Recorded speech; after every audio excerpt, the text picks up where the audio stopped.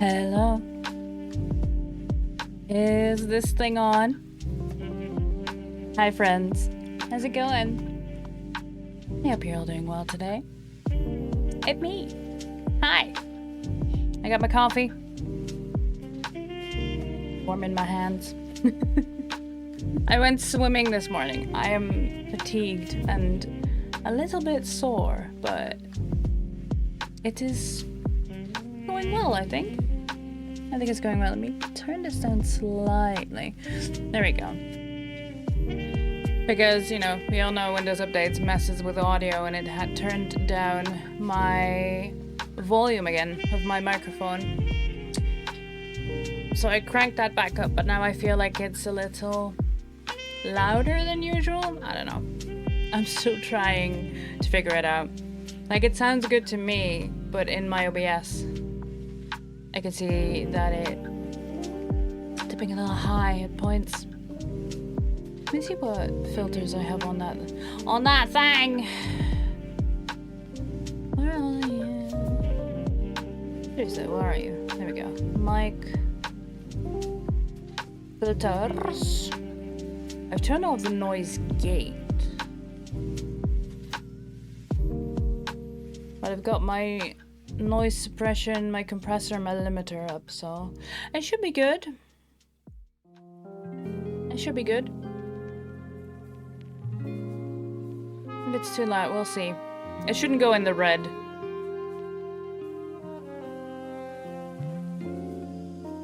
Holy shit, it's a seraphim? What? It me. My hair is very curly today. And not everything is apparently willing to be contained. Ouch. Hello? There we go. The hair does not want to be contained, but yeah, you can see I went swimming. I wore a cap, but it wasn't fully watertight. Hi, Karma! Welcome on in. Also, hi, Lyra. Welcome on in. I hope you're both doing well, friends, and also anyone who is lurking. Hello, hello. Happy Monday. Happy start of your week, friends. Sorry I wasn't here yesterday. I was too busy being a goose master. I GM'd my first ever game.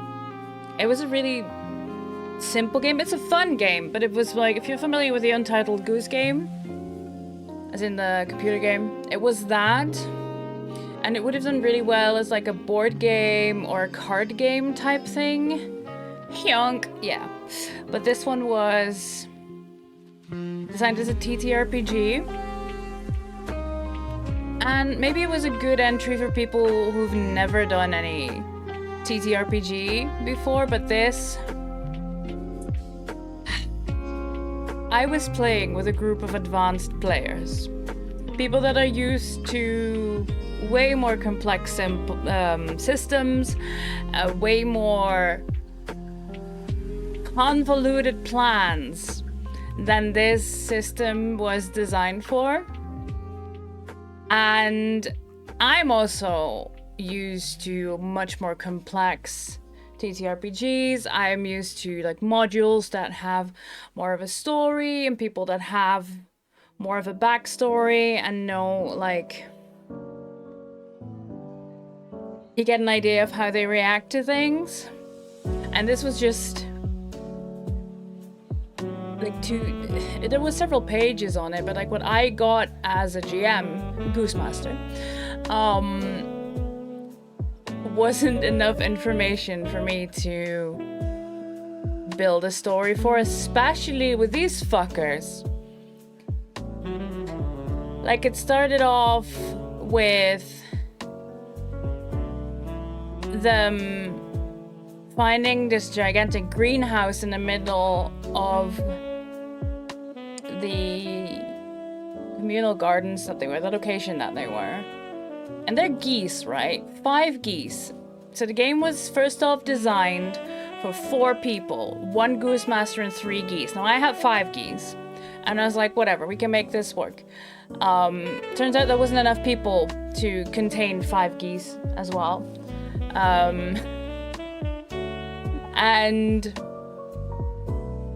they decided they wanted to get on top of this tall building and do that by stacking geese. They were stacking geese to get on top of the greenhouse, and I was like trying so hard to like, are you sure you don't want to scout the area first? You don't want to, like, are you sure you don't want to have a look on each side to see if there's something you can climb on instead of no, we're stacking geese. Okay, absolutely did not want to investigate. We're stacking geese. Fine. That will draw attention. The Tower of Giza, yeah. I think they put the 2 strongest geese on the bottom, and then like 3. I don't know. There was something acrobatics going on. But you have to understand that goose, like the goose will have a type. There was Chonky, which is the big and strong.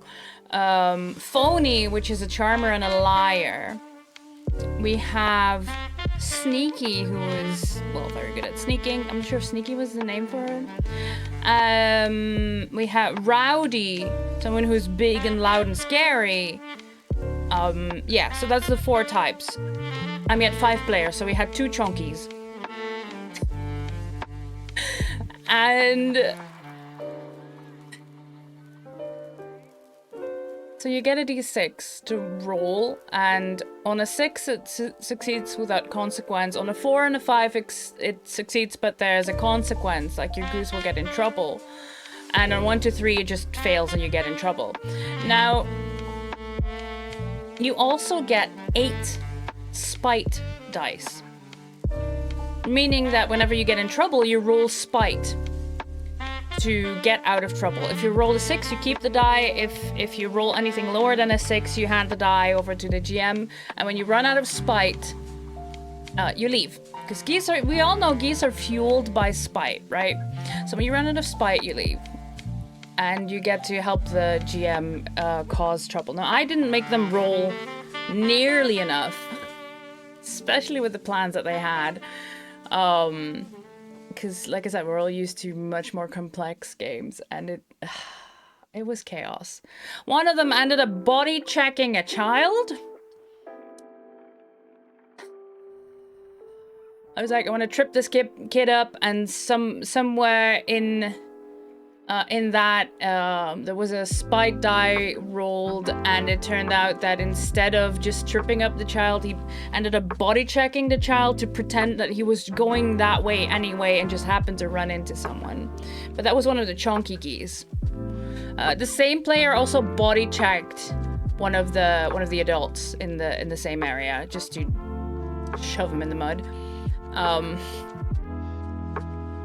Yeah, geese being chaotic? No way. Hey, you could just go back from the hospital because you found yourself. Oh, good luck with that, Lyra. Send me a DM if you want to chat about it. Like, I hope it all turns out to be not as serious as you initially thought. Like, I don't know what's going on, but yeah. They're gonna be honking in different accents in no time. Yeah, so there was some characters that were given with this module. 4 adults, a kid, and a pigeon. And the pigeon was had as a mark. This pigeon has a history with one of the geese. And this pigeon hates geese and is a snitch and a pest and will just bully them and tell on them and all of that. It was chaotic, but it was fun. But I ran out of ideas at some point because they were doing such complex things, and I didn't have the energy to come up with what these human characters would then do in this situation. and I didn't have enough information, so yeah, well, they wreaked havoc and they left. But we were all expecting, I think we were all expecting something more like a one-shot TTRPG rather than what we did. But yeah, I'll definitely be GMing another time, just with a system that's a bit more complex. I have to do some reading. We have a few ideas. We have a few new like systems and things we want to try. We did Perils and Princesses, which was really fun. And I did Foul Play now, but I found at least 2, possibly 3 different modules for a more complex Goose game, if you want to continue the Goose route. But there's also, I can't remember the name of it, but it's a TTRPG where every player starts with 5 goblins. And you don't play them at the same time. No. You play them in sequence because they will die. They will die in stupid ways. And I believe the story is that the goblins who don't know anything about the human world but are sent on errands and to find things and stuff and will die in terrible ways. I need to move this. I know it's my heartbreaker curl, chat, but it is bothering me. There we go. But yeah, the hair is doing a lot today. And I'm also wearing a different blouse because I got makeup on the last one. Let me do my collar properly.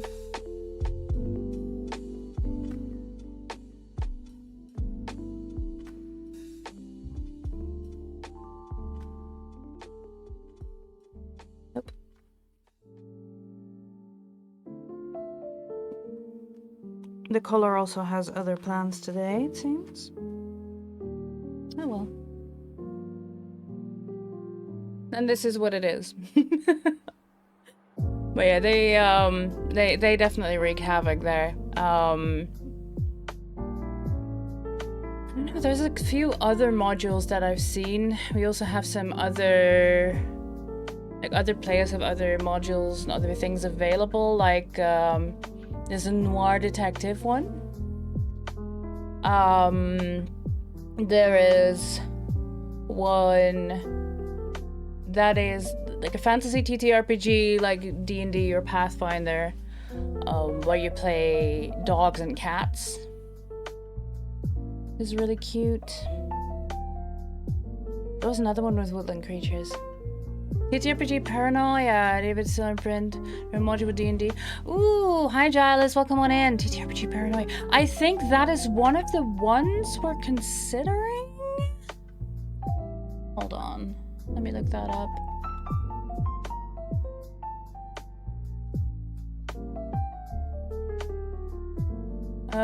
Trust the computer is your friend, your troubleshooter. Is you a member of a fucking... Yeah, you will be hunting mutants or gas fight. Yeah. Is this the one where when you die, you get cloned and then get more and more powers? Because Air Fryers was talking about this one yesterday as well as an option. And there was the time loop heist is one that we discussed as well. I'll leave the tab open. Thank you for that. I'll leave the tab open. Yeah,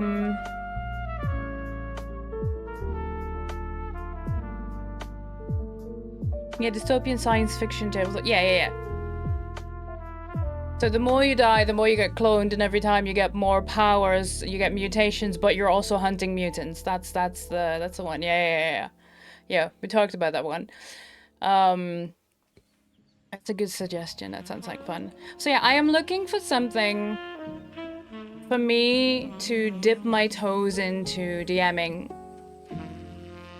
Something that has a bit more story and guardrails than Foul Play, what we did, which was essentially more like a card game.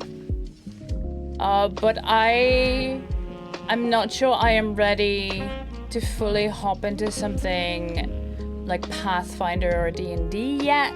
I don't know. I particularly enjoyed the Perils and Princesses one because if you don't know how to make a character, there's tables for everything. You can roll random tables, like even for a name. Excuse me. Like even for names, you can just roll random tables. Which I really like, that kind of idea. EDM ones introduced the idea of rocket-powered roller skates. Each boot having their own equipment failure chances. Holy shit. I played in the Dark Heresy campaign for the longest time. I do need to have a chat with Puggle about that. About me returning to the table because my character has been injured for so long. But yeah, like something like Dark Heresy 2 officially is what we're playing. The campaign's still going, but I've missed so much. I've missed so much story of everything, and I'm not sure there's an easy way to reintroduce me. But yeah. Yeah, I know. I miss you too. Look, if I'm not looking, I can't do this, chat. I have very poor depth perception, so even when I'm looking, it sometimes goes wrong. But yeah. Yeah, I miss you guys too. I miss the shenanigans, but that is such a complex system. I cannot wrap my head around it as a player, let alone everything I would have to juggle to GM that. So stuff like that is not on the table. Not anytime soon. I'm not sure if ever. So yeah. But that's fun. What was the other one? I can't remember. There was one. Was it Lord of the Rings? But the Muppets and Lord of the Rings, chat, help me out. There was a TTRPG. You know what? I'm just gonna look it up like that. TTRPG Muppets Lauder. Land of Eam. That's the one. So yeah, Lord of the Rings meets the Muppets in the Land of Eam TTRPG. I am so here for this.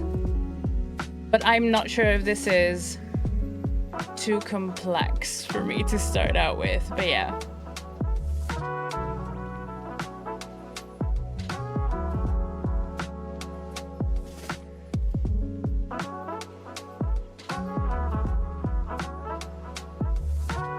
I'll put the link in chat for you to check out.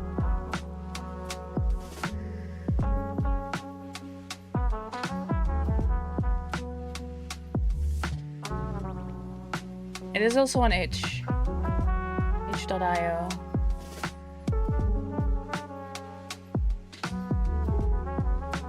I'm also leaving that open for me to have a look at after stream. But that also looks really cute.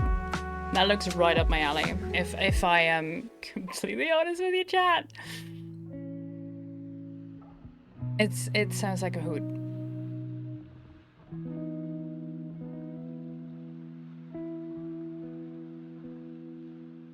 But yeah. If there's any more suggestions, by the way, I'm really open to them. I'll throw them in the group. It doesn't have to necessarily be something that I DM. I am hoping that others will also feel comfortable enough to sit in the DM chair, even just once, just to give it a go, and then we can take turns. Because there's always the people that are the forever DMs, right? And I kind of want to give everyone a chance to be able to play games, to be the players. Also, I want to say we've had the biblically accurate whippy. Let's see. Change the little guy. Regular. I got the regular dagular one, chat. What are the chances? Bunnies and burrows. I want to have a look at that.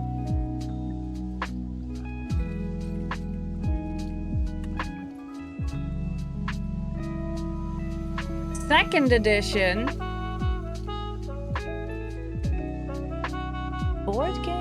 role-playing game, but inspired by the novel Watership Down.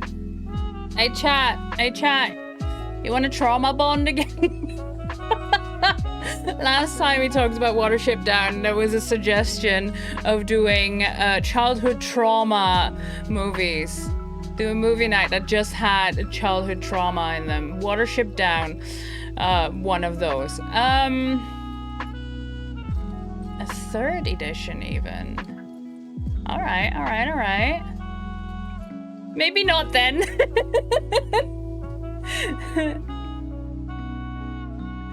You know, sometimes you just gotta get over it, you know?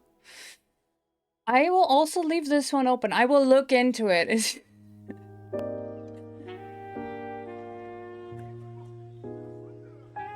Bard's Gate, really?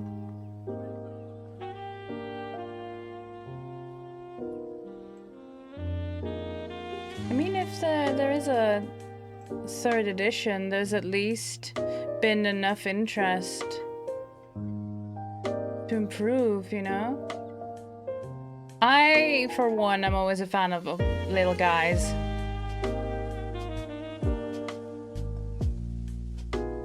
Bunnies and Burrows Light? Okay. What does that mean? Classic heralded by Bunnies and Burrows Light, complete game in itself. The fast play role-playing adventure, just a hopping fun. Both young kids and old kids alike. Okay. What makes it light? Ah, fuck it. I'll look into it later. But yeah, thank you for that suggestion. There was another one, but I think a lot of them that I remember from like several years ago are just modules that are D&D modules, just altered. And there's so many different systems and things to do. I would also be interested in the kind of games that don't have a GM. What was the other one? I think this one does have a GM though, but totally Wizards is the one. Definitely Wizards. That's the one. Definitely Wizards. Is a rules-light comedy fantasy TTRPG about pretending to be a wizard. All you need is a few friends, including a GM, a few D6s, a way to make notes, and a few hours to play. Yeah. Outside Gnome? Ooh. Number 18. Diceless role-playing game. Okay.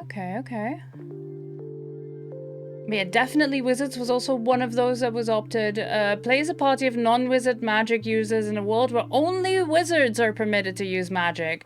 Players must complete the wizard certification practical exam as a series of increasingly difficult chambers with puzzles to solve and/or monsters to fight in order to become licensed wizards. The core of the game is a balancing act. Use your natural non-wizard powers to survive the test, but not so much that you give away your secret. Ooh, yes, awesome. We do have a TTRPG channel in the Discord, friends. If there's one that you remember later, when I don't have time to open it up on a tab to look at later, please throw them in the Discord. There's a reason we have a TTRPG channel, and it's because our Discord's full of nerds, and I love that.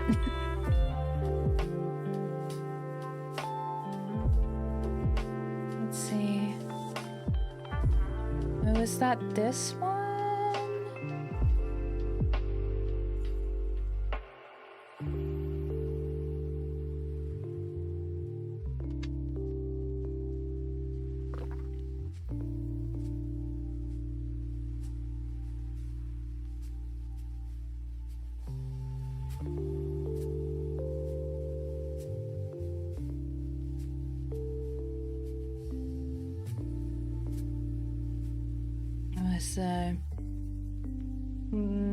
Not sure we have. Let's put any of the others here.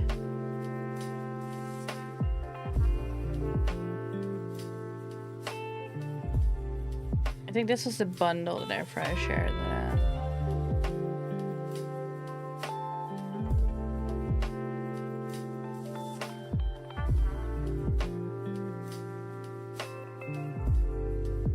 What on earth? This frog is ruining my dungeon crawl. What is that? Hold on. Frog.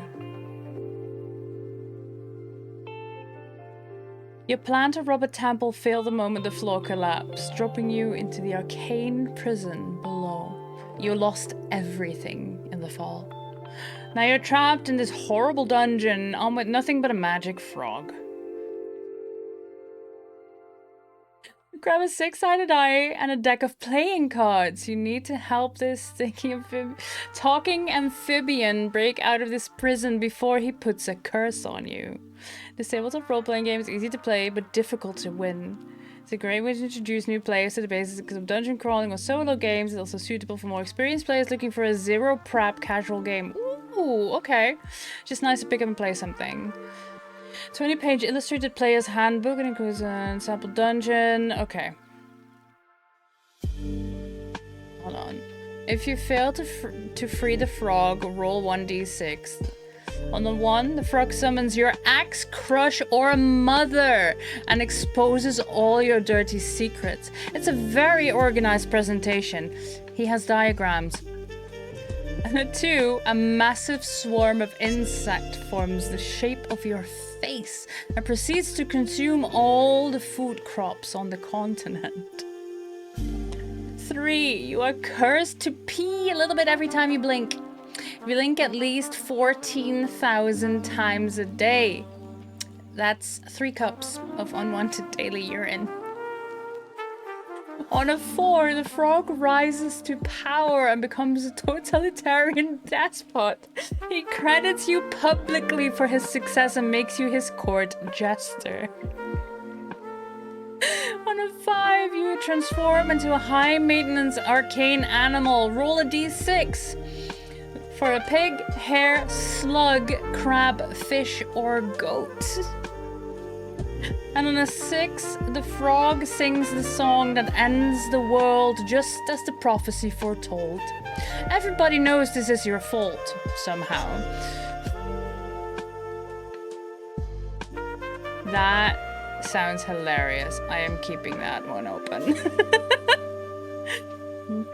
Are you only looking for group rank? Pretty sure the wives are all solo. Yeah, we're looking. So we have a group of people that gather a few times a year at my dining table. We are all nerds with ADHD, except for one who doesn't have ADHD. But yeah.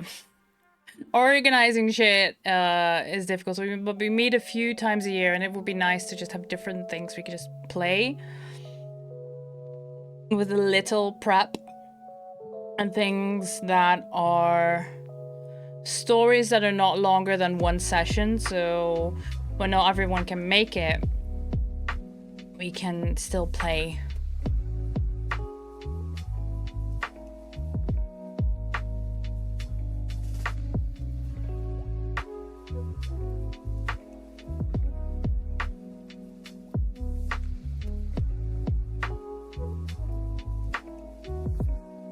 But yeah, the frog run really popped out at me. Costume fairy adventures. What on earth?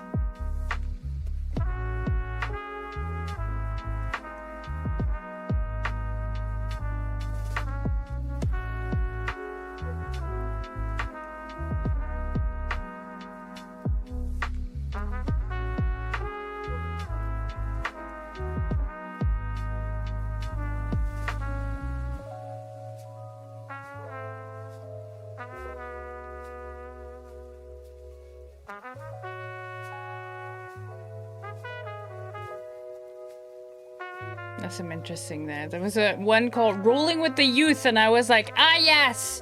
But no, it's actually a guide to running inclusive, safe, and fun tabletop role-playing games for all ages. And I love that, but like the title, Rolling with the Youth, I was like, ah, yes! It is I, the youth.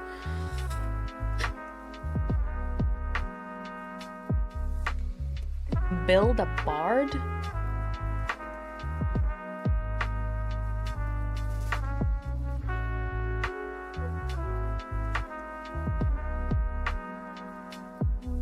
Not particularly looking for something in a horror genre either, but there's so much to pick one.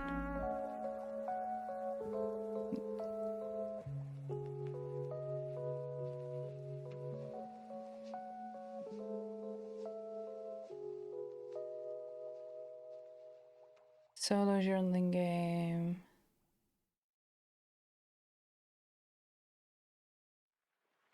But yeah, I'll let you know how it goes. But it was a success. I wish I had a little bit more to go with to conclude the story. But it was fun. And they all accepted that I potentially run another one, so there's that.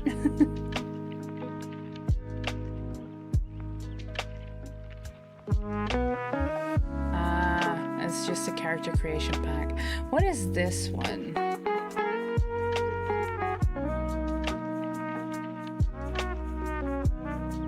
Welcome to Costume Fairy Adventures, game about fairies and costumes having adventures. Fairies are not good at creative titles. Okay. I have to look more into that. I'm not sure that's the one.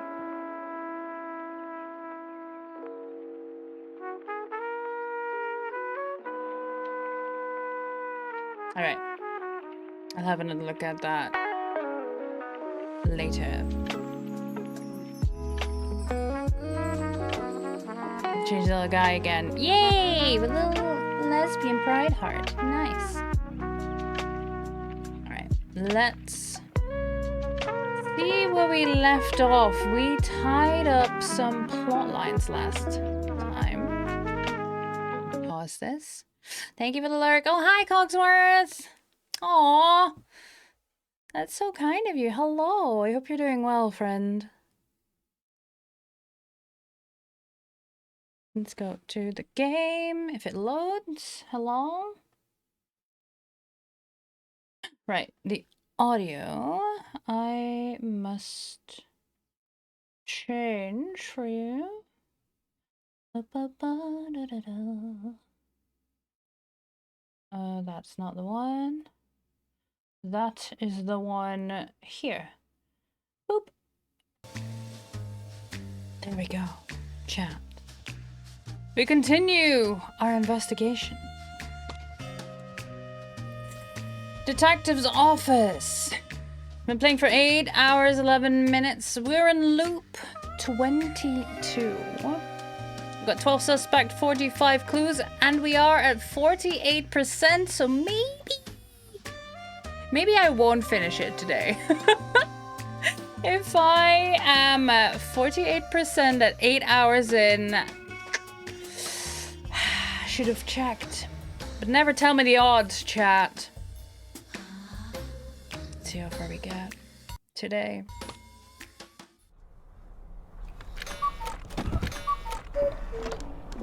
Another day, same day. See if things move forward today. They've been moving forward. We've got some new things. You're at 10 a.m. You're at the manor, and your sister suggests you have a family dinner with the family silverware, and you're like, no.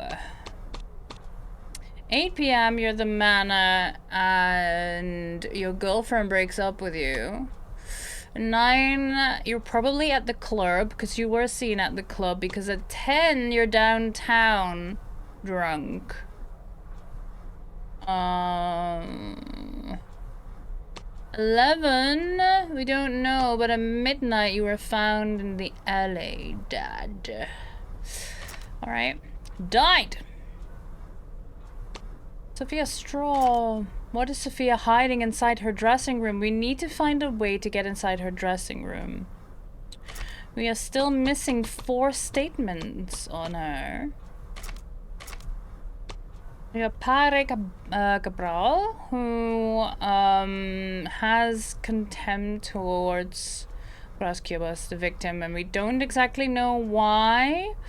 Though, chat, it does seem that we aptly deduced that the priest and the victim's sister we're having what, jolly good time together.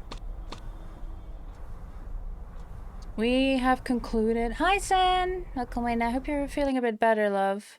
We have concluded the heresy, which is the storyline of the sister. We've concluded the affair, which is the storyline with the girlfriend, Virilia. We've completed the dream, which is the storyline with Rubiao. Let's see what else. I'm still missing 13 achievements, so we'll see how it goes. Right. Quincus Borba, we barely have anything on this man. Not even statements, nothing. Ava was the ex-girlfriend, was provoked by Brass. We have one statement on her.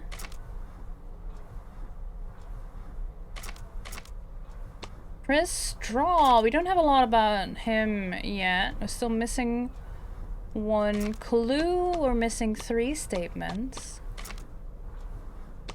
But here we tied up this plot line. We got all the statements.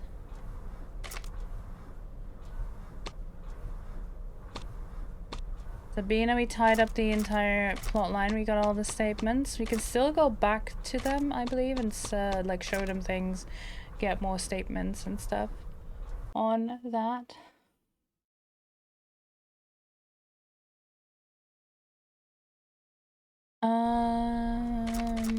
Rubiao, we tied up this plot line. We got all the statements and everything.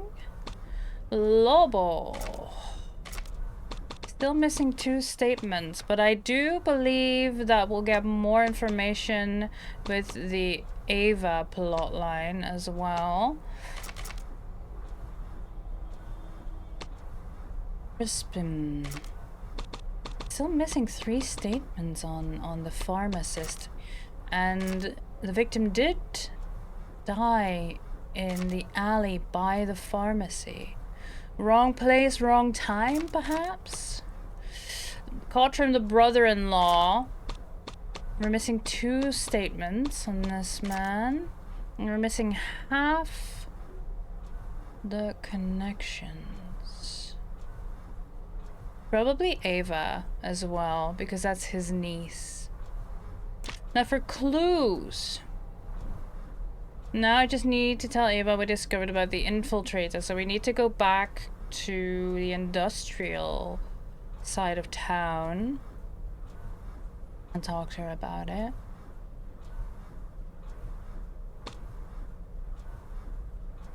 Consider an attack on a person in the movement. Yeah, right, the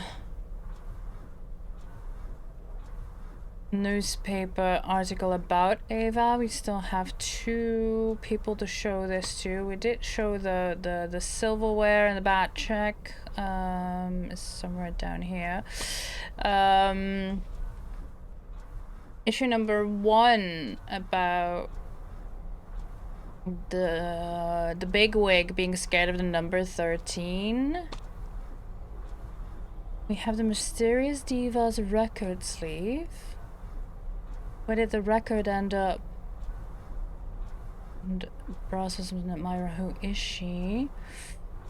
Right, this one I wanted to do Saturday, the last time, but I didn't succeed because I had given the key to the manor to Sabina, which has a lion on it. We need to shoo away the seagulls because there's a lion on the crates, and then we need to find one more way to get Cottram to vote lion instead of donkey.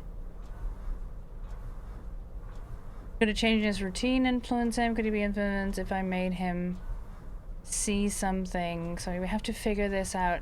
Mentioning the key to the Cubus Manor, which is adorned with the head of a lion, can influence him. Yeah, so we already figured that out. There is the molasses, the suspicious shipment. We need to talk to someone about it, but we need to help Cotrim with the animals game before I get more information on that. The letter to Lobo we've shown. We got that one from Lobo.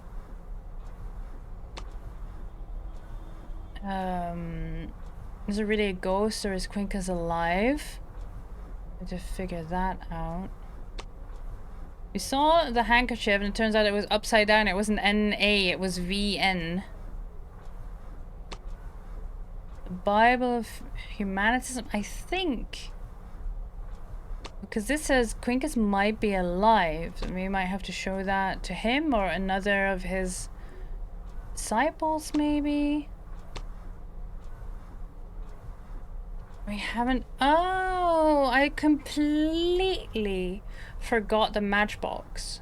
The matchbox is about the... It's from the place, the club where Sophia Straw sings, but we don't know what the number 157 means. I still have 2 people to show it to. One of them could be Sophia, if I get to have a chat with her again. Plaster we need to show to someone. You didn't miss a run. No, you didn't miss a run, Sen. I've only just started. We're just going through everything that I have now and see what I am still missing. Last time...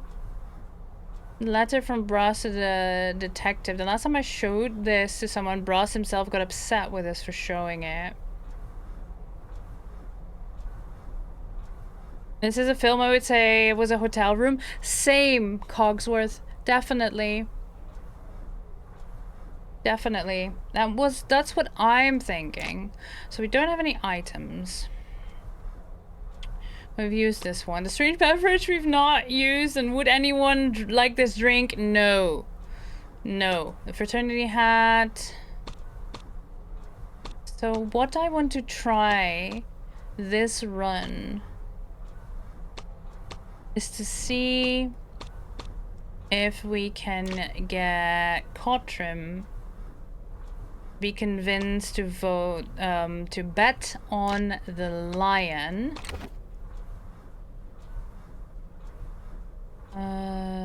There, number 16.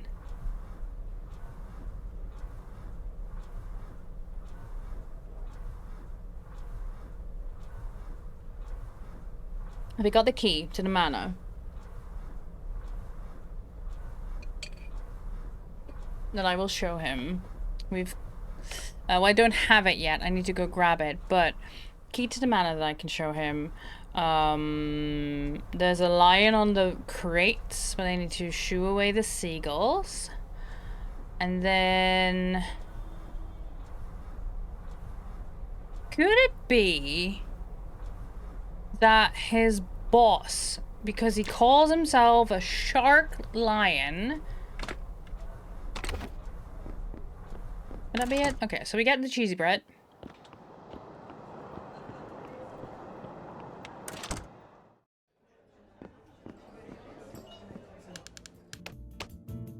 We get the cheese bread.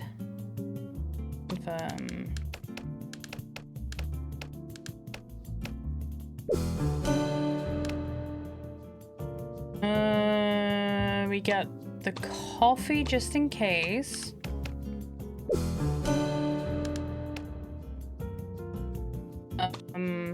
We'll get the eclair, but we won't eat it just to get the bigwig on our side.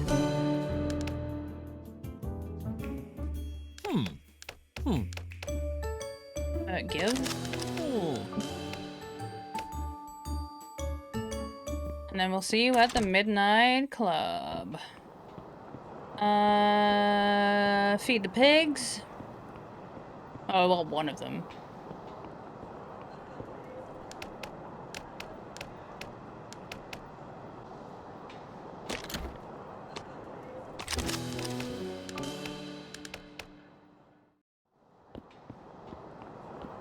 key.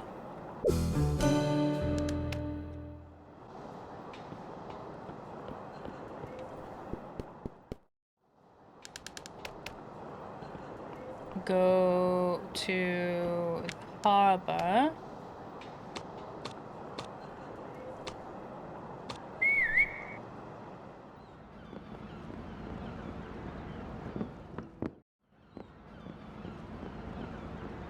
Get the broom.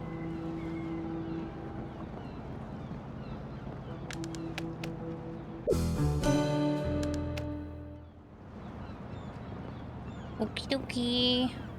I need key. We do this. Use item broom to get the seagulls away.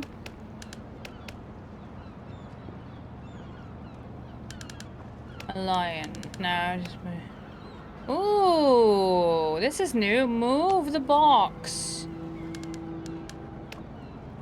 This is a heavy box. Talk to you.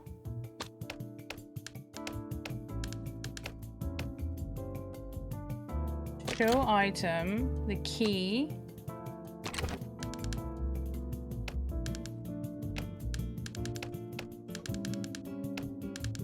You can keep it, yeah.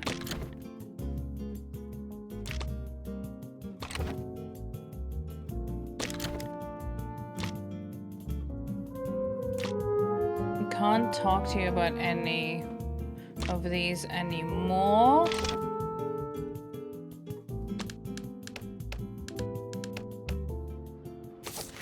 I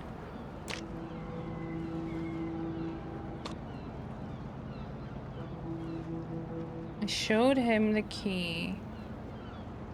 We made him see something. Or a change in his routine.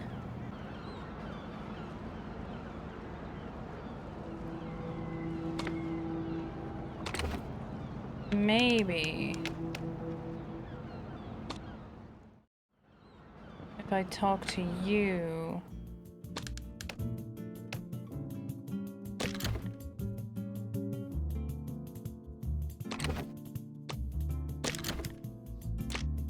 I can talk. Oh, I can talk to you about the molasses.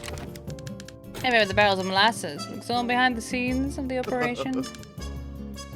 Isn't that what a harbor does? Import and export products. The product is probably supplied. There was a man that brought it here. I know the basics of economics, Chris. Mr. Chris, it's Mr. Chris Straw, Monsieur Straw. And if you like more lessons on economics and finances, I'm able to help. I'm eager to find some students interested in my mentorship. That's all you have to say about the fucking molasses. Fine. Fine. We are, Mr. Chris Straw. Ah, finally. Can I go back to my business now? Alright. It is paused while I have the file open. We have ads starting in about 40 seconds, friends. And I need to pee. So, while the ads run, will be 3 minutes. I unfortunately cannot turn them off. I'm sure you've heard the riddle before. The riddle? It doesn't matter. You've heard the thing before. I'll be right back. You go take care of yourself. Grab yourself a cup, grab your mats, a snack, whatever you need. And I'll see you all in about 3 minutes. All right? I'll be back. Promise.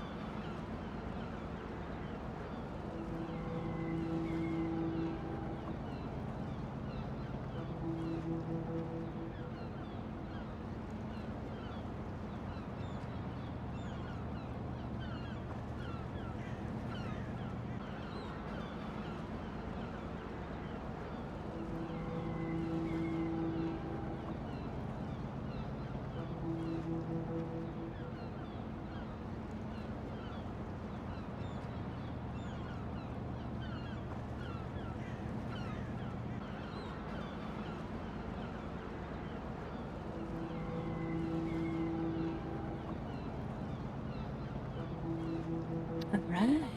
Welcome back. Let's do this. I need to figure out what the third thing is.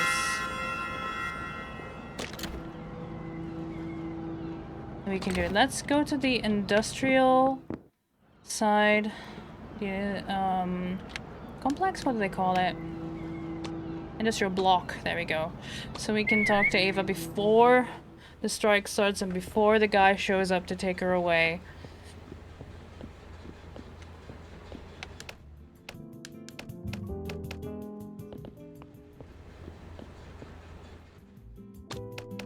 Straight to the point. Interrogate. I can show you clues. I can talk to you. Miss Ava, I have all the information needed to point out who's the infiltrator. I found out his scar on his face always was a black beret and joins the strike early in the morning. You're just giving me a general description of every striker in here. Come, tell me who's the spy. Oh no! Oh no! Oh no! Shit. I did this last week. Not last week, Saturday. I think everyone kept pointing to Geraldo. I think. But Geraldo slept in. And there was another guy, or was it Francisco? Francisco, everyone kept pointing to Francisco when Francisco slept in. And I think it was Geraldo that his hat got stolen by a seagull. And the seagull was also at the fraternity. But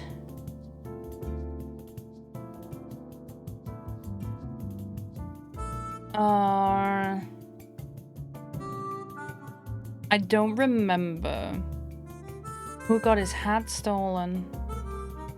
And none of them are in the list of my suspects, so I cannot do this today. Shit, I cannot do this today. I cannot do this run.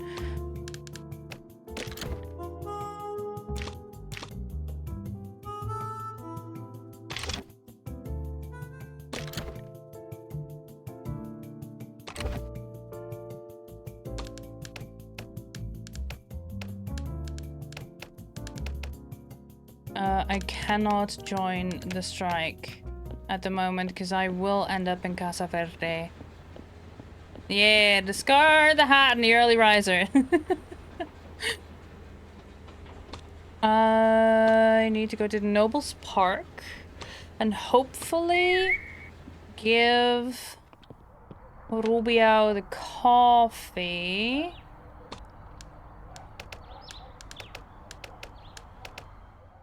I can. Okay, good.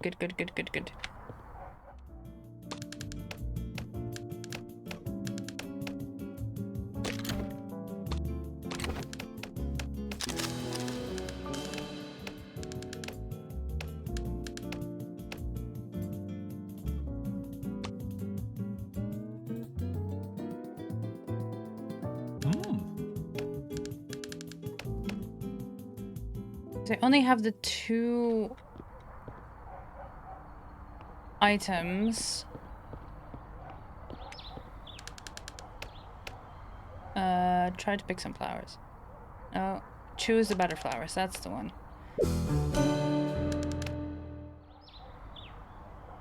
And then we go downtown.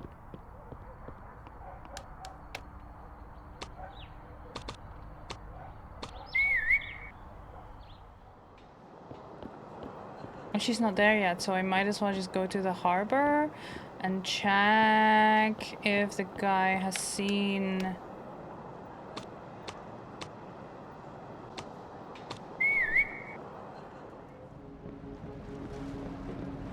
the crates.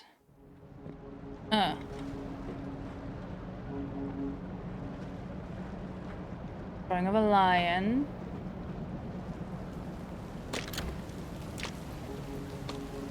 Two out of 3. Can a change in his routine influence him?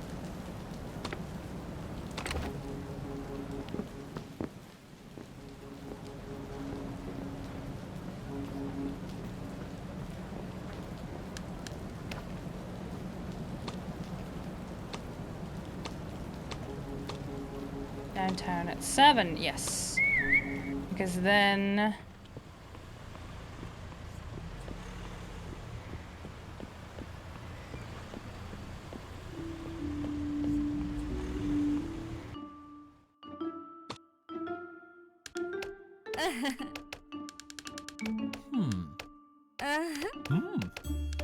Yes, yes. Flowers, flowers, flowers, flowers, flowers. 2 men backstage.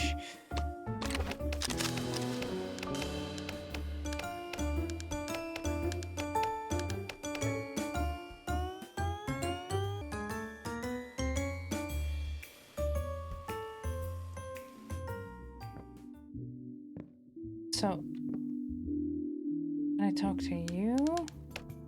Oh, why did he have to get in too?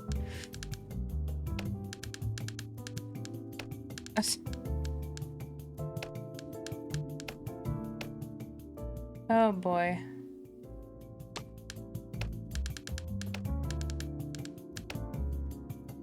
I cannot ask you. I cannot ask you about the matchbox. That's odd. And there's no more suspects I can question you about. I've done all these. There's...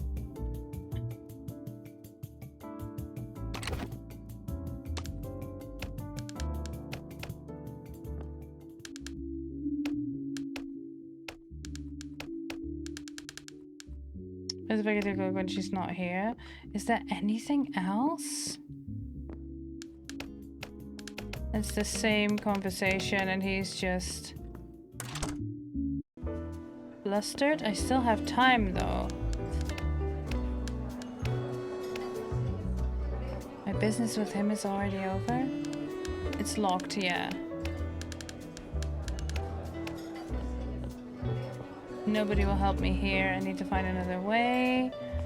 Already talked to her about the drinks.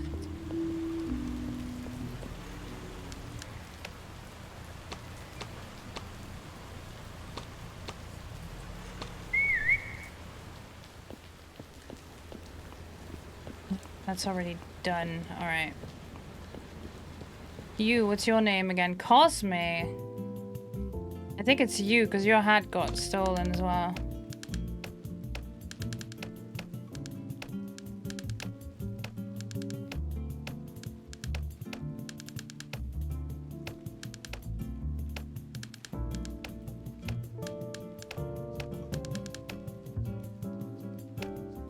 I think it might be Cosme. Then Geraldo. But wait, who is not here? Francesco's not here. Is he? No, Francisco's here.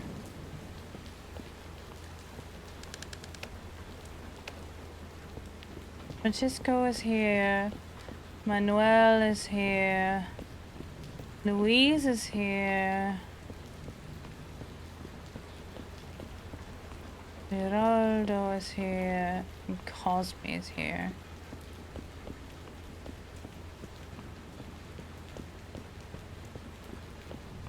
It's 11 p.m. already. By the time I'm in the harbor, I'm gonna be late.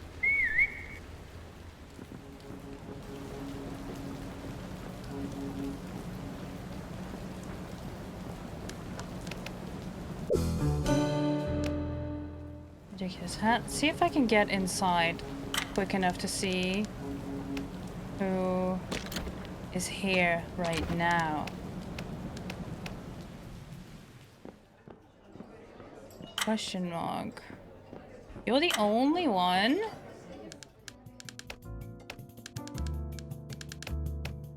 Aren't we all damned? Okay, well, let's just pass out with our fez on. You know, as you do.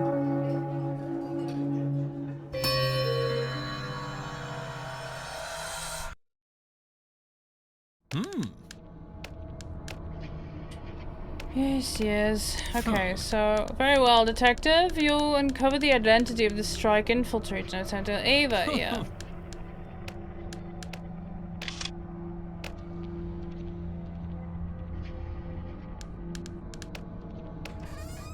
Worst thing that could happen is we give the wrong person and we do it again.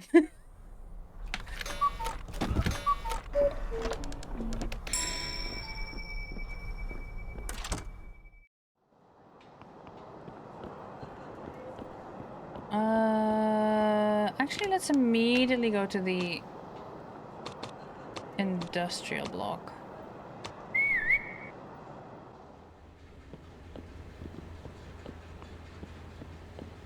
Oh, you're all here already, so...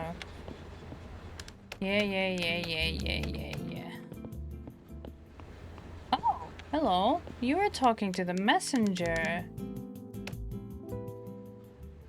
Can I not listen in?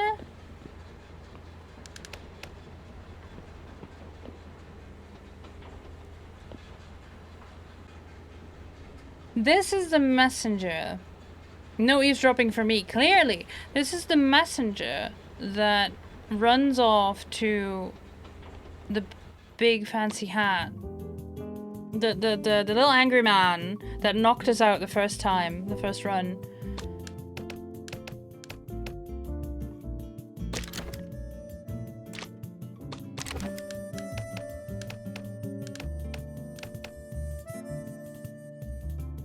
They were all there. I think it might be Cosme. Cosme? He's been truly acting a bit suspicious lately. He's been accusing others of doing things that they didn't do, and he's absent during the day at odd times.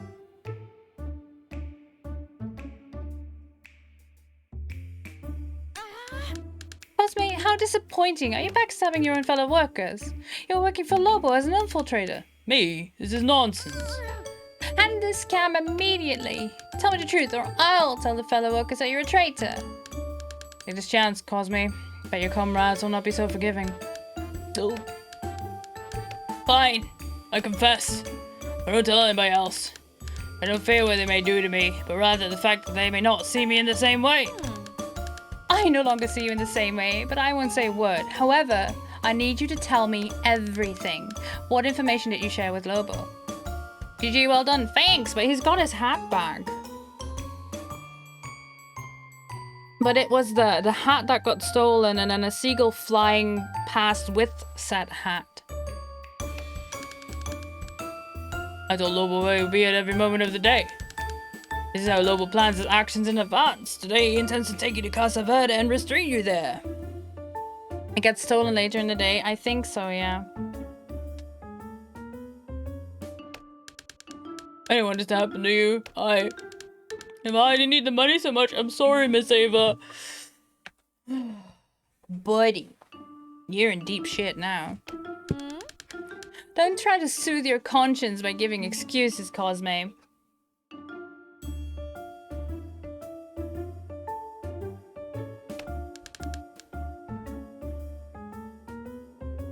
What else is Lobo planning to do? Lobo also asked me to find out who's providing financial support to the strikers. He suspects that Miss Ava is receiving money from a rich patron, but no one knows who he is. Oh, little angry man.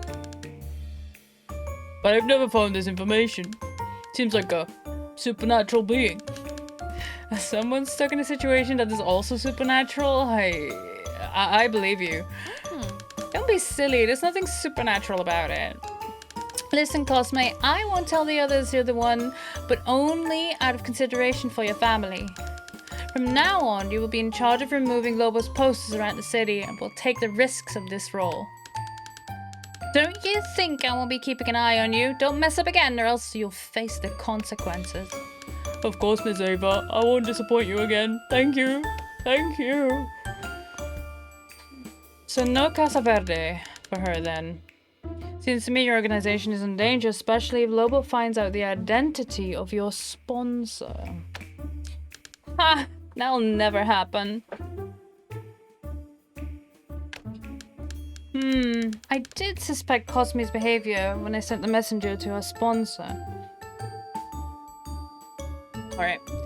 So yeah, I know who the sponsor is, but not their name or anything.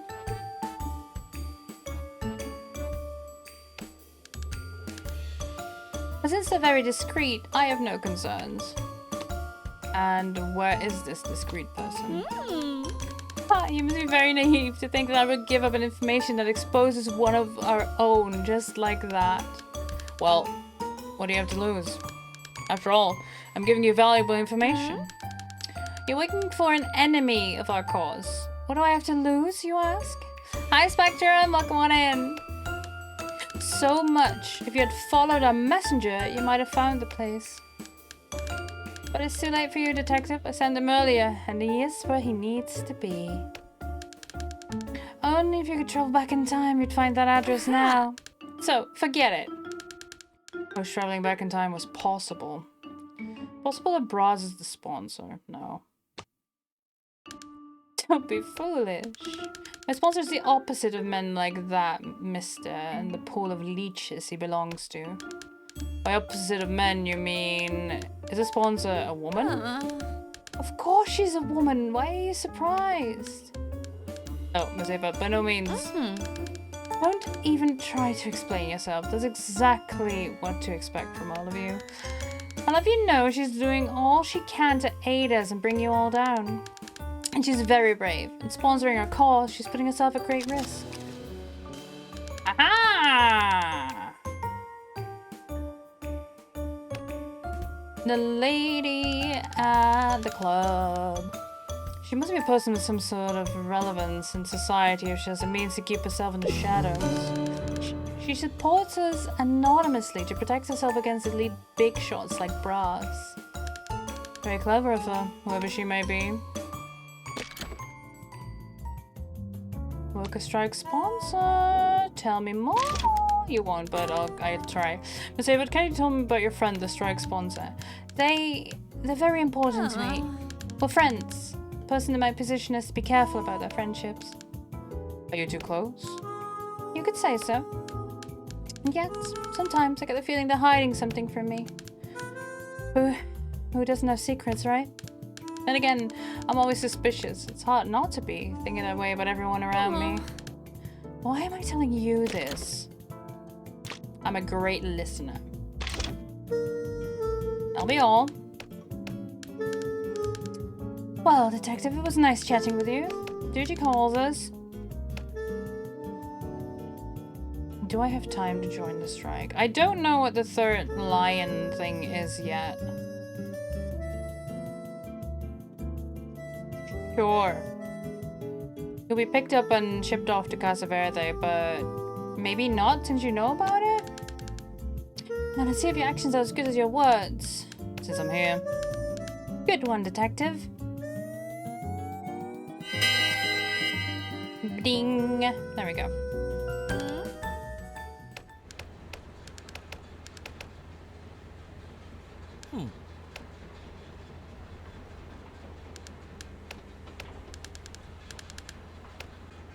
We've already seen this. Men, catch the troublemaker. You are still getting caught. Yeah. Okay.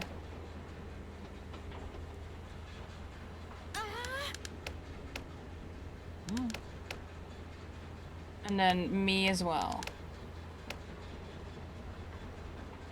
See if that immediately ends the run again or not. It did last time.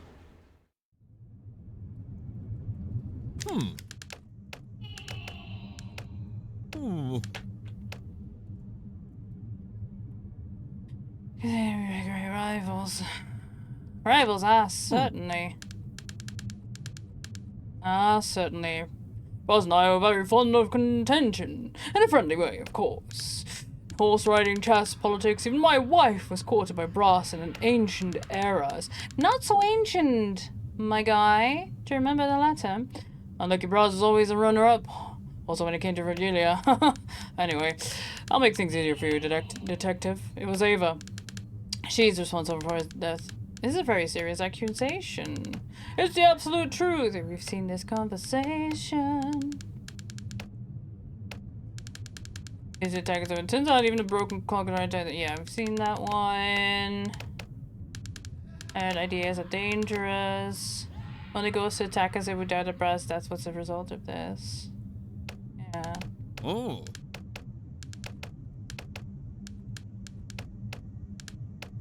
Alright, no infiltrator. Can I leave now? Okay. No. Okay, this ends the run. This will just end the run. Alright.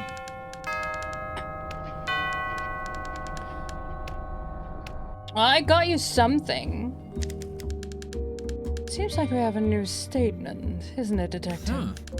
Who are we talking about? What is it? We're not sure. Well, right. It's a little unusual, but when let such a thing stop us? Who gave this statement? Oh, Ava.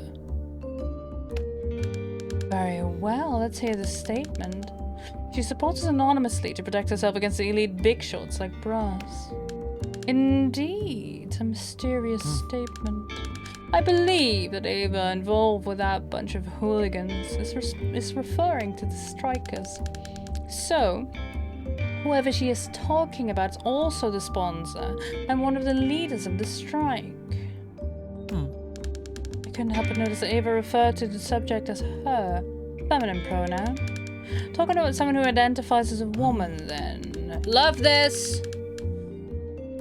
What to say more? After all, the trade unions and labor parties have the unfortunate tendency to attract every sort. Who could be Ava's secret collaborator? And what could be her motivation to stay in the shadows? Could her anonymity be the perfect trump to commit murder without raising any suspicion on herself? I recommend you continue your investigation. If you uncover the identity of this benefactor, we may be able to develop this line of inquiry. Yes, I have a suspicion who she is, because she was also in church at one point. But we now know where the messenger goes, because that is where we got knocked out the first time by the angry little man. Let's just see what the hint is. I was thinking about how we can influence Cottrim, the Dandelion, but also make it better than corresponding number. Oh. In order to know the number of the line, you must... Yes, it's 16. Afterwards, you need to find a way to see that number through his daily activities. Okay. It was the number 16.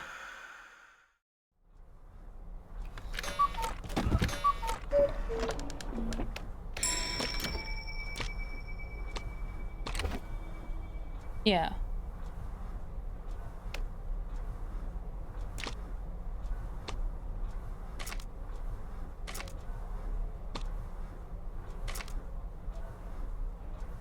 Does she have valuable information about her?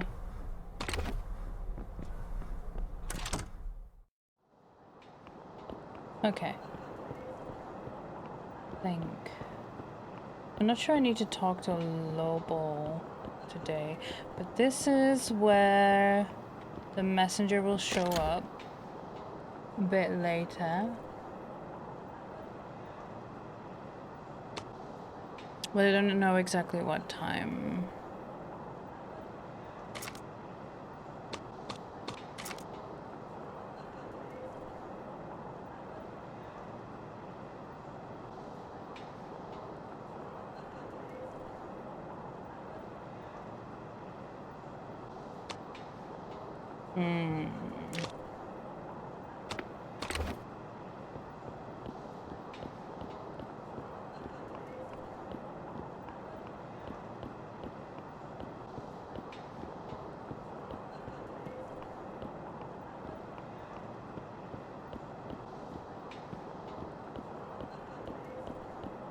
I guess I'll just go and wait for the messenger.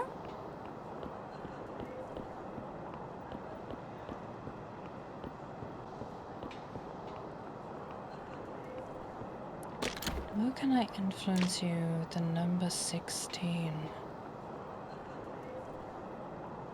I'm not sure I have anything for that yet. I'm afraid if I wait too long, I'll miss it, so...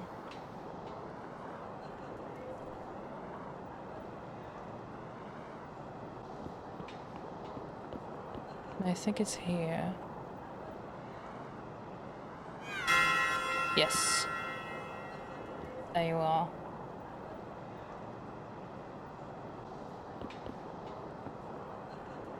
Waiting. Oh, there's you. Wait, you get in the... Huh? Hold on.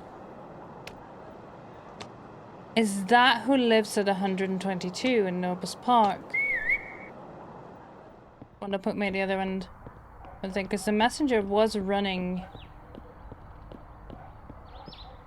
here.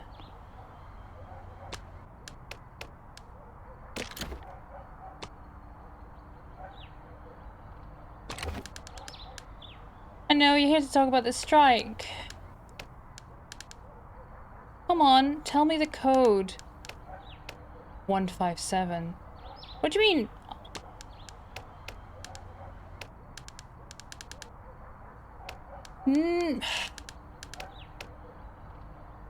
It is 157. But this fucker hasn't figured that out yet. It is, of course. I need to show her at the club tonight.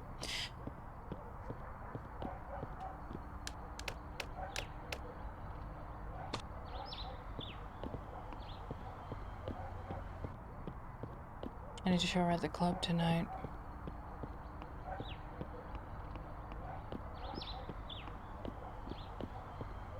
Wait, the taxi just drove past.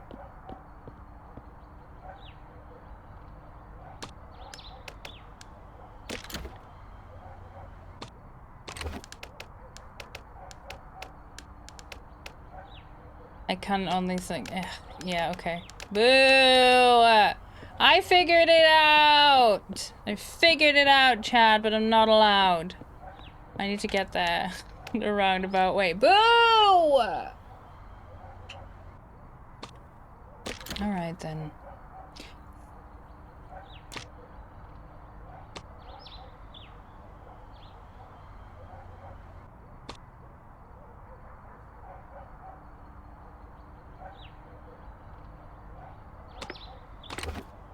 But if I go back downtown now, I'll find the messenger.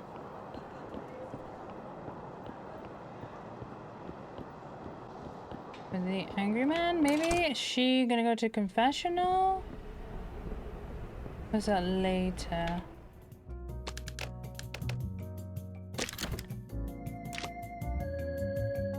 Sure, whatever. We'll show you the letter. A letter reached me earlier today, written with the late Brass Cubas. Tell me, Padre Cabal, as one who knows the mysteries of life and death, how could that happen? To me, this does not seem to be an enigma from another plane, son. Especially coming from that guy who is averse to sacred dogmas. So you believe he might be alive? Of course not, don't be silly. Probably must have written it before, come on. Seems suspicious to me that you'd strongly claim that he's dead. This is blasphemy. Did you read in the newspaper that he died? This is all everyone's talking about now. Be careful, son. Bearing false witness is a very serious sin. Adjust my chair. Ugh. It's just a great way to find things out. No, you don't have anything more on that. Fine. You don't have any items. You don't need the necklace anymore. The enrichment center is required to remind you that you will be baked, and then there will be cake. There's the messenger, and there's the angry man. There we go. Ah, looks like you're 38 months. Hey, you? What is going on here?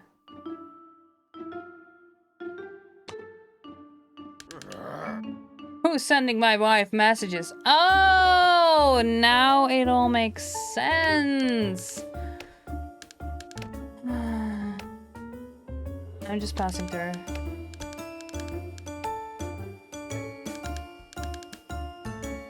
Since you won't tell me, get this message to your employer.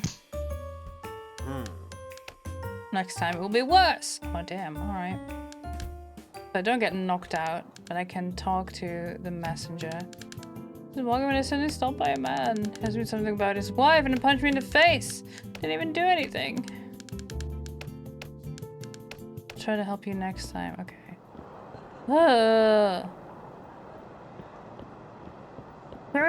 Church. Yeah, his wife probably won't be here. Oh, she'll probably come here before going to the club.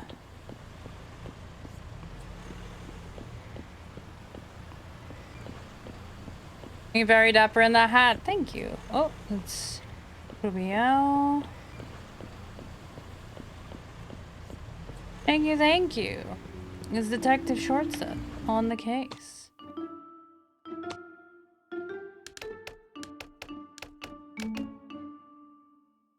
I don't have any items to show. But I can tell this guy, like, yo, buddy. And now we wait for her to arrive. There she is. Can I talk to you now? No. Shit. Okay. So... I need to see the messenger go to that address.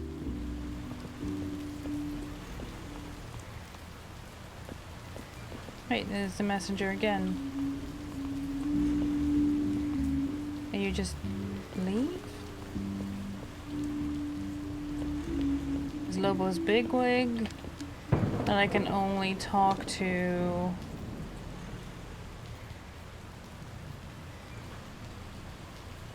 when I've given him the eclair. What if I go to the harbor and see if I can talk to the angry man? Wait, oh no, that's you, yeah. You know that storyline.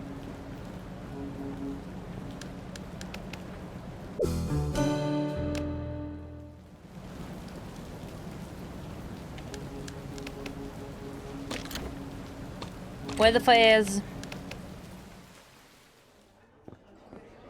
Hey, buddy. Aren't we all damned? You don't recognize me from earlier? Disappointing. Change in his routine.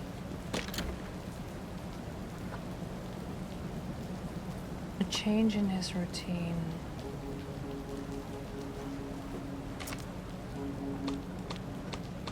And the number 16. Moving the box with lying in his path can influence him. Mention, yeah, the key can influence him. 16.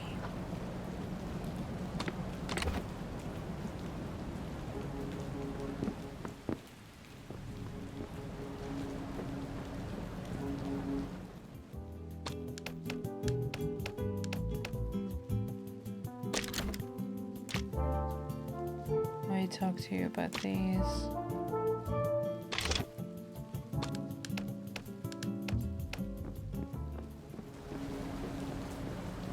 That's where the crowbar is. That's where the broom is.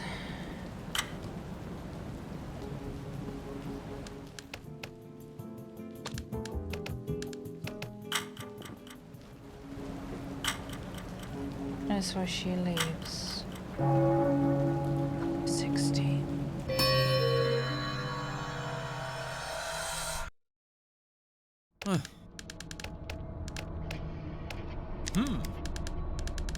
Things are shaking up, though, that you know there's a sponsor behind this strike. And even though you were a time traveler, yeah, that I know. So detective takes a chance confessing in the morning, eavesdrop even a messenger, and then stay close to him if you find him and don't be afraid to question her. Okay, so we do need to eavesdrop first. Okay, that's good to know. I tried, but... Come on. Come on. Up and at him.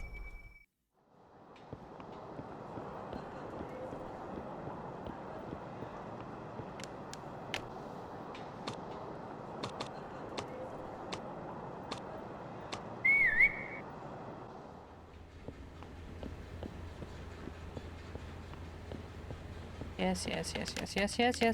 Let me through, blah, blah. And now we can eavesdrop. Hey, you! Your services are required. I have a message. Whatever happens today, don't expose yourself. A cause is bigger than me. It's an important message, huh? Share the codes with the taxi drivers and make sure that you're not being followed. Share the codes? Okay. Consider it done, Ava.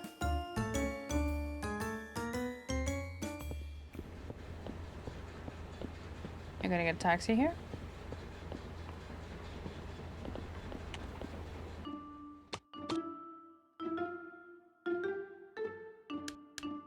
Hey, driver. Listen carefully. Together, we'll march downtown. Got it. Take you there.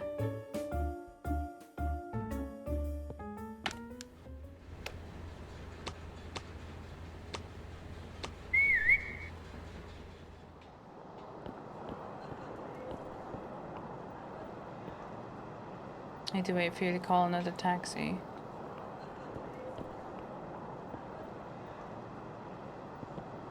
Oh, get back here!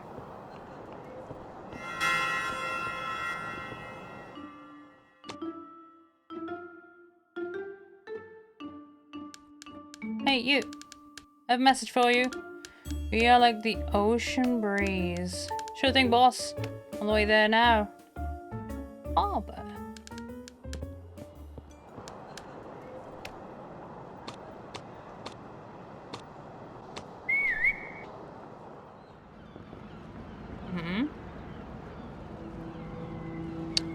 Don't be suspicious, don't be suspicious. We just happen to go the same way, but don't worry about it. Yeah. Oh.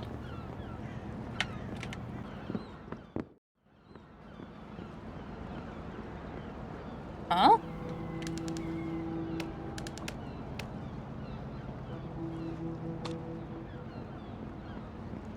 Hey, that's you. Going to work?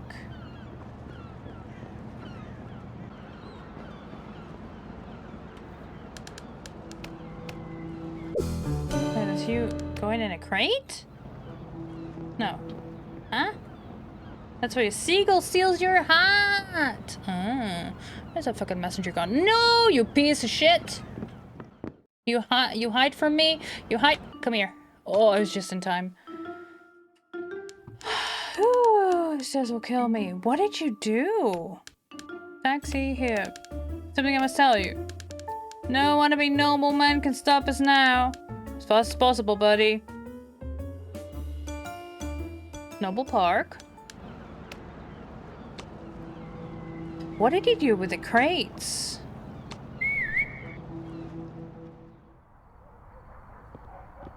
Oh, that's you here, and then you run that way. Haul ass! You haul ass that way.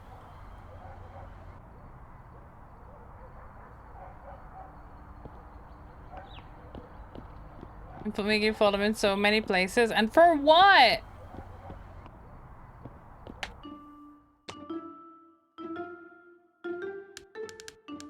Hello, is anyone there? I'm bringing a confidential message. Here it is. Whatever happens today, don't expose yourself, don't worry about me. Your cause is greater than me. See you next time.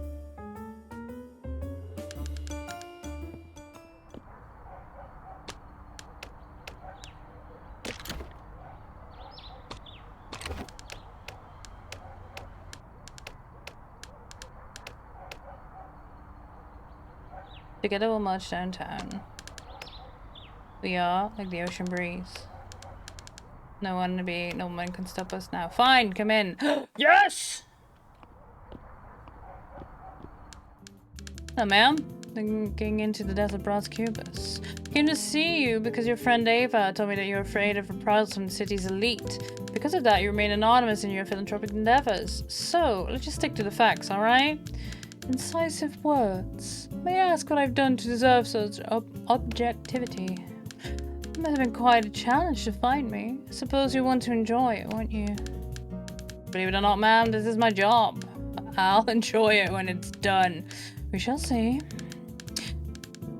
My name is Capito Santiago. You might have heard it, or maybe you didn't. She's the one allied to the strikers. Alright. How many things to many people? You'll find that out soon enough, if you haven't already. I'm good at finding things out. Are you now? Mr. Investigator is probably used to being on top, in charge of the questioning. Things shall be a little different with me. I immediately want to ask you about this. In detective movies, usually the hero lights the lady's cigarette. Chauvinist trope, if you think about it. I don't know why, but it has just crossed my mind, Investigator. You're going to ask me anything of the sort, mister? Yes, actually. I found a certain matchbox bearing the Midnight Club's logo. Are you also a time traveler of sorts? Because you've been on top of things the entire time. You've been aware of what I've been doing in the time loop. Have you seen one that fits this description? It's a little box. Oh, you must be talking about one of those merchandise in the Midnight Club used to give to its customers. My husband and I used to go there a lot. Nowadays I go by myself. But I believe you might still keep some of those around. Poor Bentinho. Perhaps his karma was ending up as Brasco's lawyer instead. Hold it. Did you say your husband is Mr. Cubas' lawyer? Well, that's what I just said. Bras Cubas is the main client of my husband, Ben Santiago. Aha. This man definitely went through hell having had Bras as his client. So he's no longer a Midnight Club customer? I mean, he doesn't accompany you anymore. I can tell you just stumbled upon something interesting for your investigation. No need to pretend you're worried about my relationship. These days, Antonio and I have grown more distant. He's been isolating himself more and more. Ben has been acting weird. It seems he has been worrying about something these last few days. Never at home. He says he spends his entire time in his office in the industrial zone. We know that his office is on the second or the fourth floor, because that was on the intercom thing. However, I have my doubts about that. I was never suspicious of their husband or wife. What about number on the box? How did you know there was a number on this box? I didn't even say anything. See, it's elementary, simple, simply another cliche in detective movies. Anyway, number is 157. This time, dear investigator, I have nothing to say. Rings a bell, but it doesn't tell me anything. Newspaper? Since you came to me through Ava, I take it you've had access to the third issue of the Buds. If you did, I also suppose you've read it and you know what it is about. Do you want to speak to me about it, investigator? If you can. The labor movement has always suffered and will continue to suffer under attacks from the elite and the press. But Ava never bowed down, and her strength is what motivated me to help her. And what was Brass's role? Brass, as everyone knows, belongs with the elite, and he's always been very inconsequential. His attack was personal, can't you see? Why else would he call Ava a heartbroken agitator, without even knowing that she was actually ending her marriage? She's ending her marriage? Then you believe it was a personal attack? By aiming at Ava's personal life, Brass ended up hurting her cause. Who did Brass think he was to expose someone else's personal life just to affect their cause? Is that the fucking... Oh no. So she's now locked up in her husband's institute?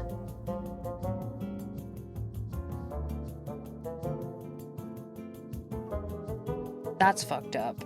Brass knew about the divorce, so they just want to affect Ava's cause. Oh no.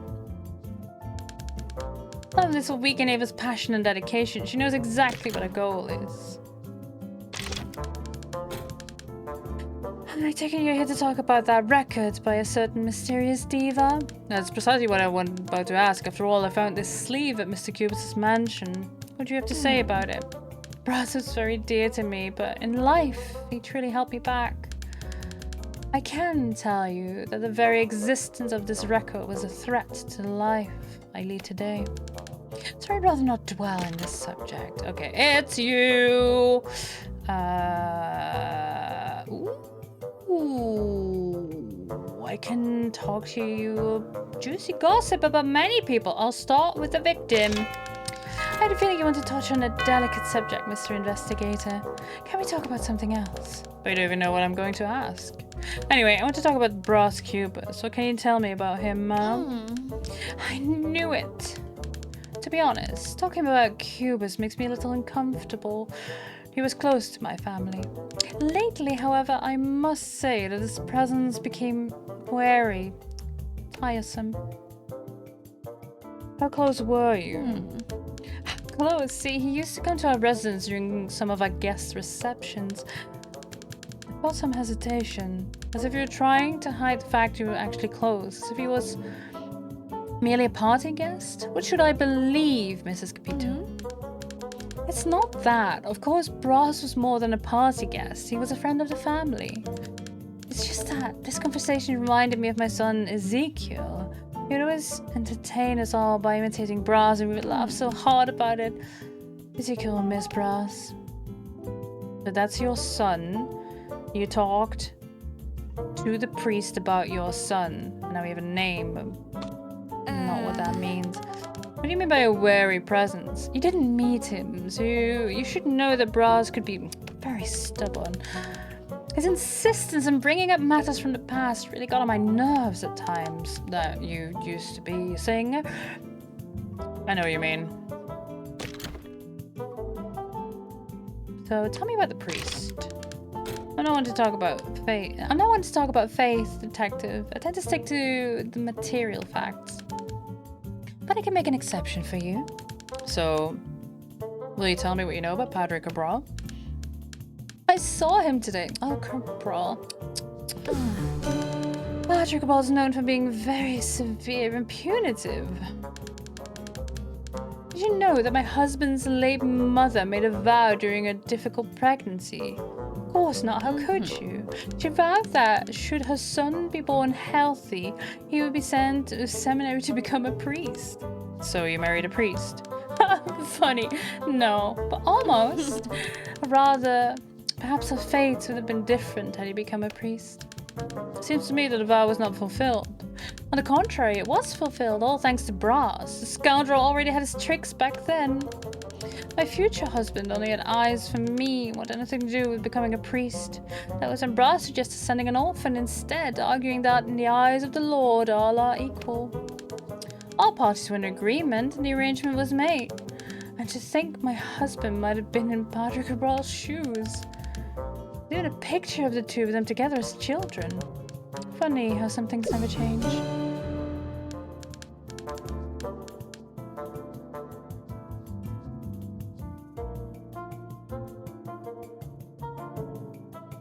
Is that Brass? Funny, I'm too curious after you understand all the layers. Yeah.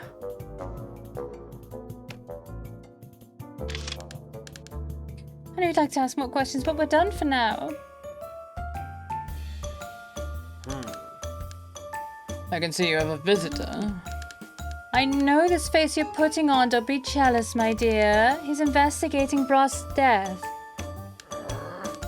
Brass, he's talking to town. It doesn't seem to be any different here in my house. Don't think I'm happy about this, and it all feels much harder without our son Ezekiel so far away from us. I talked to Padre Cabal earlier today. I demanded proof that he's been taken well care of. Of course he has spent a great part of my life in that seminary, and I was educated the best way possible. Except for your paranoia and insecurities. Continue. I don't want our son to get his education so far away from us. I'm not sure why you insist on it, but I want him back. And if I have to go and bring him myself, I'll do it. You and your impulsiveness. And you're a self-absorbed loner. Don't Muro. Wow. I witnessed a dialogue at the Santiago mansion. What are you? Have you lost your mind? Hey, buddy! That's a very suspicious man if I've ever seen one! Show off. That must have been her husband then. Or is that? No, that's him then. I don't know.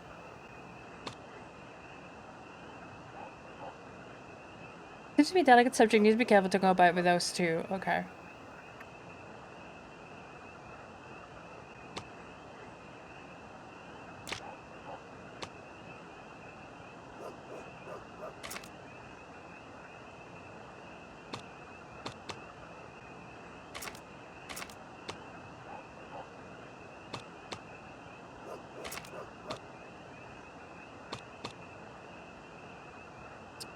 Okay. So we are here, Santiago Manor, and neither of them are home. You are waiting for your husband.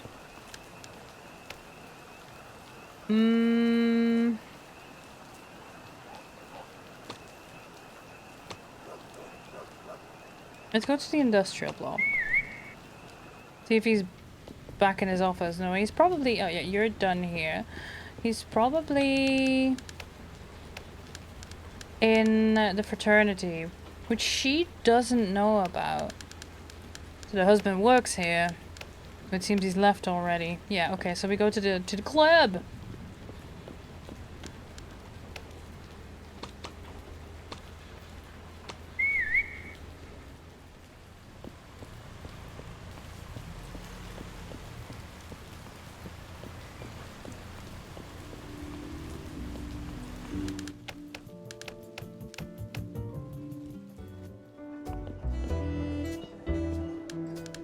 My dear, looks like you're going to ask me something, but you remember you've already got the answer. Yeah, okay, so I cannot talk to any of them here because they don't recognize me, even if I've talked to them during the day.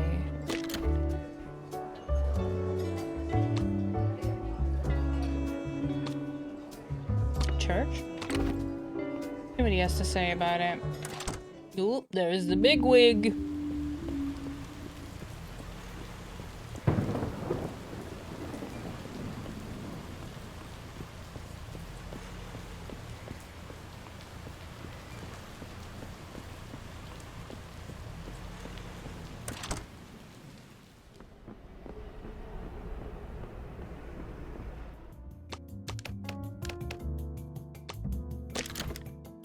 Talk to you about Ben.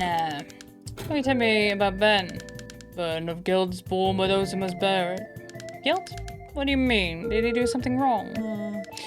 My son, the sins of the faithful are protected by the secrecy of confession. What they confess to me, it is as they told God himself. Okay, so you will not tell me shit, but how about this picture? Can you tell me about the past? Saw a photograph from the time you were at the seminary at Ben Santiago. Oh my dear lord, how'd you get that relic? Who on earth knows who these people are now?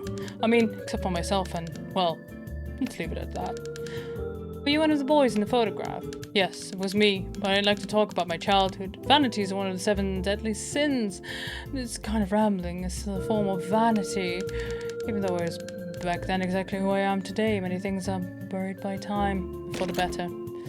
Ooh, you don't want to talk about it. Okay, so I need to interrogate this guy tomorrow at his office. I can show you the broom.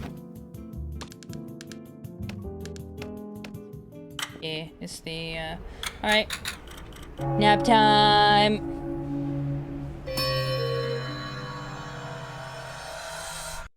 I got a few statements.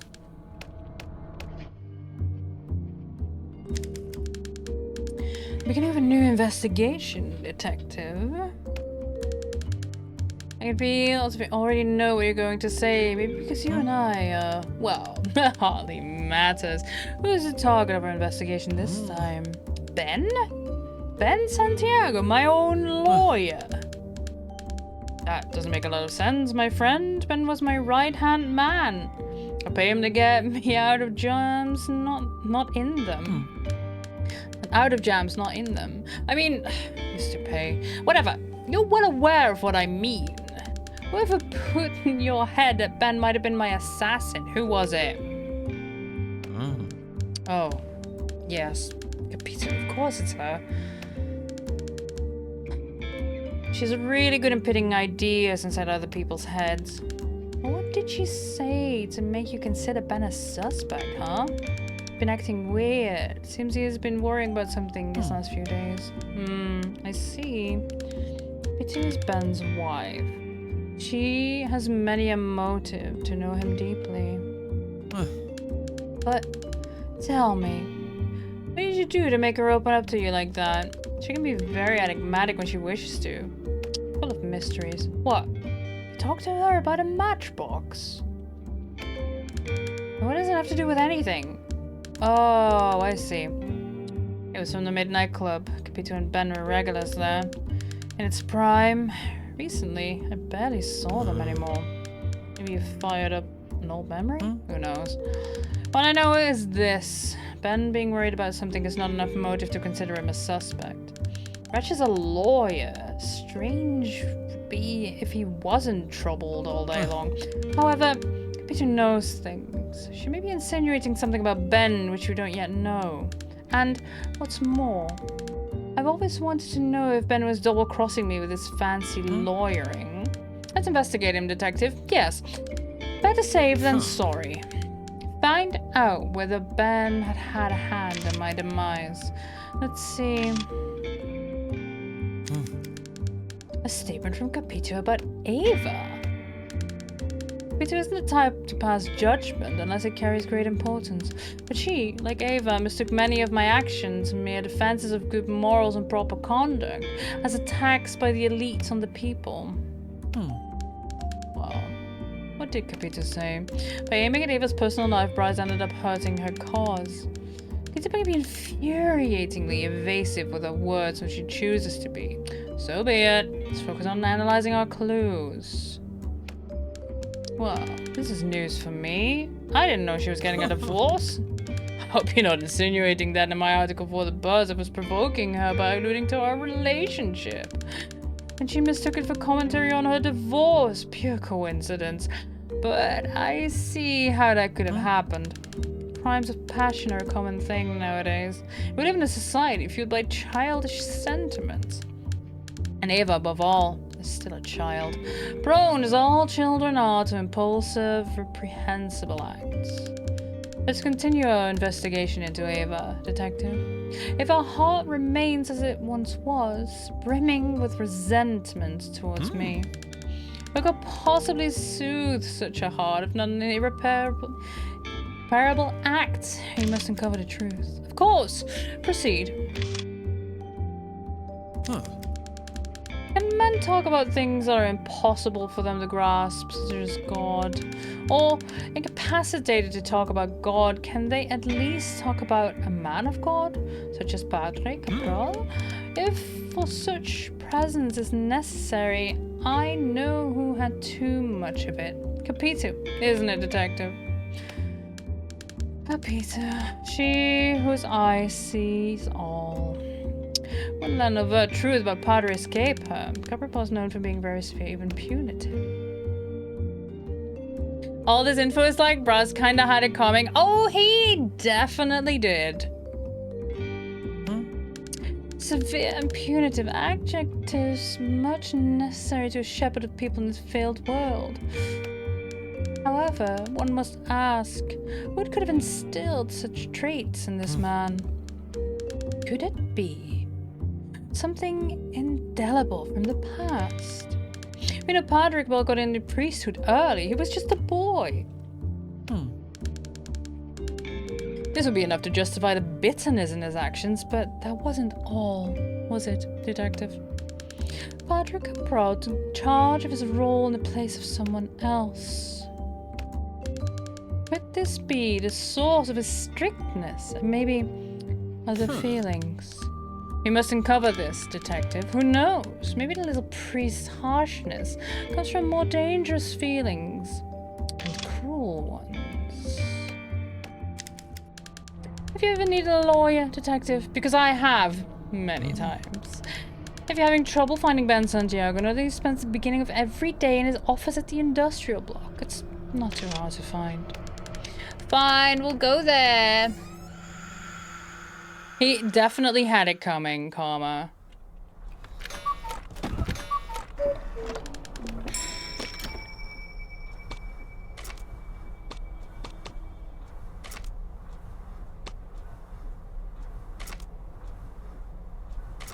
So why is the 157 in here?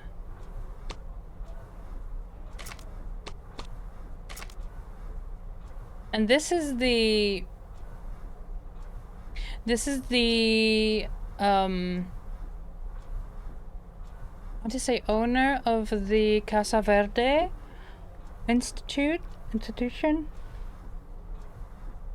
But we don't know who that is yet, but we've seen him around town many times.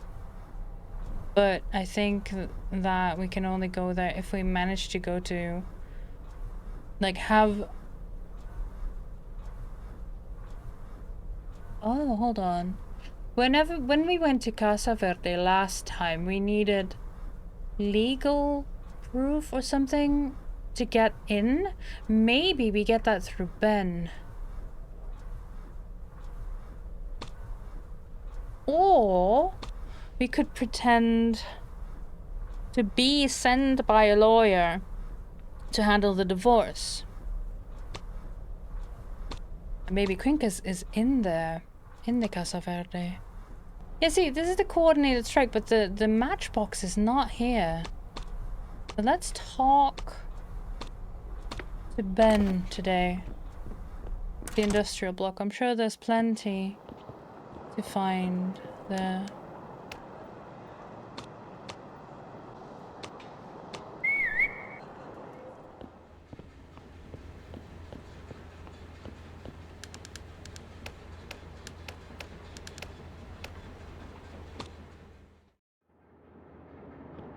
That's a fancy fucking office. Stylish pen. Let this pen describe the truths about time. Respectfully, Brass Cubus. Interesting. Hey, fella. You're Ben, Brass' lawyer, correct? Thought it could be anyone else. But yes, this is me, Ben. You must be the bloody detective that's been sneaking around and asking questions nobody wishes to answer. Oh yes, I'm the one. Guess you've heard of me, sir. Brass told me that should something happen to him, a detective would be hired immediately. How about I show you the letter? Of course this would happen, right? Happens to all of us sooner or later. Brass was a bit paranoid about it, don't you think? You live in a perfect world where everything runs smoothly and nothing bad ever happens. I'd say Brass was cautious, considering who he was and the sort of reactions he sparked off. As Brass' lawyer, I bet you're willing to provide me with a few answers? You seem to be rather persistent in your intent. I shall allow you to do your job. How noble of you. Noble? There's a few questions I need answers for. By the way, if you run into me out there, introduce yourself in an appropriate manner and I might be more willing to give you my attention. Noted. Let's get down to business. I have many regrets. The shorter this conversation is, the less chance it has of becoming another one. I really want to know about the matchbox. During my investigation, I came across a matchbox with the logo of the Midnight Club on it and some numbers written on the inside. Does anything come to mind? You think that my life is so miserable that I can waste time rattling on about matchboxes, detective? However bad things seem to be, they can always get worse. Now, this is no ordinary matchbox. It was found next to Brass at the crime scene. Oh, I see. So unlike our surrounding universe, your question is not totally devoid of meaning. Buddy, what happened to you? Are you the only person in this entire game that has found out that, I don't know, God died or something? You're being terribly existential. Or, what? It looks pretty much like a matchbox that I myself handed over to Brass once. We used to spend time together and this sort of thing was inevitable. Excuse me. And a number written inside the box? What does it mean? You know what? I don't remember. Bloody days keep running in a loop over and over again. It's hard and hard to recall this sort of meticulous detail about the past. Oh. You and your wife are stuck with me in this time loop. And I cannot show you the letter that I got from Brass. Curious. Tell me about him. As you know, I've been investigating the case of Brass Cubas. Can you tell me about him? I've known Brass for a very long time, detective. Since time immemorial. I was his lawyer for as long as I can remember, and I have Brass to thank for everything that I've accomplished. But then, at what cost? The hard work. I suppose a long-time client takes a great deal of your time. There's nobody else's business but mine, detective. Not your business either. I was well paid, I can tell you that. And my pay was progressively commensurate with its damned complexity. The client's image was popular, but was becoming increasingly less popular. Is that so? Near the end of his life, Brass had his access to that bloody fraternity revoked. Now there's some tea. A few months ago, it would have been unimaginable. How'd you get along with him? As well as anyone else? Why are you asking me that, detective? No reason. No reason. Brass just didn't seem to be very easygoing. As you may have noticed, I'm not someone to speak sociable. As I'm hardly interested in befriending any sort of person, Brass' personality has never bothered me. The problem lies in the bloody questions that remain unanswered. Well, you had questions. Ask them, my dude. You know what? I can ask you about Quinkers. Miss Santiago, let's talk about Quinkers Bulba, shall we? I've no doubt that you can tell me one thing or two about the guy. What can be said of him? Those in my profession are accused of becoming rich at the expense of others, but didn't he do the same? Let me tell you one thing, detective. Hi, Spadian! Welcome on in. Are you doing well today? What, Ben? Oblivion is a blessing for many people. As far as Quinkers is concerned, his fading into oblivion is his greatest legacy. Alright, it's a little harsh. Look through just the past, Mrs. Santiago. Whether your mother promised to God that you would become a priest. What the heck would have been under God to deserve such a misfortune? Tell me, detective, all the blame that I am to bear. Am I guilty whatsoever that Cabral took my place? I'm not sure. Are you? It was that infamous Brass Cubas who had this idea. It was him! Cabral bitterly resents the fact that he had to take my place in the seminary. Cubas is the one to blame. Miss Santiago, has anything come to mind yet? Having some slight muscle soreness after physio, but I do have more interesting exercise to do. Hell yeah! I too am sore as a baddie, and I went swimming this morning. I only did half an hour just to, you know, get back into it. And when I got out of the pool, like, I swear someone cranked up the gravity. 'Cause, oof. Oh yeah. We got this. Miss Ben Santiago. Speaking of the God stuff, I remember I haven't gone to confession in a long while. However bad my situation is, there's no harm in trying to improve it, right? Late afternoon might be a good time. If this damned God exists, we'll be tired of the sins people confessed earlier and lighten up when he listens to mine. Oh, buddy, I want to talk to you some more. I guess today's the day I have to go to confession. Oh, we have to listen in on confession? This painting is rather intriguing. Oh man, I can't talk to you anymore. Okay, fine. Aww, the picture of your wife's there. And the past time he's from with us, Ben decides to meet the priest. Why? Is it the Mediterranean like muscles more? So you increased gravity to 1.2. It was you! It was you who increased gravity. Shakes fist. I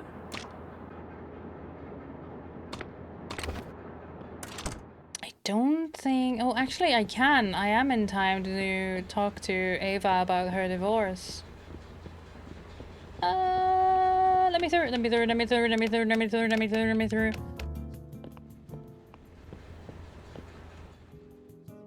Straight to the point. Divorce? I've learned that you're filing for a divorce, is that correct? Could you tell me about this decision? There's nothing to tell. I've decided, I'm firm, I'm very sure about my divorce. Don't worry, I'm not here to try to dissuade you. Good for you, detective. I would tell you not to waste your precious time. Nothing and no one will sway my decision.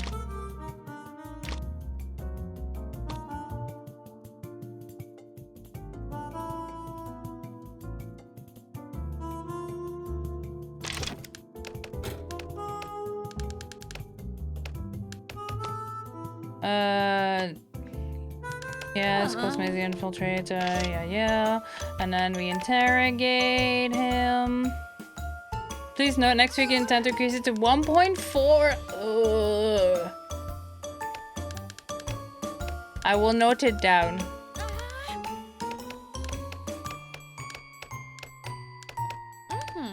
Yes, we've done this.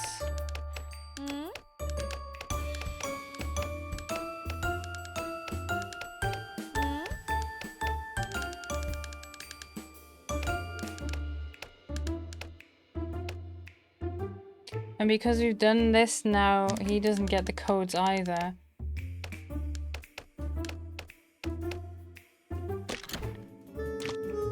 I've done all the clues, I've done all the people.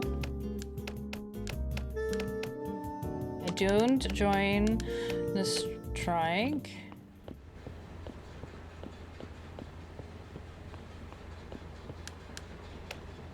I will go downtown.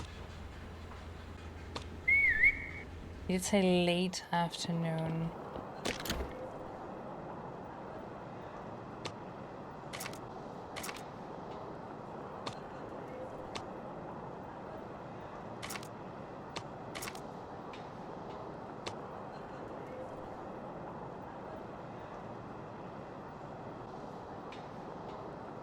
No things yes, I talked to the angry man. Yeah, he's decided to go to confession.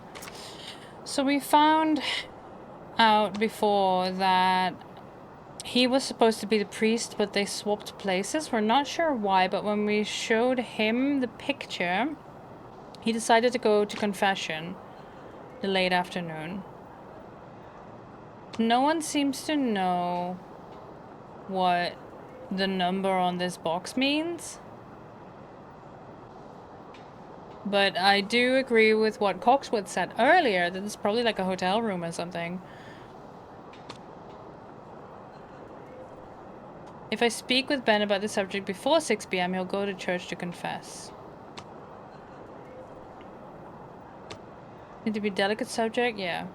But I don't officially know who this is yet, even though I figured it out, but... Buzz, we can still show to someone. Could a change in his routine influence him? Can I convince in line with the, we need to find out something with the number 16 for Cottram. Anonymous letters Lobo. Where did the record end up and was brought in my mysterious diva? Who is she? She is... what's her name again? Capito.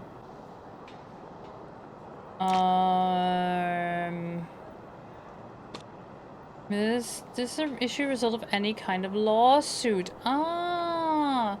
I can talk to Ben about that some more. Quinkus might be alive. I suspect he might be in Casa Verde, actually. But I don't know how to get in there yet. Pages are blank. Is some kind of code that needs to be deciphered? Probably.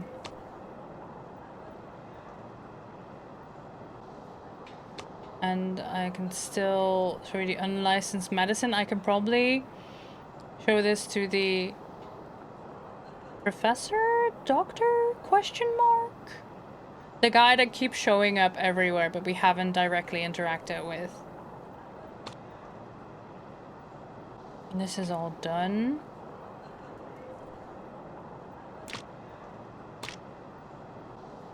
So Ben goes to confession at 6 p.m. I don't think...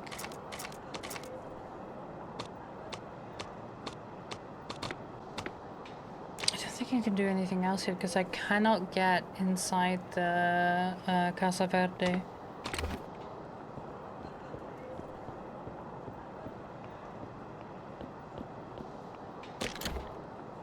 Didn't you look satisfied? And then refreshing the cache or unlurking? Oh, you've just been here for your confession. All right. Yes, yes, yes, yes, yes, yes, yes, yes, yes, yes, yes, yes, yes, la la la la la la la la la la. Oh, this takes so much longer than when I get straight to the point. I'm so angry. I cannot talk to you about anything else. Okay, so I am stuck here waiting until 6 p.m. when Dude Bro comes to confession.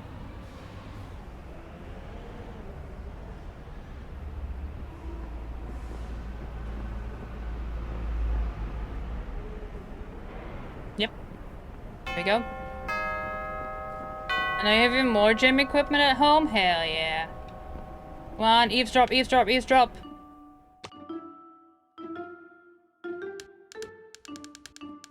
Patrick, well, it's been a while since I last came to church and we had a chat, hasn't it? You, perhaps even more than I, know that life is one big trap. You're brought into this world and the people around you make decisions that steer you, whether you like it or not. We still need to feel bad when we don't do good. Anyway, here we are, two men, equal at last, each on a different side of these damned little bars. However, whether you've been recently put behind different bars, the ones at Casa Verde, am I right? Scandalous tea! The priest? Was at the institution.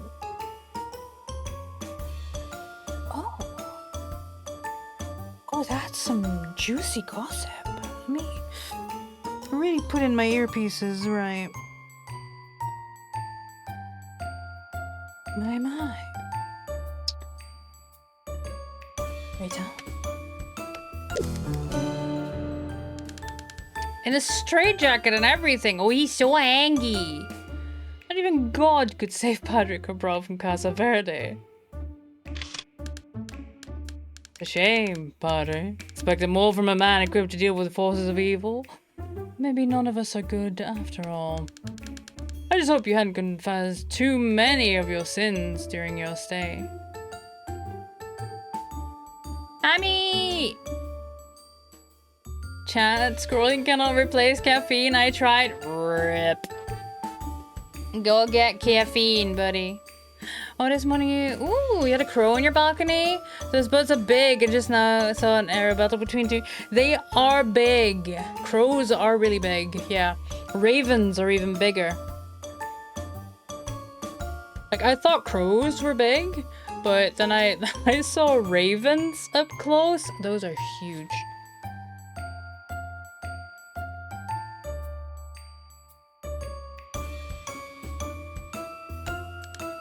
After all, priests should be better at listening to confessions, not making them. Why are you here? You following me, young man? Were you taking a walk down memory lane alongside Padre Cabral, Mrs. Santiago? We are gonna get our lights punched out again by this guy for like the third time. You know, nobody big sees back in the wood pigeons. This one was a bit bigger. You're bold. Now I see why Braz hired you. If you came here to know about my past, under the influence of Braz, Cabral's fate was sealed, and so was mine. Did you write everything down? Then get out of my sight. Oh? No punching? No punching. Hey, buddy, I heard you were recently in a different kind of clothing. I received information about a delicate matter. Who you admitted to Casa Verde, Padre Cabral? I reckon staying in that place wasn't comfortable at all. My main question is, how did you manage to be discharged? Dear God, man, I owe you no explanation, only to the Almighty. As far as I'm concerned, you won't have any answers on this matter. Calm down, Padre. See, I actually have a path to follow in this investigation. You just await me. May God be with you. Yeah, you're back later.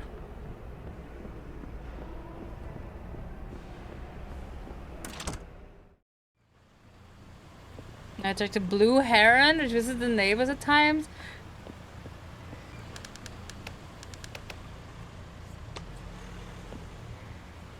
No, I don't want to look at the fucking poster. I want to talk to the guy. Okay, you're just judging them for not bringing an umbrella. Talking about big birds, yes, definitely.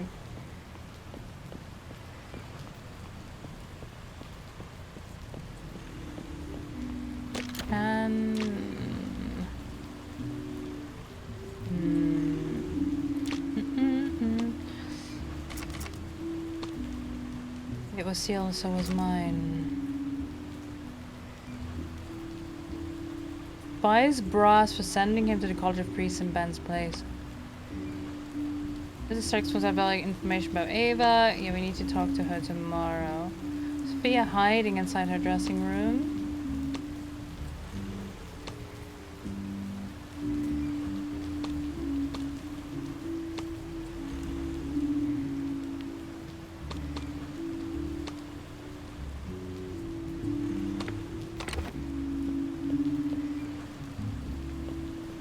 Do I know why elephants don't fly?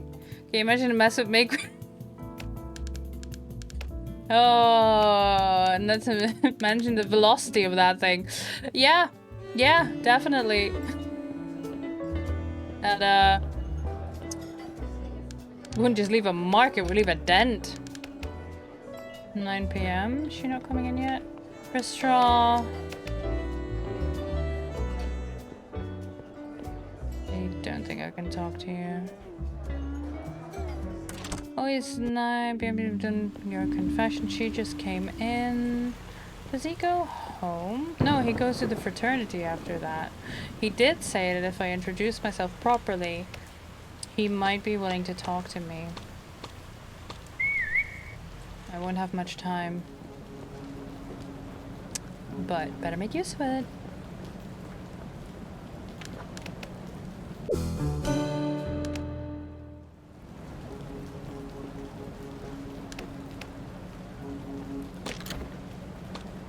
And Braz was recently kicked from the fraternity. Now you.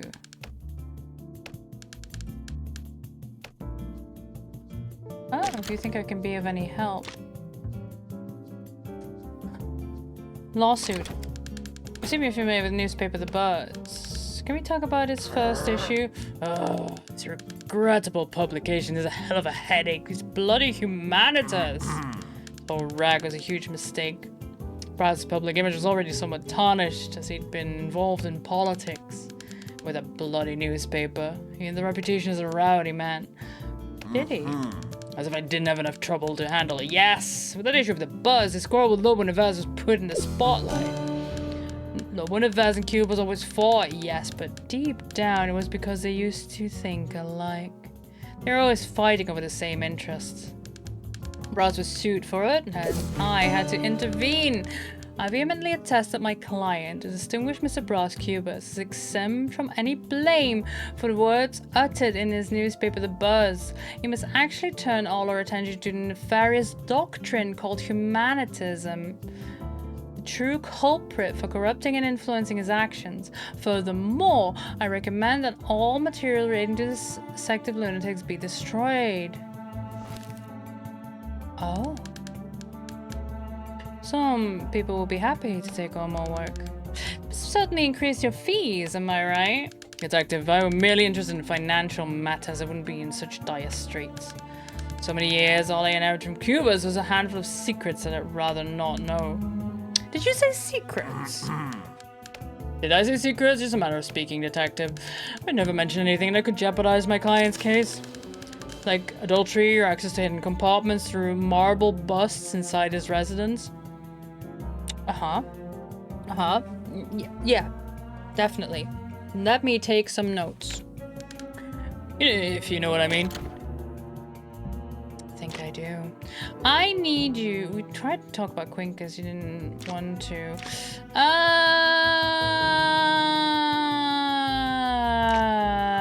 I don't have much time. What do I want to do?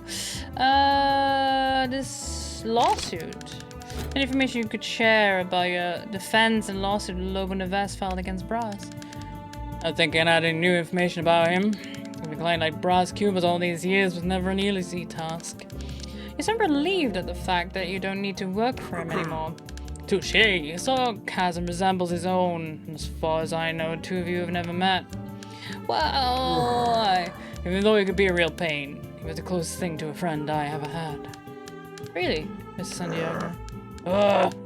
As a bloody friend more than a betrayer, trust me, you least expect it. No, we're talking about these feelings, especially to you. Noted. Tell me about yourself? Tell me about...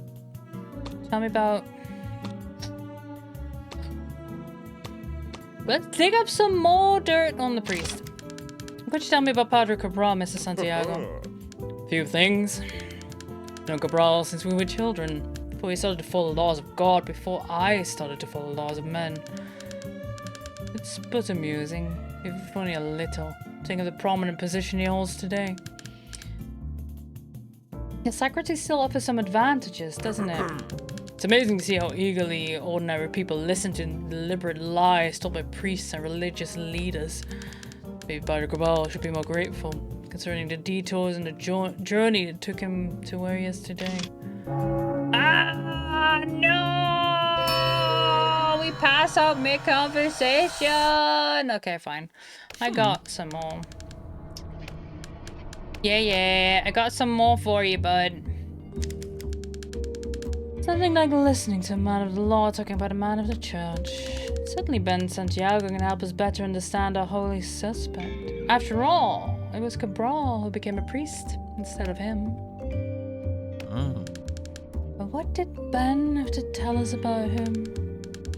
Under the influence of Brass, Cabral's fate was sealed, and so was mine. Ah, at last, my name surfaces in this story. It's about time. I was beginning to lose interest. Ben blames me for Cabral's fate, and even for his own. And here I was, thinking that faith and justice were guided by free will. Who would have thought, huh, detective? Nevertheless, I believe he couldn't fully exempt himself from poor Cabral's destiny. After all, Ben seems to have been taken by a strong desire to confess when he spoke to the priest, doesn't he? Do you need to confess? Do you want to know more? What the true motive behind a sudden wave of regrets, detective? Could he have had a hand in the hospitalization of Padre Cabral at Casa Verde? Stolen childhood, a life chained to the fate of another, and what's more, an unjust confinement at the very heart of madness itself.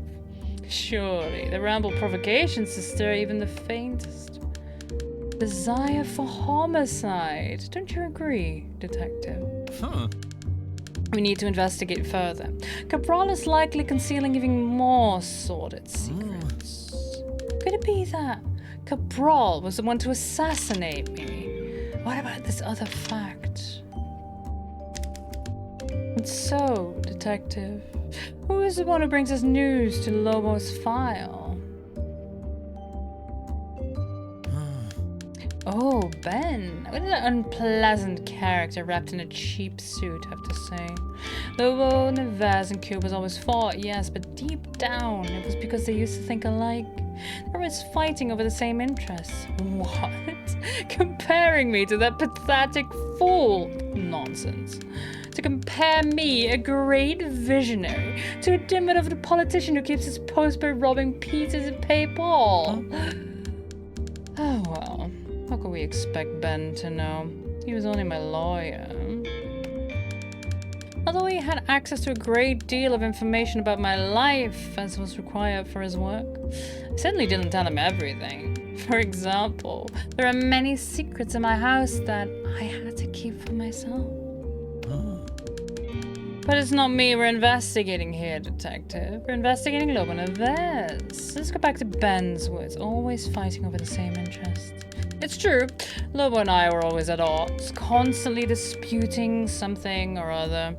I might even go as far as to say that in life, Lobo was my great rival. Not that he was ever a true match for me, mind you, but could Ben be hinting at a potential line of inquiry regarding Neves? Should we explore the threads of our shared interests? Could these shared interests be enough to motivate to kill me? Well, Detective, it seems we're on the right track. Will we succeed in ambushing this wolf in his own treacherous grounds? Go to him, Detective. The final clue to this inquiry is secured in this coward Lobo's claws.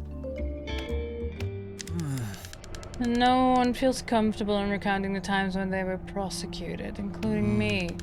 But the way my lawyer treated my defense felt much more like a direct attack to humanitism. What would the inexperienced humanita Rubial have to say about this? Ooh, the thick plottins. Okay, we need to get into this guy's house. We buy the eclair, give it to the bigwig, get the cheese bread, get the key. Do we get Rubial coffee or no?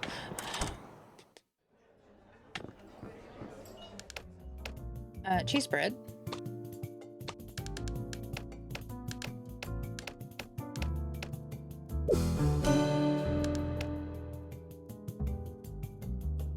Eclair. Blah blah blah blah blah blah blah blah. Give it to the guy. Yes, yes, yes, yes. Blah blah blah blah blah blah blah blah blah blah blah. Give.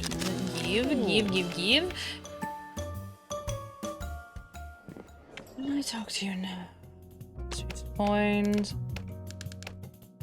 Very precisely 1 minute. I'm a very busy politician. Anonymous letter to Lobo. Yes. About the anonymous letter you got, Mr. Neves. My dear voter, some matters are very delicate. As you can imagine, anything that might affect mine and my wife's image cannot ever become public.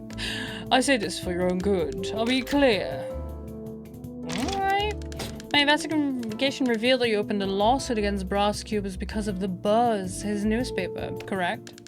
And in this lawsuit, Brass was defended by his usual lawyer, Ben. What can you tell me about this matter? People in Rio de Janeiro know me. I'm an honest, hardworking man. I don't like to appeal to the legal system, but I was forced to. I'd much rather solve things like a man. Anyway, the case remains confidential. I cannot share any more information with you. Don't tell me about the lawyer. If you allow me, Miss Lobo, I'd like you to tell me what you know about Ben, the lawyer. Ben Santiago, sure, why not? In my respect, he's an easy young man, but I admire Ben greatly. Always well, plays his own moustache, as prominent as his own chin. Have you worked together? I wish, but he always claimed to work exclusively for Braz. Perhaps now that his main client is giving him a break, I might consider requesting his services. Tell me about Ava. This might be a delicate matter, Miss Neves, but I would like to talk about Ava. What can you tell me about her? Must we really address such matters with so many things to talk about? Not that I'm afraid of her or something. No, as if Lobo Neves fears no one. But Ava. What about her? Ava is a great risk for our society. That's what that girl is. I wouldn't be surprised to find that she and her striking friends were behind Brass Cubas's death. And what would be her motivation? On that Brass was one of mine. He opposed the strike. I don't mean that they necessarily planned to kill him, but you know how these things go. Hot-headed people could very well do something they can't take back in the heat of the moment. Right, and that's all you have for me. That's fine. Sure. Goodbye. I will not vote for you. You didn't vote for him!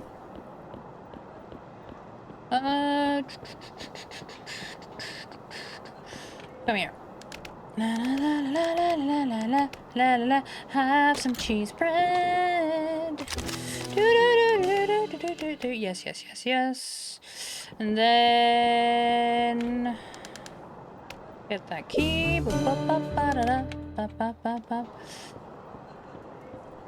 Get out. Yes, yes, yes. Taxer. I need to go to Nobles Park. You're still there, that's fine. So we just use the key to get inside and find secrets. Try to open with the key. Now, something about a bust of Voltaire. Ben told me there could be something here.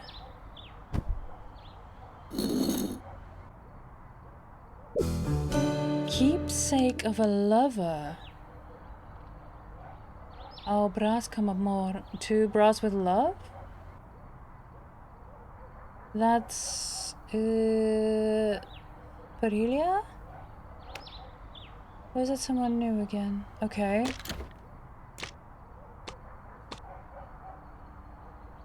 You know how about does the last of them have to say? Rubiao, okay. And then Padre. Rubio.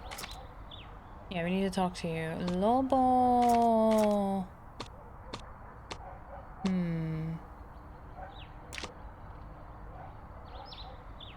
There are many secrets about the house. Yeah, because that's her there as well.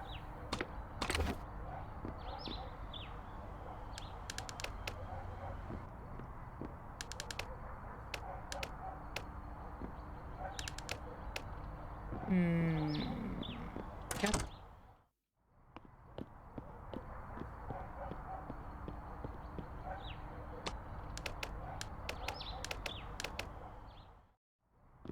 Straight to the point.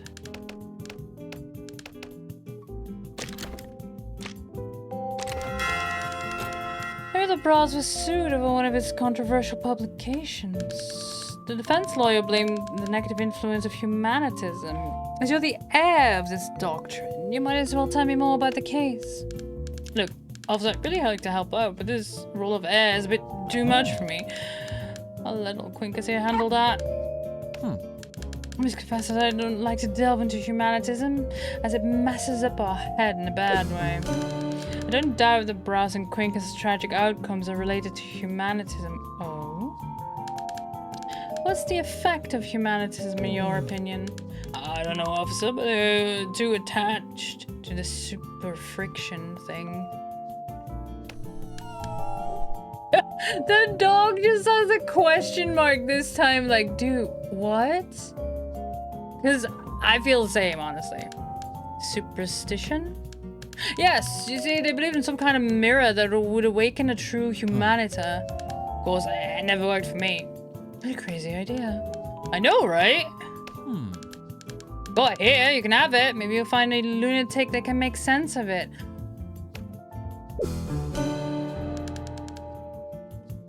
Find someone crazy. Okay, we need to go to Casa Verde, but I don't know how to get inside yet.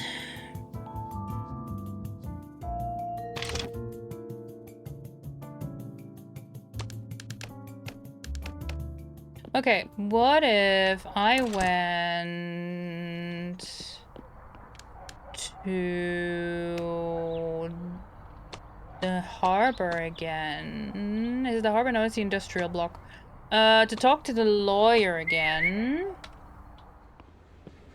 We weren't done there yet. No! He just left. He just left. Fuck!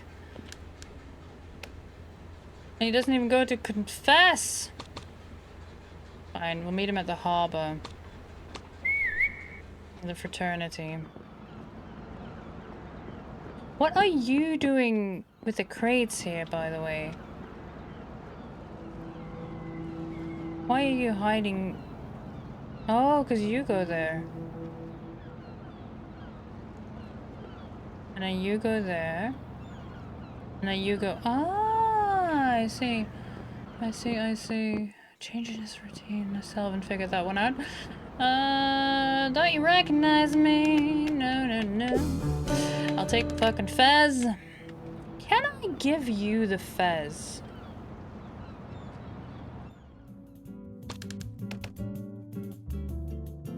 I can show you the fez. There's nothing else I can talk to you about, okay?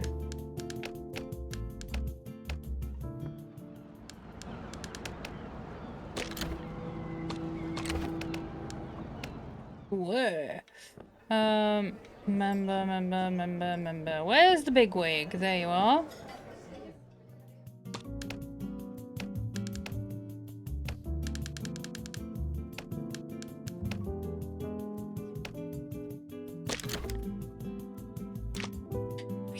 Tell me about your wife, who's definitely not the mysterious diva, wink wink.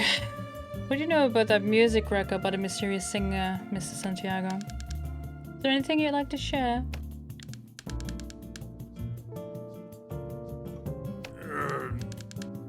Detective, is this related to the case whatsoever? Why, of all people in this troubled city are asking me about this record. Any special reason, or are you just torturing me with meaningless questions? I just asked you an innocent question. Nothing nor anyone is truly innocent in the history of our world, Detective. There's a seed of malice even underneath the purest things. Aren't you a ray of sunshine? We were talking about the Padre last time. What were we talking about you? I can't remember when I passed out at midnight. What's your subject? We don't have many beneficial results, I should say. You're the subject, Ben. Thanks for clarifying that, buddy. Ha! People are wrong to believe that they know themselves. I'd be deluded, Detective, if I believed that we could talk about myself. I don't exactly have a complex or intense personality. Actually, we're all simple and shallow. Me, you. Please don't talk like that, Mr. Santiago. Don't get me wrong, don't feel sorry for me.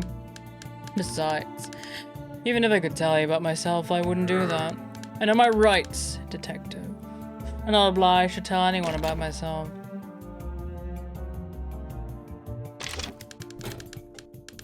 I'd like to know some more about your wife, Capitu, Mr. Santiago. And as her husband, you can help me with that, I suppose. What kind of help do you expect regarding my wife? Why are you interested in her? Have you been meeting her, huh? You've already met, Ben. At this run, technically, I never talked to her. Detective, after working my trade for so long, I've learned to recognize a liar immediately. Why would I be lying about that? Me? Lying? Lowlifes like you appear every now and then, gradually getting closer like mice eat the scraps from my table. But I make them disappear as quickly as they came. It's what time you went away, Detective, before I changed my mind. Now get out of my sight. Okie dokie! Okay, that was not the way to go. But...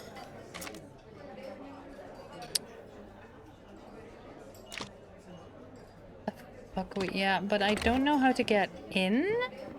I guess we could try. Hello, gentlemen, just stopped. It's me, Chris Straw! Hey, come back! Member of the fraternity! What? I'm harassing members? Yeah.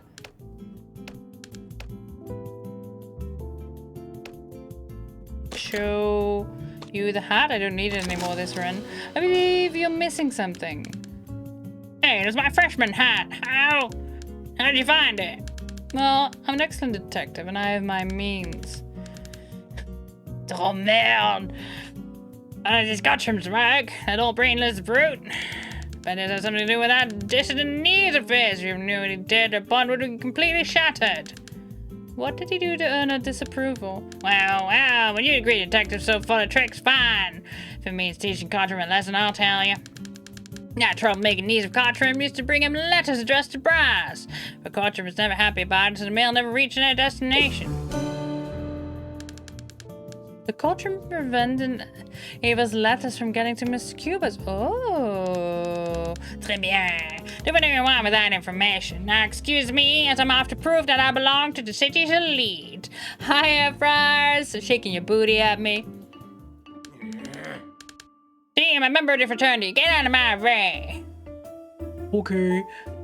Is that a change in the routine? Ah, fuck. Do I still have the key? No, I used the... No, I do have it. Okay. Hold up.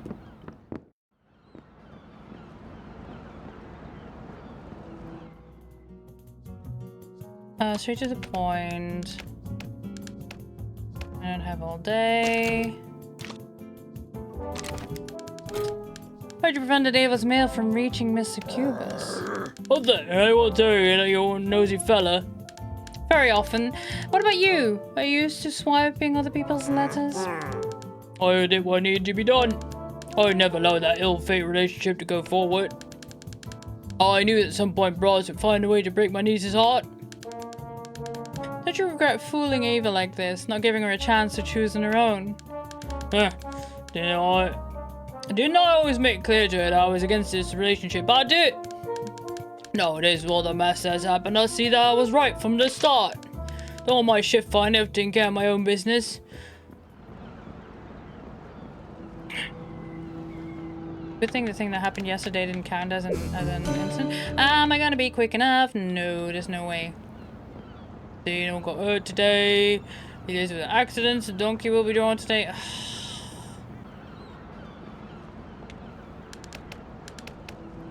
Use item. The broom! Shoo shoo! Get out of here. Click the box. Move the box. The heavy box. You two having a heavy stopped on this.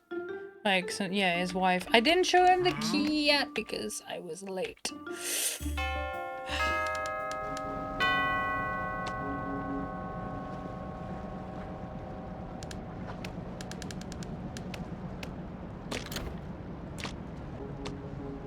I showed Ava the letters, maybe.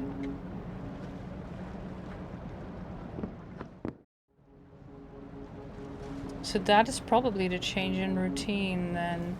Can I...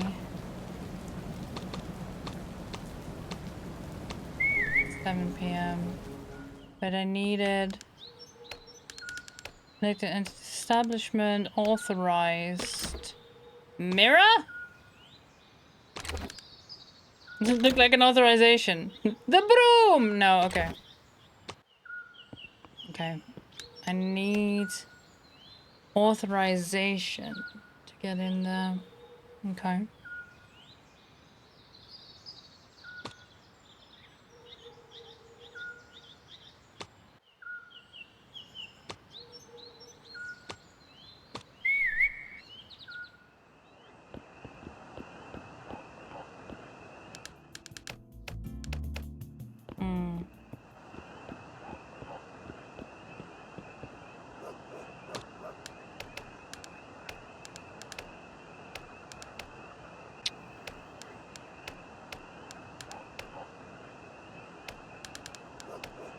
Let's try another time. Okay, so she's not there because she's on her way to the club, but he is home. He is sleepwalking.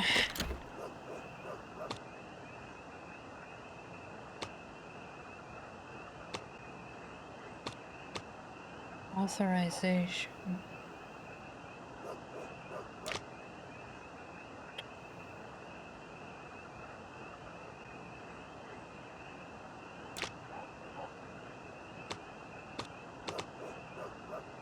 So, I think he spends the morning with the warehouse and I presumably had a fight with Brass because of the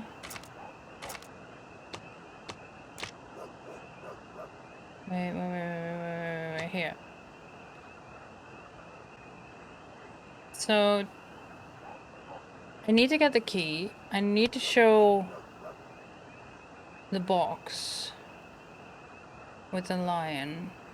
I'll move it so that Quattrum sees it. I need to talk to Ava tomorrow because that might be the change in routine, because then she might come over.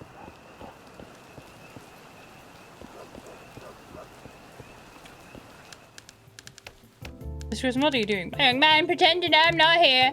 Why are you hiding? Hiding me? I'm fact checking this garbage bin. I just make sure the city's clean. Now leave me alone. Okay.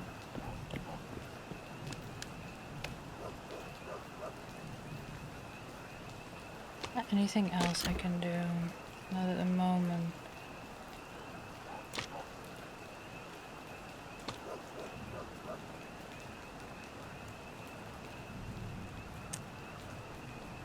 Yeah, okay.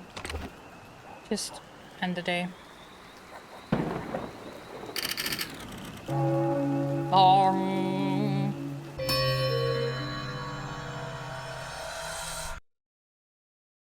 Huh. I got you new information. What do you mean if I'm not able? Even after crossing the same threshold, it still pains me to think about Quincus Borba. But why are we talking about him, Detective? What does the late Quincus have to do with our investigation? I don't need you to question the dead. It's not like I have much to do around here. Go on, then entertain me. Whose statement is it this time? Uriel's. I see. Rubiel was indeed Quincus's pupil. Someone were to know more about Quincus, that someone would be Rubiel. What did he say? The same old nonsense. I don't doubt that Brass and Quincus' tragic outcomes are related to humanitism. Not exactly. A revitalizing hypothesis, I must say. After all, both Quincus and I were indeed true humanitas. Could it be possible that both of us met the same fate for our shared faith? That alone would be enough to connect our deaths. Could it be that Quincus' disappearance and my demise are connected? If it were the case that this was the motive behind my death, it wouldn't be the first time humanitism has placed me in such a difficult position. As you well know by now, Lobo Neves once had the audacity to attack me with a lawsuit. My lawyer Ben played his part and prepared a defense as he should. The only problem was that Ben argued my actions weren't of my own doing, but rather the dark influence of humanitism. There's no way on earth that humanitism's public image and its followers would be discredited after that strategy. How could one not think about humanitas as dangerous creatures, subject to uncontrollable influences after that? No. It's impossible to think of Quincus as my assassin. He met his fate before me, but at the same time, never found him here. And, to both of us being humanitas, we should have gone to the same place. Wherever it is. Hold on, Detective. I will allow you to proceed with the investigation on Quincus. I'm not certain about what we will uncover, but I will trust your intuition. It's worked just fine up until now. If you happen to collect another statement about Quincus Borba, we will talk. My dear Detective, as you might have noticed, Ava can only be interrogated during a short window of the day, so make the best of your time and don't let any clue or profile slip through your fingers. Before I forget, you don't have to attend a strike every time. You're my employee and I'm not very open to negotiation.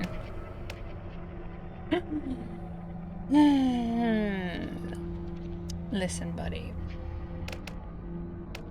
I'm gonna have you stare at me for a little longer because there's ads running soon.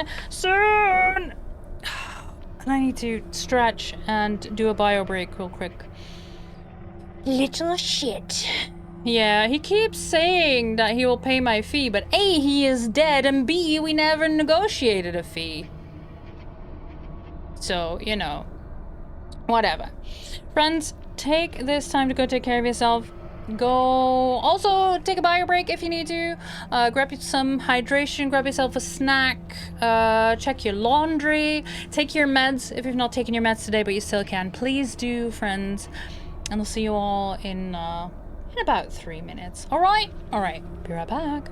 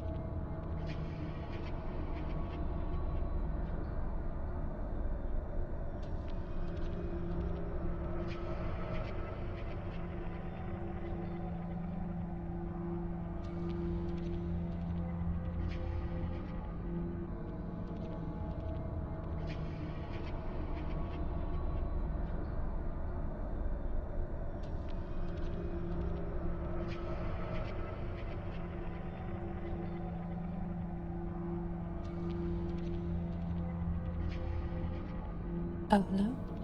Did you have a good break? I return. Let me quickly fix my Bones, there we go. And my hat. Boom. There we go. Alright, so, what was it again? Ava.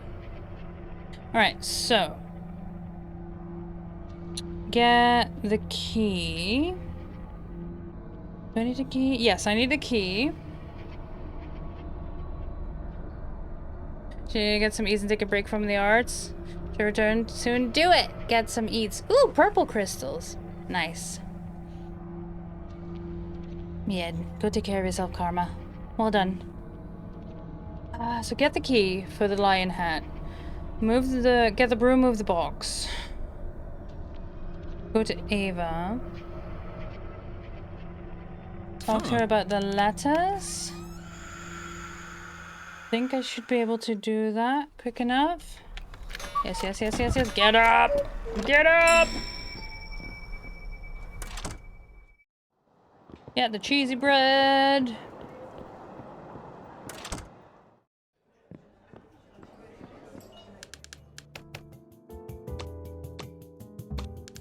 It says put it on the tap, put it on the tap, put it on the tap, put it on the tap. I don't have all day. Well, actually, I have all day. Again and again and again and again and again. Run!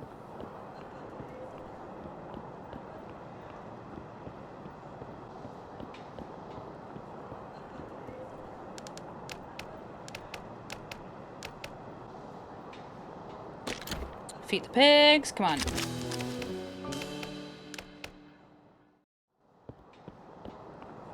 Get the key.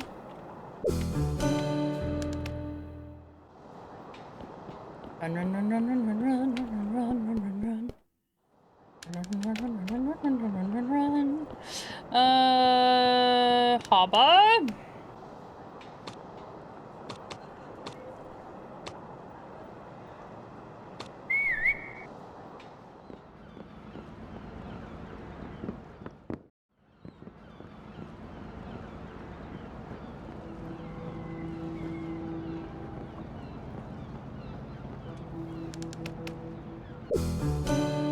Get the broom. Right with you.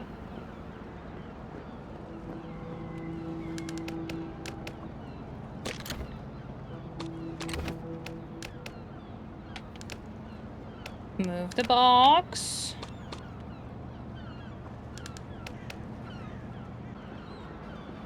I wonder where the messenger hides once we move that box. Straight to the point. I would like you to see this.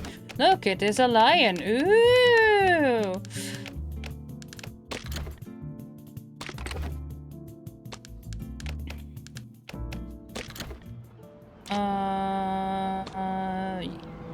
Yeah, 1 out of 3, but that changes into 2 out of 3 once he sees the box. We go here to industrial block. Yes, and we are still right on time. Talk to these guys. Let me through. It's of the utmost importance. Thank you. Straight to the point. Interrogate. Clues. Letters. I'd like to ask you about certain mail, Miss Ava. Letters you would have written to Brass Cubas. What can you tell me about them? How do you know about these letters? They're personal. What do they matter for your investigation? The content concerns Brass only, the man they were written to. They may have been written for Cubas, Miss Ava, but the mail never arrived. He never got your letters. I'm not sure whether you're aware of this, but Cottram, your uncle, stopped them from ever getting to Brass. Cottram always opposed to your relationship. Never arrived! That explains some things. Wretch, madman, rogue! How dare Cottram end in our relationship like this? The nerve! I suppose he was looking after you? Looking after me? Cottram was worried about his own problems. He's got more than enough of them. Let's see whether he'll like if I meddle in his private affairs. Quattrum is drowning in debt, Detective. We recently received an ultimatum from the company that has hired to chase him down. Ooh. And I thought I had problems. These debts are the biggest proof of his lack of control. If you want to know, Quattrum may be a big man, but he was never a great man. My uncle could have done some things to Brass. He doesn't have the brains, but he's strong enough to have done so. I believe you, Miss Ava. Thank you for the information. Whoop!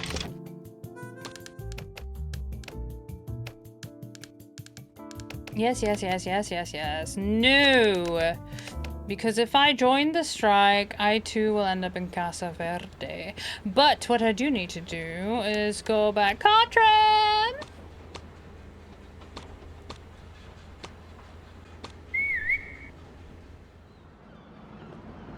That's her husband? Ex-husband? I don't know.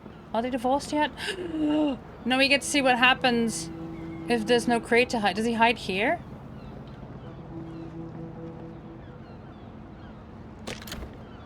Hold on. A bit interested in Brass' fortune in order to get rid of the loan sharks. Blah, blah, blah.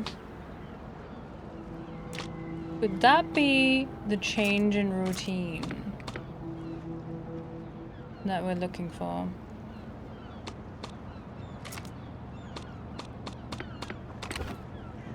Or do you just stay up there?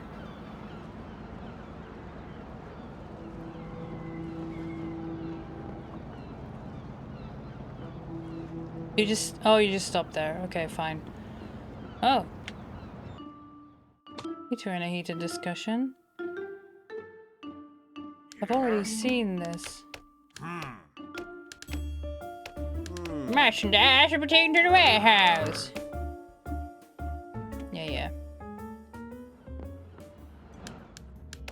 You again? What do you want now? So I found this. Mr. Quattrum, I'd like to discuss some hairy subjects with you. Ha! Get it? Because he's bald! No offense. What do you want, huh? Mr. Quattrum, I have reason to believe that you were facing some financial difficulties.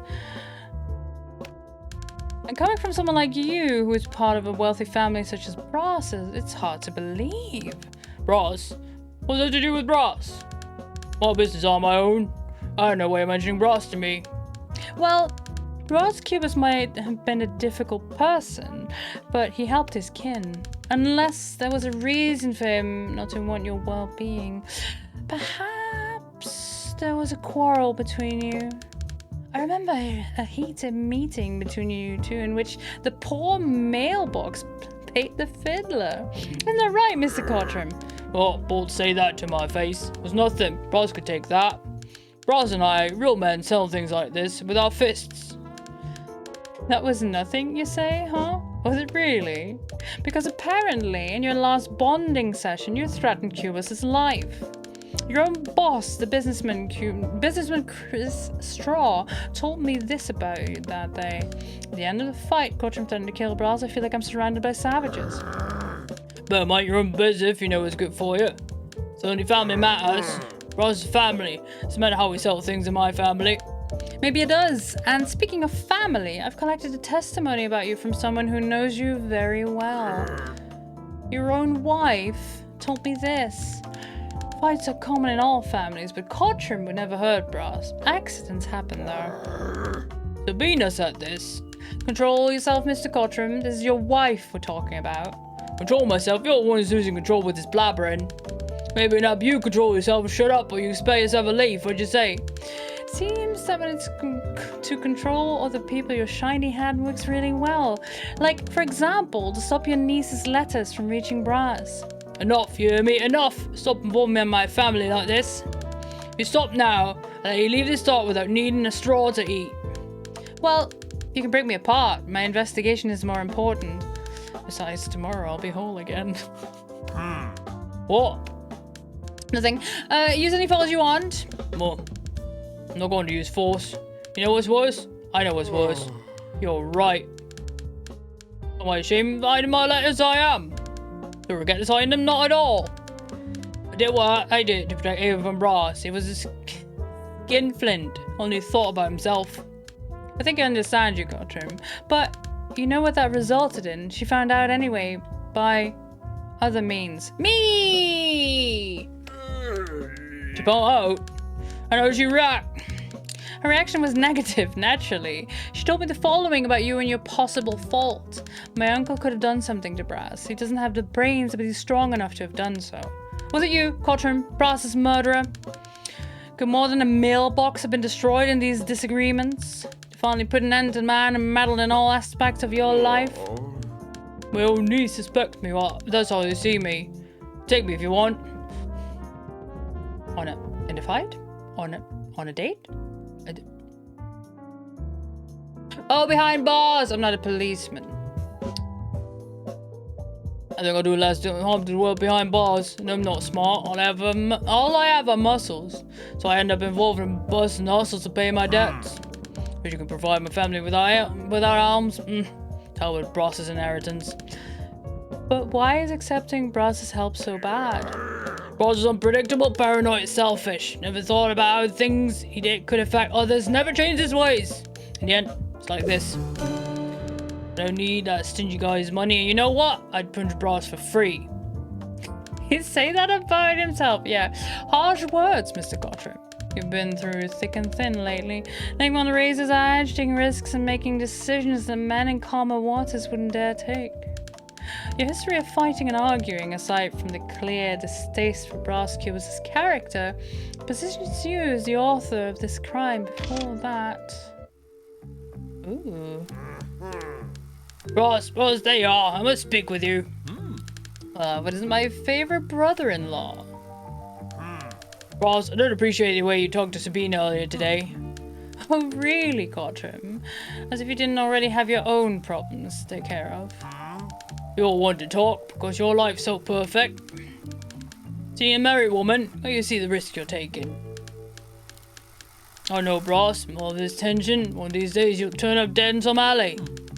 You speak as if you're not the one dealing with loan sharks. That's what's really dangerous. Particularly regarding my sister's safety. As if you cared.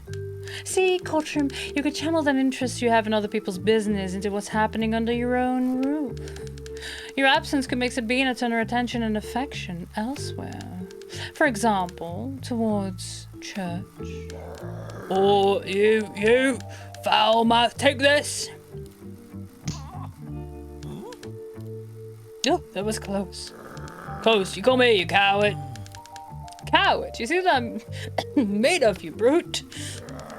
Oh, scared of a weakling such as yourself. And I'm not afraid of you. Oh yes, and take this. Oh, imbecile, you destroyed the mailbox. Picked your head in its place, you old fool. Smash your face, you. Hey, no, let me go. Let go of me, everything's under control. Ross, you clone, let me go. I need to punch this idiot's face. You'll pay for this. I'll see you again. I'll be responsible for my actions. Ooh, okay. That was not a change in routine then? Then what?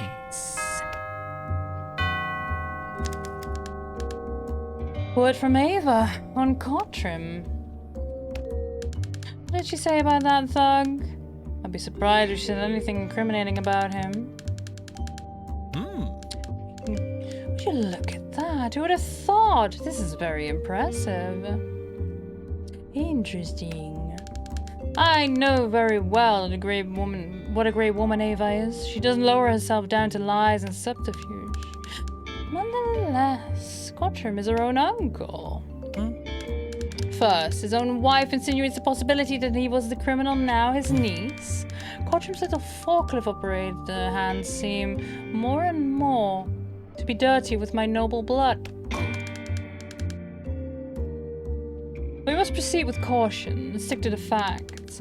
Ava told us about Gottrum's financial situation. That imbecile drowned in debts and was being pressed by the collection agency.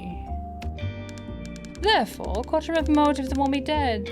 Being married to my sister, that will mean access to a heritage as big as the nape of his neck. However, See, a complication with this story. The letters Ava wrote me. Yes, I know. I should have been a quieter man. Well, I thought I would have the time for quietness after I died. Yeah, here I am. Turning in my grave. Or better yet, turning Rio de Janeiro up. But let's continue. Now we know that Cortrim the wretch hid the letters Ava wrote for me. Naturally, that Ava, knowing about it, would cast her uncle in a negative light. She had strong feelings for me. And I know very well the effects I had on women. And if Ava's feelings were strong, she might even want to incriminate Cortrim as an act of vengeance. We must continue this investigation, Detective. We've reached no closure yet. It is necessary that we follow this plot to its end. Let's see. It seems we got all we needed from Cortrim, doesn't it, Detective? What did Dimwit tell us? Come on, I'm anxious to know. I think that sends you guys money. And you know what? I'd punch Bras for free. You see that? He says he had no need for my resources, but we know that's a lie. As we've seen before, the poor man has collectors glued to him like six barnacles on a ship. Besides, he's a man completely out of control, who isn't trusted by his own wife, his family. I must confess, Detective, if we conclude that it was Cortrim who murdered me, I'll be very disappointed in myself. Pity the man. But now I'm a dead man. Let the living take pity on me. Family feud! Ooh, we tied up that plot line. Satisfying ending to our investigation, Detective. It's good to find closure, don't you think? This deductive work, however, has left me fatigued. Well, we leave it at that for now. It's not like we won't see each other again, is it? Not until I solved your murder, it seems.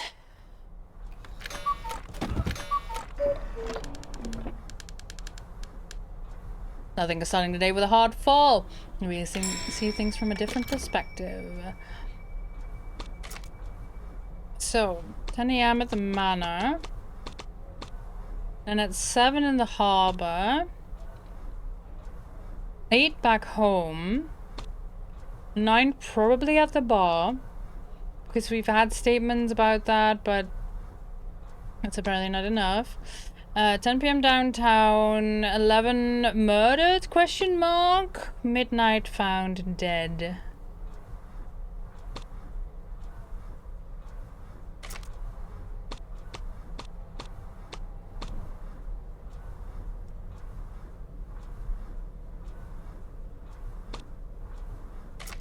So we did that, but then that is still not the change in routine. Who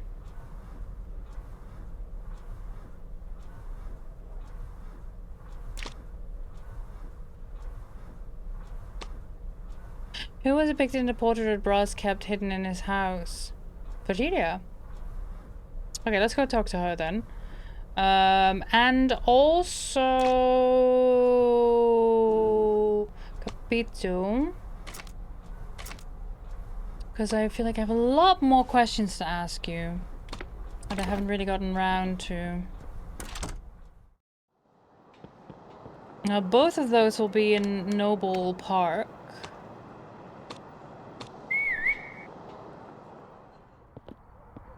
Yes, yes, good doggy.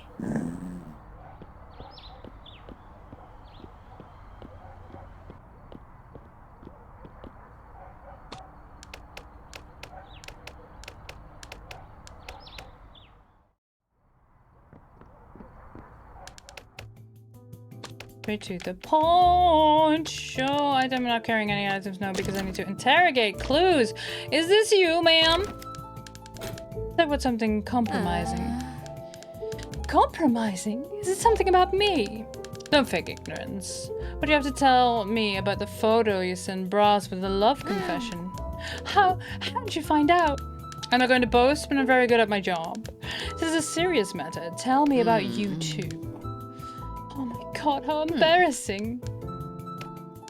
Oh, whatever.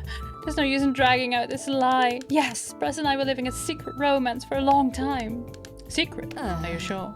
Absolutely. I mean, not completely. One person or another may have suspected. Would your husband be one of them? Lobo. Oh, no, please. Don't tell him anything about this, please.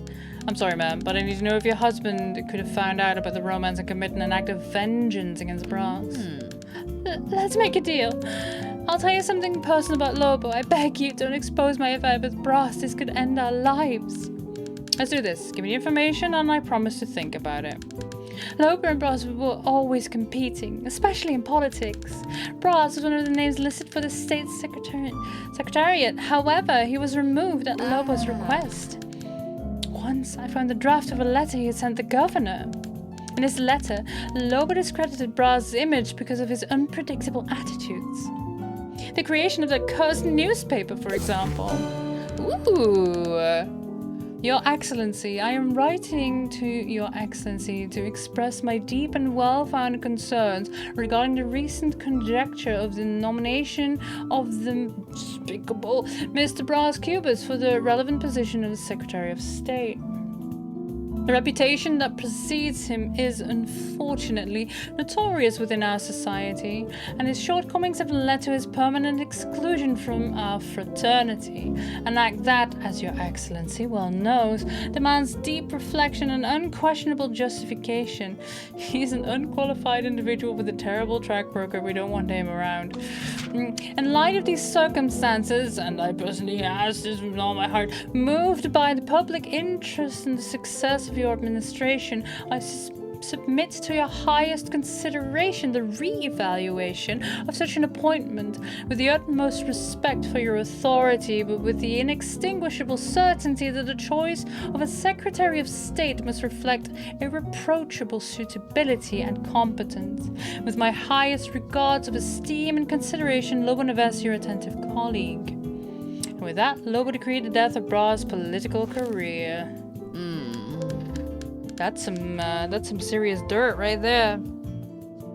Now please, keep your word.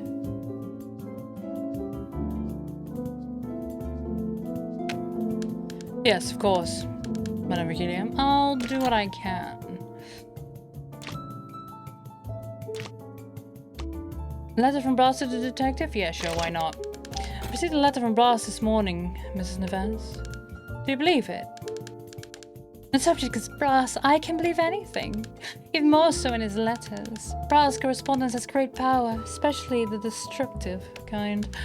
It doesn't surprise me at all that he keeps sending letters from the afterlife. Okay. Nobody cares. Good. I would like to talk about the draft of the letter to the governor. I know what you're thinking about doing, detective, but be prepared for the consequences. And that's all I have to say about this. Oh? Okay, so I should show that to your husband, should I? Go away, fruit fly. I'm satisfied. I'm at your disposal. Oh my! Let's get out of here. Capito!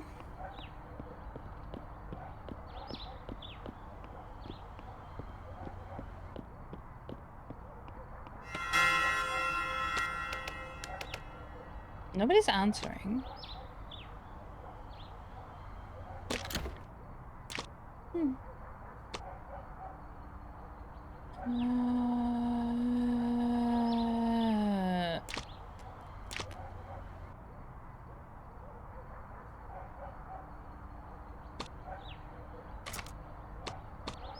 There's still more statements about Crispin we haven't dug up yet, which is interesting. But they probably come from the doctor from the institution thing. And then we still have one statement on Lobo.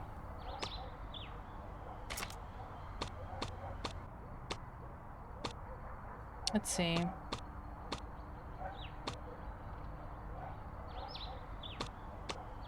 Two more statements on the padre. We can't go any further with that because we can't get into Casa Verde yet.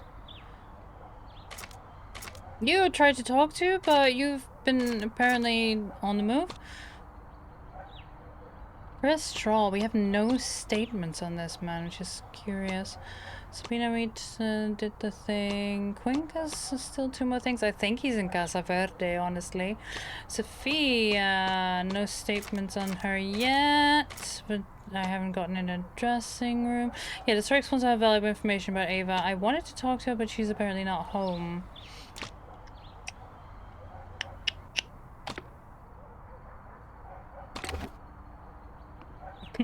Why are there no flights to Uranus when you need one? Excuse me? It's a Bardian.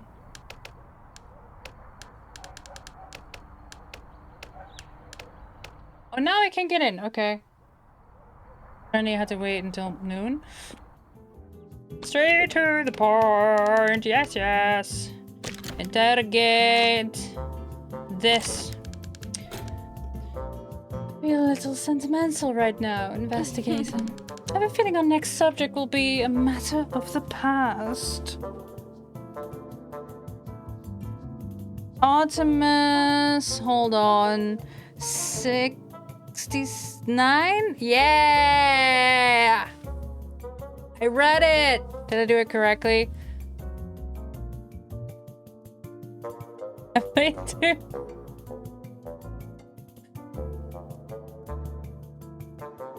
They did Titania. Emphasis on tits. God damn it. Sorry. I'm not sorry at all. I don't know why I said sorry. Yes, I'd like to talk about that photograph of the altar boys. What did I tell you? But yes, the altar boys. I don't recognize everyone in this picture, but one of these children is very familiar to me. Ben, yes, it's him. Braz is also there, looking unapproachable. Little did he know he would become even more so. Okay, tell me about Ava. You'd have to make that face, Mr. Investigator.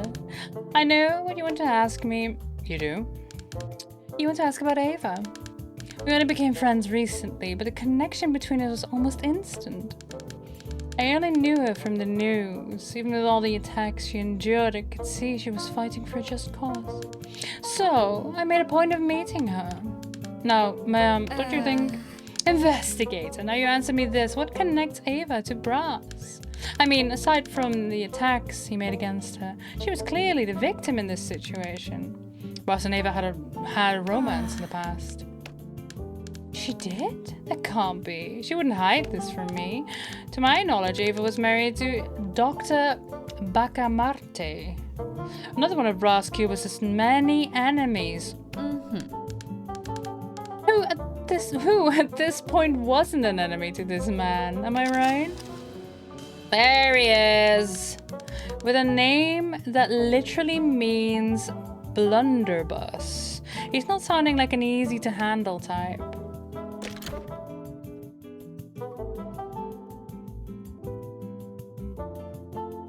And see what you make of this? A flight to Juliet or a flight to Oberon?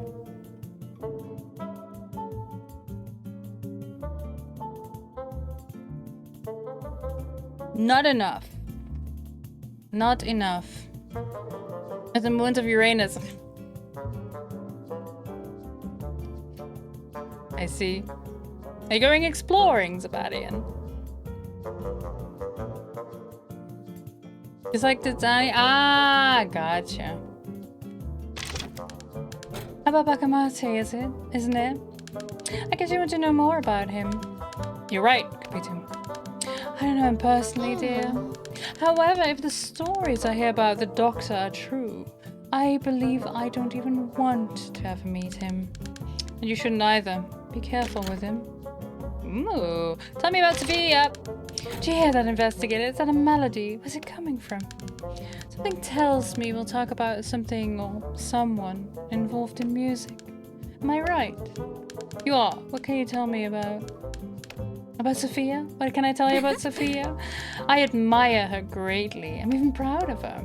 Proud? Some people are destined to leave a mark on life, investigator. Even when we can only be an accessory in this achievement, we also feel alive. Don't you think? Tell me about yourself, then. Why are you looking at me, investigator? Because we're in a conversation. Are you trying to read me from my expressions? Or you know you can't read a book by its cover. No, but I wish you would talk about yourself. Of everything there is to know about me, you either know it already or you shouldn't know it at all. I'm a woman like any other. I may have friends and connections in high places, but I'm also a woman of the people, involved with the causes of the common men. Speaking of which... I know. You'll ask me how I can belong in high society and still be involved with the strike, won't you? There's no contradiction in doing the right thing, investigator. Being a part of high society gives me the means to contribute to the emancipation of more people. Makes sense. Besides, knowing the steps of the elite allows me to be one step ahead of them. By now, I'm sure you've realized I'm very good at it. Well. What are we going to talk about, investigator? Should we talk about Ben, your husband? What can I say? He's rather quiet, doesn't like to show his feelings, often brooding. Despite all that, investigator, it doesn't mean he is a cold man. Antonio made a huge sacrifice in order for us to be together. Deep down, he's a very sensitive man. What do you mean by sensitive? My husband puts on this tough guy act to hide his vulnerabilities, like most men. Yeah, don't play dumb. I know you also play tough to hide your weaknesses. However, sometimes Bentinho excessively reveals his insecurities, and that's what really worries me. Really. Among the things he does, what makes you worry the most? Investigator, don't think ill of my husband. Let's say he has a really hard time trusting people. Tell me about him representing Mr. Cubus. I believe that with such clashing personalities, it couldn't have been an easy relationship for them. In fact, they were opposites, but as unlikely as it may seem, things did work between them. Braz and Bentinho had known each other since childhood, and I can say that Bentinho looked up to Braz. They were almost best friends. Almost.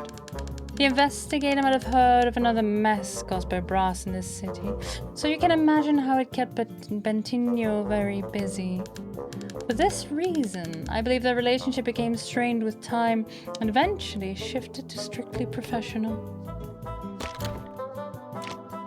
I've talked to you about everything about everyone. I don't have an item on me. Our conversation ends here, Detective. I agree. Can I look at other things in your house? No? None? Your project build fails? Oh no! Those instances of real-time communication is no longer possible. Oh, okay. Indeed, the one-way communication takes about 2.5 hours. That is a long time.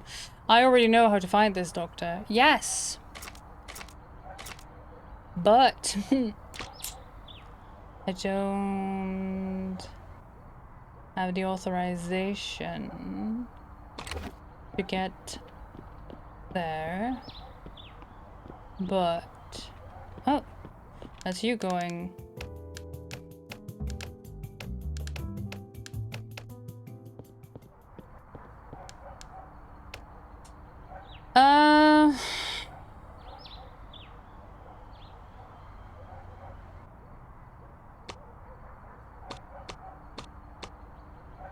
Can I go to see the doctor now? Oh boy, I arrived just as they taking her inside. I need authorization. Now at least Lobo is there too.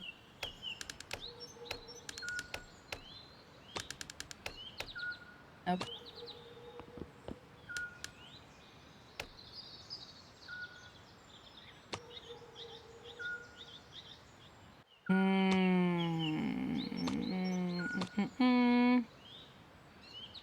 I do believe the doctor will go downtown again.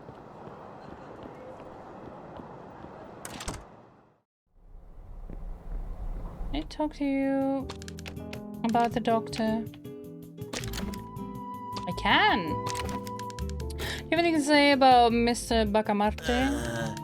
I think every person in Rio de Janeiro has something to say about Bacamarte. Why wouldn't I? He's a respectable man and extremely smart. However, some say that to achieve all his knowledge, he had to give up part of his balance, let's say.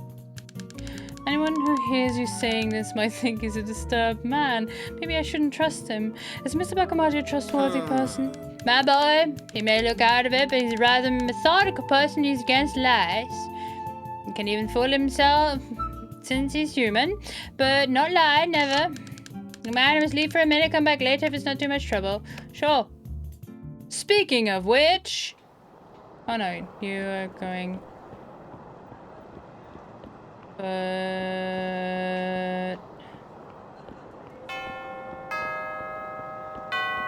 Where is the doctor now?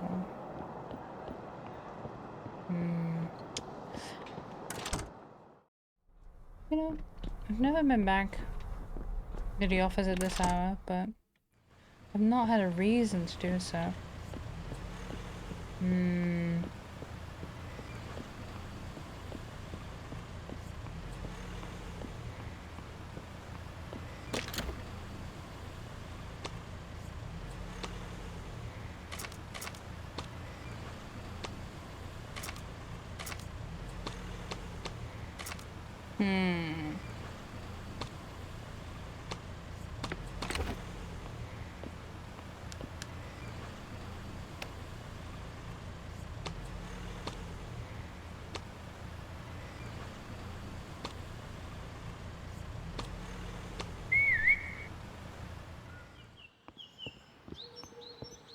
Can't remember where at what time I see the doctor where.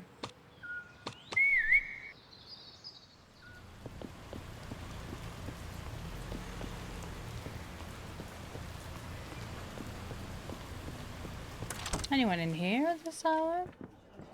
Just you? No, no one else.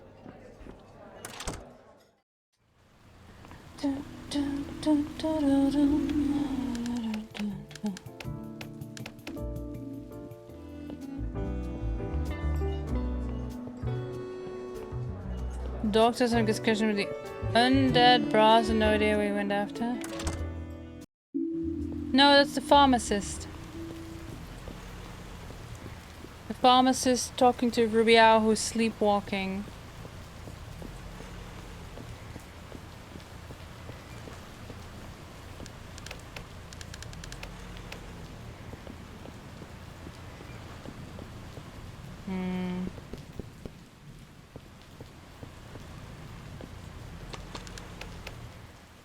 Are you in there?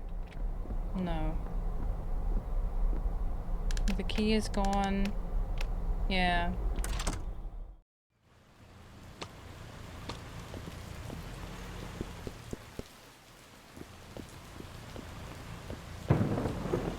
I think at this time Bigwig is at the club, but I don't think he'll want to talk to me. So I have to give him the eclair tomorrow.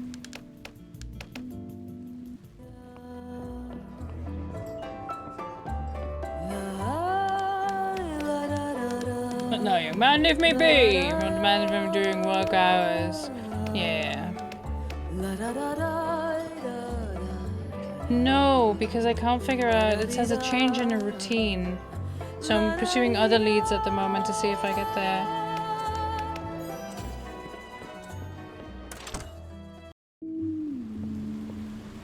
Okay, we'll just end the day.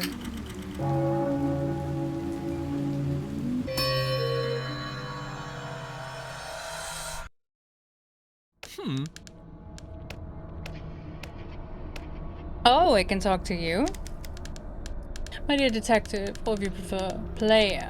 I see we are advancing swiftly in this investigation of ours, and frankly, I sense that the end draws even closer. Soon, Your Excellency will return to your usual life, all but a sweet and fallacious illusion that you control your own fate. Do not worry, though. I do not intend to spoil your fun. After all, who needs truths when one can have good stories? Proceed with your investigation and uncover the mystery surrounding my death. And when all is said and done, remember this. Life is like a game, and we are but pieces on a much greater board. Good luck. Access all of the daydreams of brass cubas? Okay, weird. I don't have another statement? Detective, since you've excelled at passing as a fan of Sophia, make the most of it and ask about everything. Don't let any clue of his profile slip by. You know how hard this job can be sometimes, so I've got clues that I can ask Sophia about.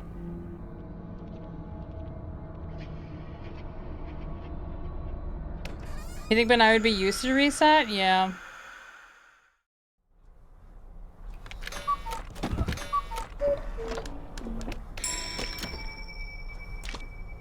So, we need to go to Lobo and talk to the letter. Talk to him about the letter.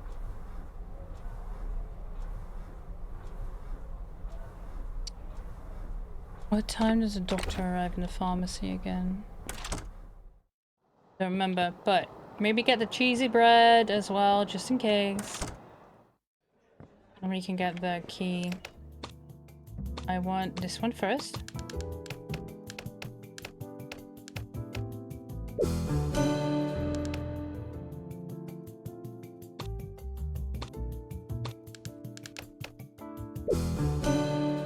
The last one. And then you want it. Yes, yes, yes, yes, yes, sure. Now, can I talk to you about this letter I happened to find? Ms. Lobanavez, I'd like to talk to you about your rivalry with Brass Cubas. We are friends, dear Porter. The rivalry is just political play. I delighted myself in debating against Brass during the meetings I hosted at my residency. It was a challenge to win an argument against him. He had the devil in his tongue. But thanks to these meetings, I was ready to take on anyone in a debate, including those in Parliament. It's a pity he became a ruminator. He wasn't himself anymore, and I put his position in Congress at risk. I had to oppose him vehemently. Maybe he meant humanita? That's it, voter. You're smart, like those who vote for me. Vote Lobo. No wonder you changed your own posture after all. Your own wife told me that you're capable of this. Powerful men like my husband know how to efficiently end disputes. But Helia has known me for a long time, voter, and like Lobo Neves, she never lies. I had to act swiftly to bar Cubas's proposal. Are you sure this was the only reason you discredited him, Mr. Neves? It had nothing to do with his opinion, published in that ominous issue of The Buzz. Voter, I've been patiently listening to you so far, but there's a limit to everything. Bra's foolish pastime never amounted to more than a tickle to anyone, much less to me. And it is a fact. Lobo Neves is a man of fact. Does that mean you would attend to a meeting in 1300 hours? Or would shake hands with someone whose name has 13 letters? Apparently you want to know why my name is Lobo Boy as in wolf. And a wolf protects its territory, isn't that right, Miss Neves? I've heard the following. Lobo Neves and Cubas always fought, yes, but deep down it was because they used to think alike. They were always fighting over the same interests. Bras invade your territory, Miss Neves. What's this rubbish? What are you insinuating? But here, don't you dare speak my wife's good name. Don't come at me with rumors. She's always known which one of us had the future, and that's why she chose me. And are you sure she kept her choice? Because I've heard different. Promise I wouldn't tell, but oh well, tomorrow's a different day. Science. She's cheating. A 13-letter warning. But dear boy, please, don't spread this information, you hear me? I'll give you whatever you want. If people were to find out, it would ruin her reputation. Lobo means wolf in Spanish and Portuguese. Ah! I did learn. Thank you. What about the career you fought your whole life for? I don't care about any of that. It's Virginia who cannot afford any damages, please. I'll be better. I'll do whatever I must to salvage your marriage. What do you mean, Mr. Levineves? Do you feel guilty? Yes, my boy. All my life, my career came first before everything else. Every dispute, the thirst for power. I didn't even see what I was taking for granted in order to reach my goals. Really, in the end, is guilty of nothing. Nothing? She is an innocent woman who fell into Brass's hands, and I was too busy fighting against him to save her. Gods.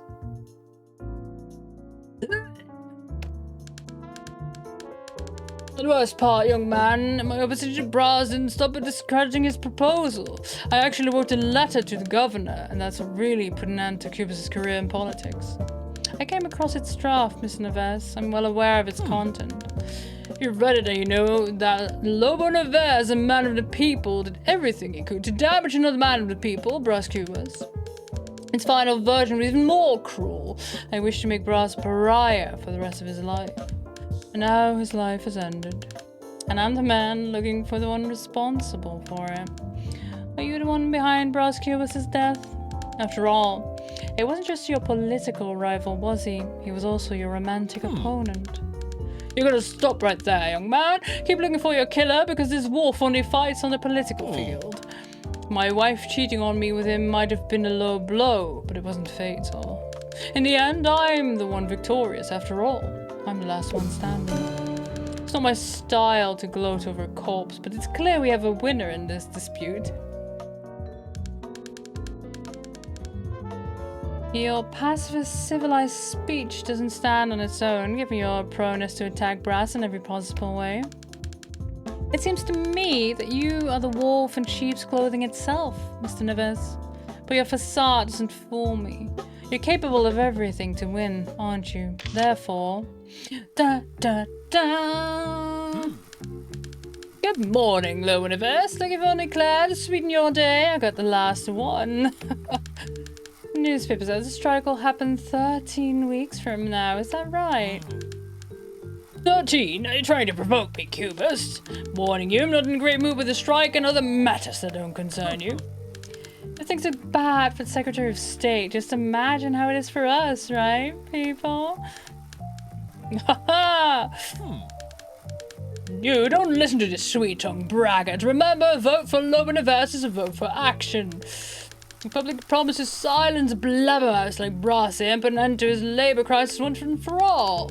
I will bury the spirits of every disgraceful man forever. You hear me, Cubas? Bury! We'll see to that.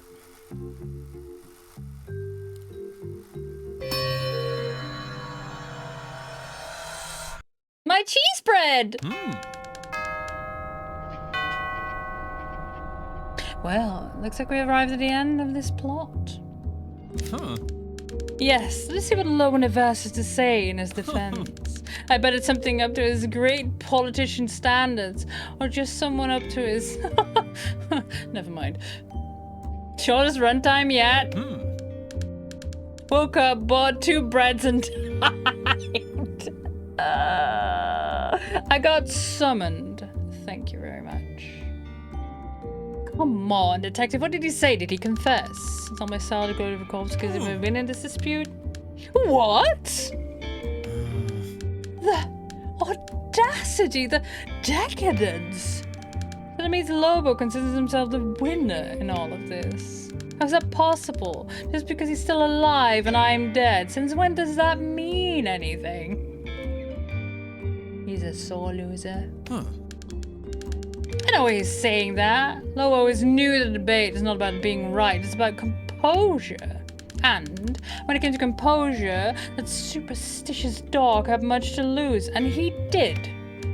Or maybe he never even had something to lose. Didn't you see, Detective, Elia's portrait kept under lock and key in my house? As you well know by now, Fidelia and I were lovers. We had a relationship right under Lobo's muzzle, and he never found out. So much so that you had to get him to see the facts. Looking from this angle, Lobo didn't have any personal motives to murder me. Our rivalry was more about politics and matters of the heart, at least that he knew of. The biggest proof of our particular war was a letter Lobo wrote to the governor. You read its content, Detective. The words written on that draft. Lobo's intentions were but one, to publicly deplete me. The worst of any damages that could happen to someone rising to power with no obstacles. He may have realized that that wasn't enough to finish me and hired someone to eliminate me. However, it's hard to believe that Lobo would simply like to remove me from the picture. Lobo and I were opponents, enemies, rivals. You will likely never know the strength of such relationship, Detective, being a... I suspect that even though Lobo had motive to want me dead, he also had motive to want me alive. We will go head to head with him now. Who in Rio de Janeiro measures up to him? With my death, Lobo will lose his strength. Mark my words, Detective. This shot will absolutely backfire. Ooh, that's the plotline, The Rival. Better quit while we're ahead. Okay. What was I actually going to do? Get the cheese bread.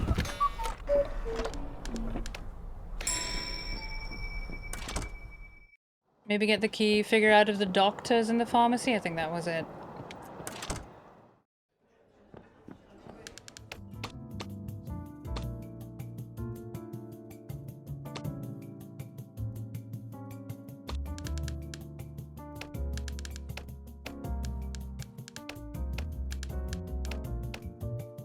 I'm thinking I don't need the coffee, but I will need the flowers later on. Do I want to give him the eclair just... to be able to talk to him some more? Just to see if there's anything else we can talk about. Yeah, blah, blah, blah, give.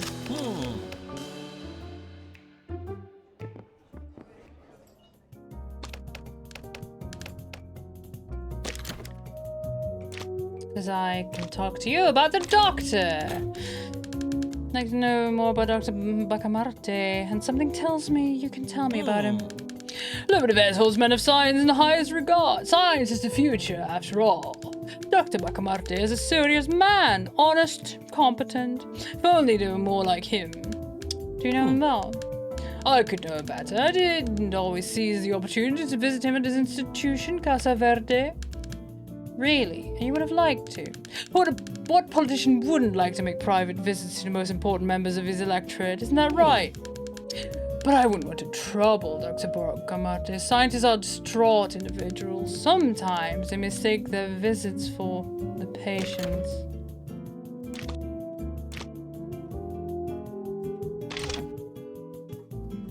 I get the mirror?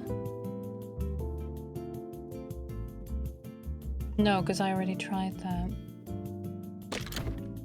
Show him the cheese bread! No, he has his eclair. There's nothing else I can talk to you about. Yes, yes.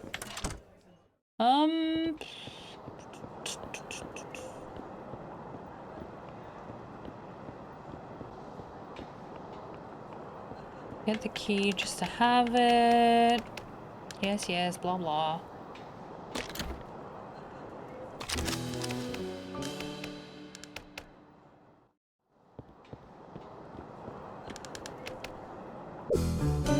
Yes, yes.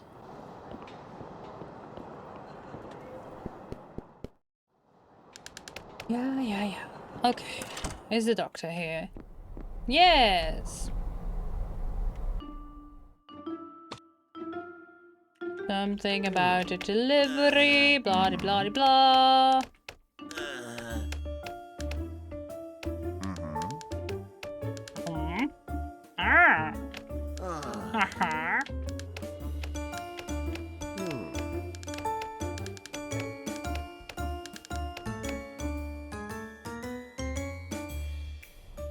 Doctor! Where are you going now?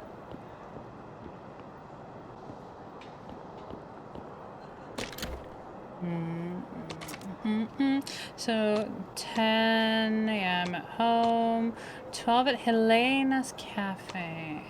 Uh-huh.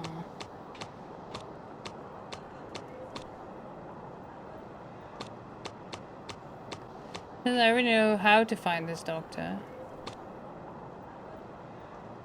No, well, where to find him, but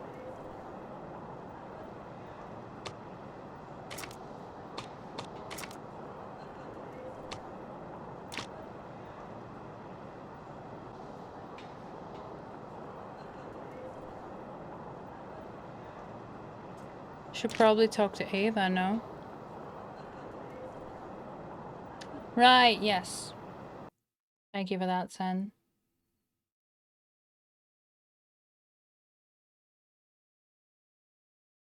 You check something real quick.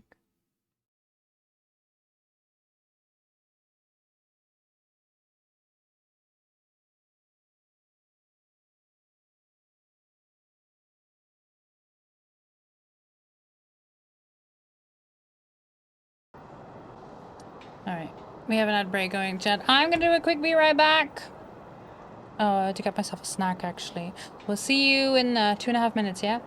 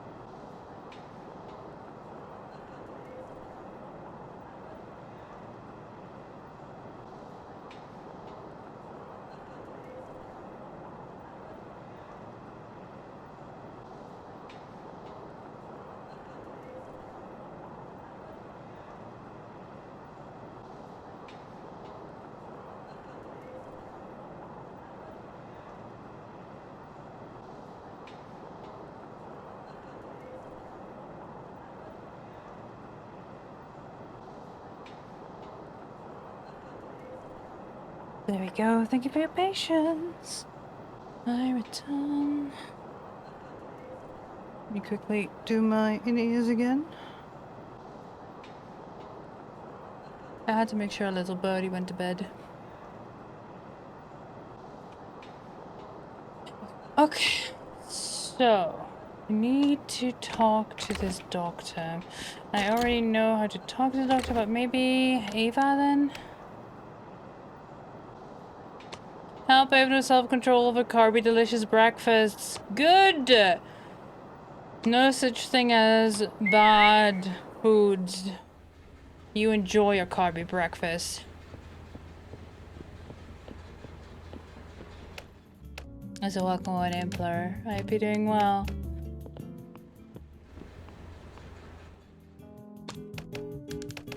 Ma'am, I'd like to talk to you about your husband.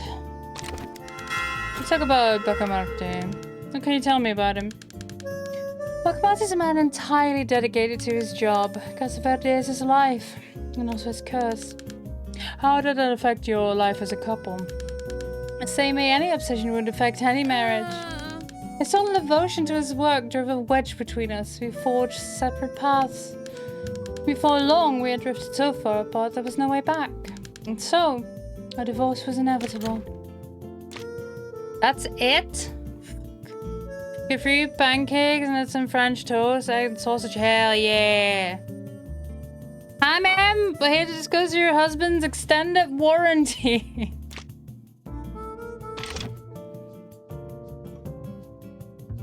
New sweet pancakes not working, do you? Work it's like, oh, I want more. I really want pancakes now. I also want cheesy bread. Chat, I might be hungry. Chat, I should probably have a snack. I should probably have a snack, or at least one discount Easter chocolate. Or two.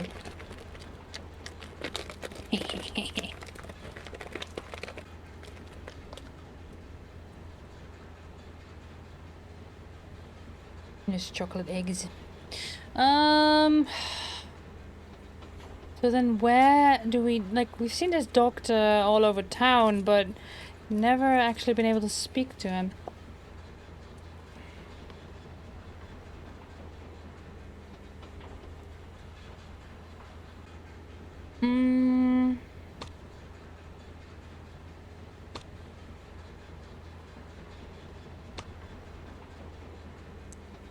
Nova Spark.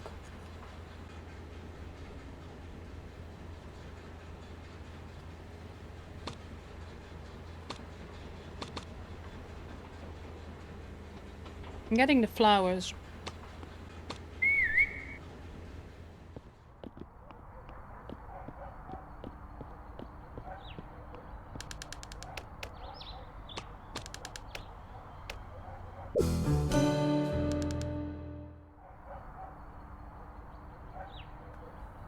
Could I work in a flower shop? There you go. Prize-winning bouquet. We need to talk to her about everyone. Okay, Martin, we know how to find this doctor. Maybe the harbor now.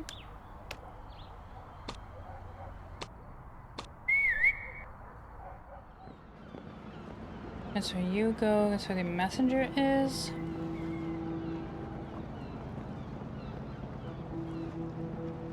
Is that not where you talk to the doctor? That's where you go there.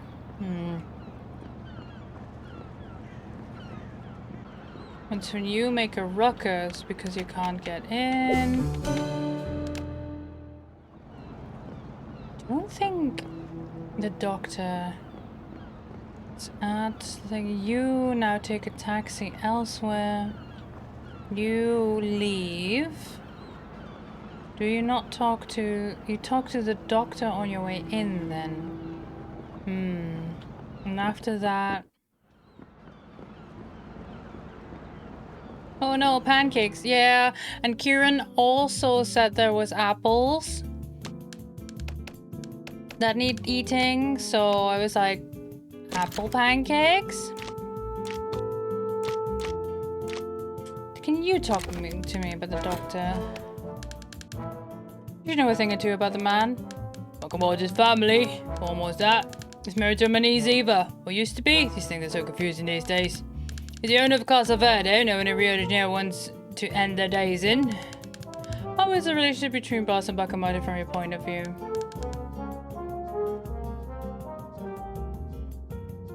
To exchange bops in the past. And again, we didn't cube irritate. Ross was at Casa Verde like poking a bear, so he poked the most dangerous bear in town. You know that fight. You carry a copy of the newspaper, The Buzz, of which Bras badmouthed Casa Verde. Really? Is he that important to you? As if. One horse raced back and kept the newspaper and showed me the results. You know how that works, don't you? Give it as a charm. Out here with me if you want to see it. But you can't take it with you, this one's mine. I don't need to take it with me, I just need to take a look. Casa Verde Asylum or Dungeon?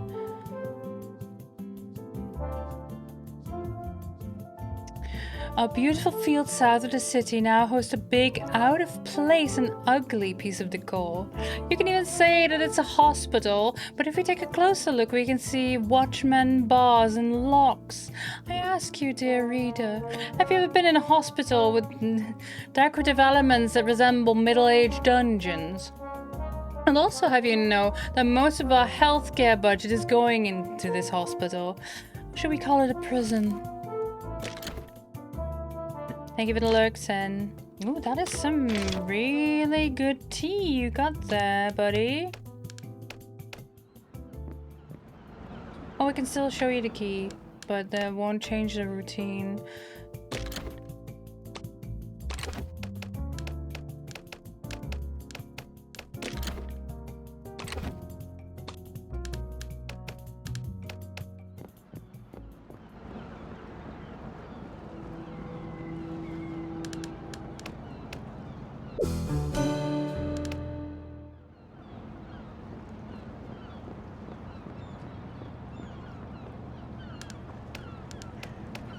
Oh! If you change it to 15, he will change it to 16. Ooh, this might be a chat.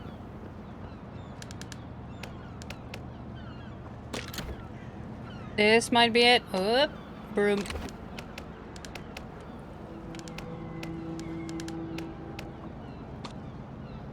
Move the box. It's a heavy box. You're almost done with your shift.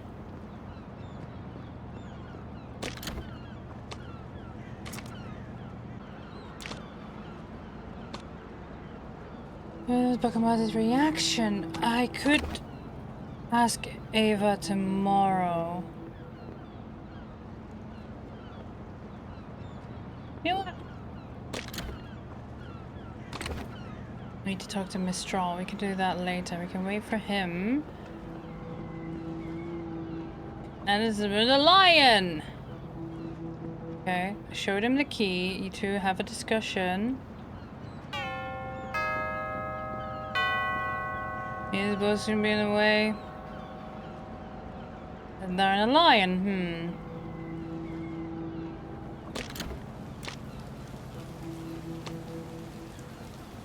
3 out of 3. So now we go to the industrial complex, industrial block.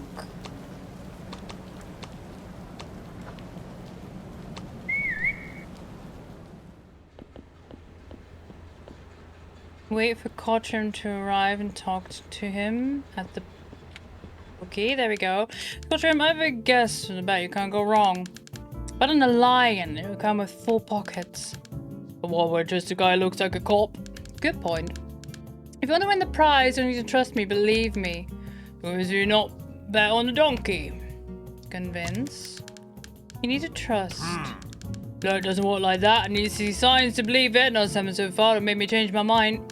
Signs? The donkey will be lucky, Gus. Number of days without accidents. Mr. Cochran, you know the number of days without accidents at the harbour? Of course I have. It's a little confusing what I remember, but the guy was 16 days. What animal does this number refer to? A lion, of course. This can't be a mere coincidence. The key I showed you earlier. Yeah, that one Tim, my wife was looking for. I know. What animal head was on it? Whatever, a lion. Can you see it? Luck is knocking at your door. Do you remember having seen a box at the harbour?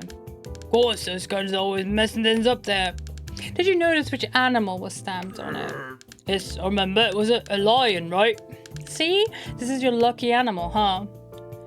Skip to the result. Are you convinced now? Well, I usually swap animals in the last minute. But what about the signs? They're all there, aren't they? Alright, you convinced me. I bet on the lion. Better be right, huh? Otherwise. I know. But if you win, I want to know about Chris' operation involving those molasses barrels. Okay, wait for your outcome.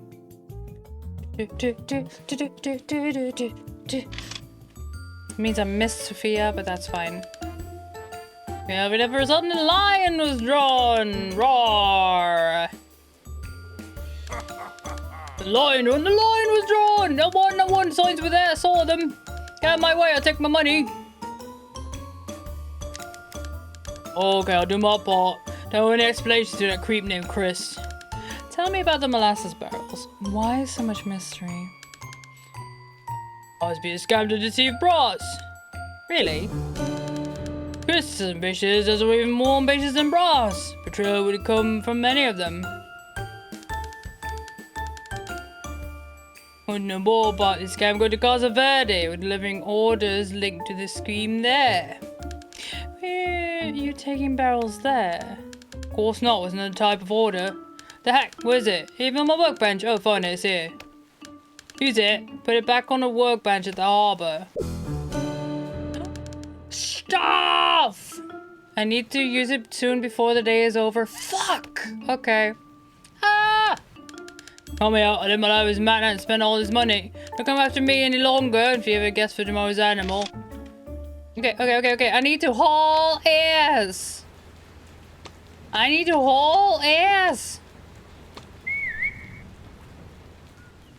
Haul ass.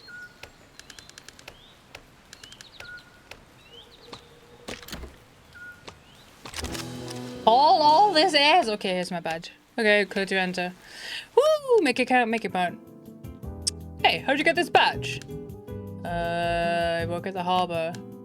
Ah, one of the suppliers.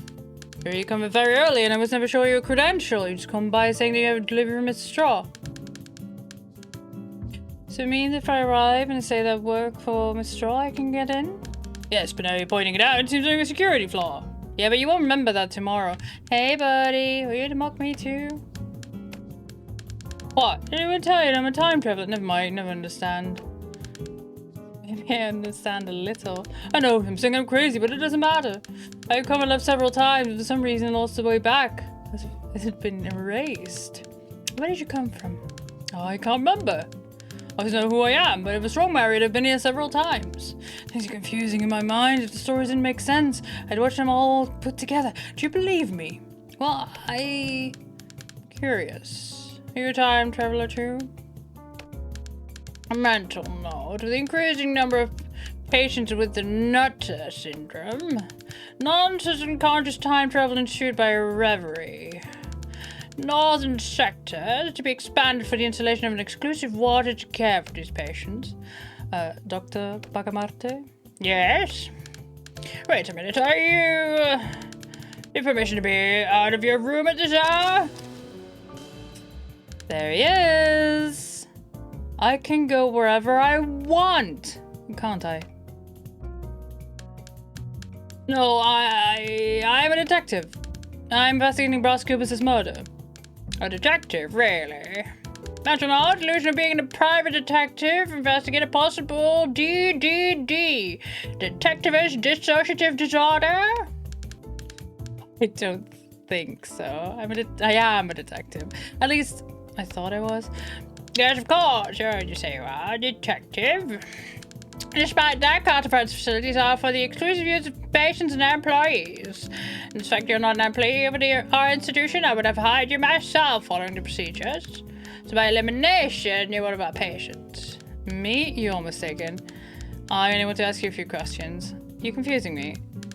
Mental note, patients instead of impatients approach, participate in the illusion goal, collect information. Very well, detective, let's talk. I'm sure this conversation will be salutary for us both.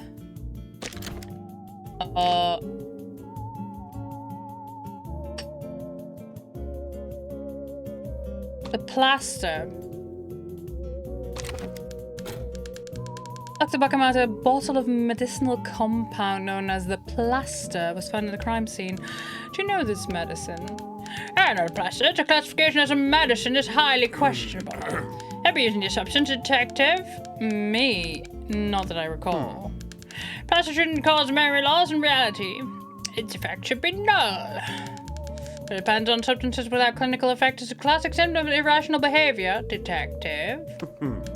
Only a madman will believe the effects of something that causes no effect. Madman? Absolutely. Mental health patient seems to be starting to see through his, veiled progress. But, Dr. Bakamate, are you sure? A man of real science only states his opinion is at least 99.91% sure. Well, in this case, I think this was a yes. I want to know about all of these, but I only have... You know what Quinkers? You know what Quinkers, Dr. Bacamarte? Suddenly a person of his importance caught the attention of your ever-watchful eyes. Simply the responsibilities of science. I can share my notes about him with you. There's nothing that needs to be hidden. Male, adult, elderly, close to 70 years old, medium height, thin, light, slightly grayish skin, protruding eye bags, deep expression lines correlated with age and smoking, partial detention, gray hair and body hair, scoliosis, grade 2, kyphosis, grade 1, osteoporosis, type 2 diabetes, and not. That's all. I admit that I expected more useful information during my investigation. Not that your notes are useless, far from it. It's a purely analytical view of medicine, detective. You wanted what my watchful eye saw, and that's it.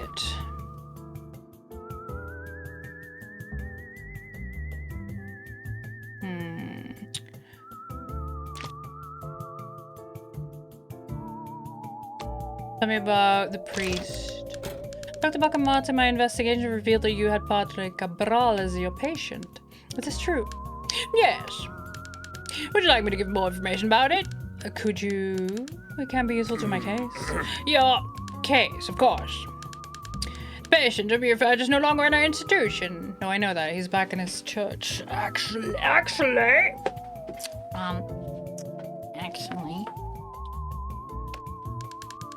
Thanks to progressive treatment made by our team, he was considered fit to reintegrate into society. What would be the reason for Padre Cabal's hospitalization? Mental note. Patient shows signs of monotonic questioning repetition. MQR. Reduced potassium. Less bananas. Patient in question was at first brought in due to certain feelings that his emotional system was unable to get rid of. He harbored a deep resentment inside him for not having any choice in his own destiny. I mean, that's fair. Really? And how did he get rid of it? A friend of mine wants to know. Casavelli is equipped with therapeutic tools and treatment lines that rival those of the rest of the world. The patient we're talking about was submitted to a fatuity, foolproof academic therapy upon inadequate taboo yearner. Healed on his own. You're just making up words now. Fatuity? I think I did a few of these. In this case, the treatment consisted of carrying out a translation. A difficult translation, it's worth noting. Translating a text from Hebraic to Greek takes an uncommon erudition. But he speaks Greek and Hebrew. I barely speak English. Same, buddy. complex and meticulous endeavor made it possible for the patient stepping outside himself to observe why he was out of his mind. I'm sure that makes sense to you. Tell me more about him.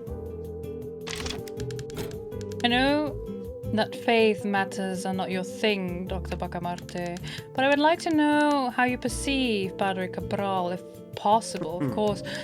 No, quite the contrary. I have a lot of interest in him. His religious mind is something fascinating. Believing in the unbelievable, seeing the invisible, talking with imaginary friends. We all need something to believe in, right? Anyway, I can see that Padre Cabral is in a crescent in relation to his mental state. My observations, he's been overcoming his anguishes and becoming a more controlled person. Anguishes? We all have anguishes, sufferings, unresolved troubles, detective. Such afflictions, if not treated, can evolve and lead to problems on a social and civil level. Would the doctor say that these anguishes could cause dangerous behaviors? If my question's not offending, of course. In Cabral's case, I still consider it out of the question. As long as he plays his part without much vigor and doesn't experience any situation that alters his tranquility too much. Your time is up. I have other obligations, my itinerary. Itinerary? Euphoric. Okay. How did I know? Not better to take my minute. Oh, missing another concert of my muse. It'll be hours in here. What if we showed him the mirror then? Ooh, who else is in here? Further trespassing my domains. These are your domains? Currently, yes, I've abandoned the old home long ago. Despite not being from around here, you're something to introduce yourself properly. I will welcome you to Castlevania District. This hearing is being recorded, so be careful about what you say. I don't have the mirror on me. Goodbye, sir. Hasta la vista! Ava! Sam Low went really low. I mean, I didn't expect it to be decent at all, especially when feeling intimidated. But associating with Bacamarte... Bacamarte, what a disappointment. Oh no, they got Ava too! What's your relationship with Ava? I just followed orders. Being rough with the picture, we're in trouble. No, I can't use the mirror on you. Have a broom.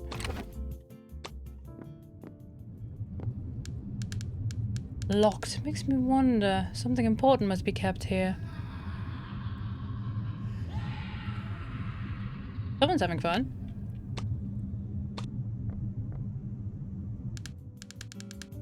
Anyway, don't recommend you get too distracted in this place. I'm not talking about inmates, poor things. Oh, you actually call them inmates? Many of them have no clue about the reason why they're here. But what would be the reason?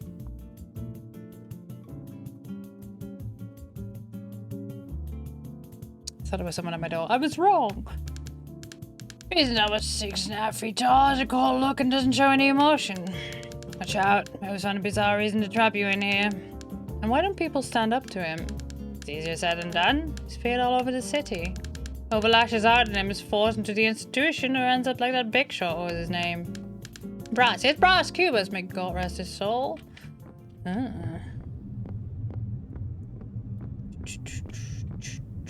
But where does the good doctor go at this hour?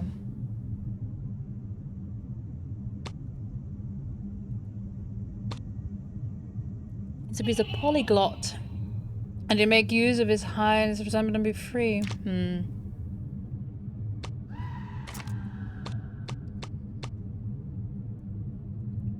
We got a statement on you. We got a statement on you. These cubers will be pleased this time. And I don't need the ID anymore. Next time I just say that I work for Mr. Straw. Cool.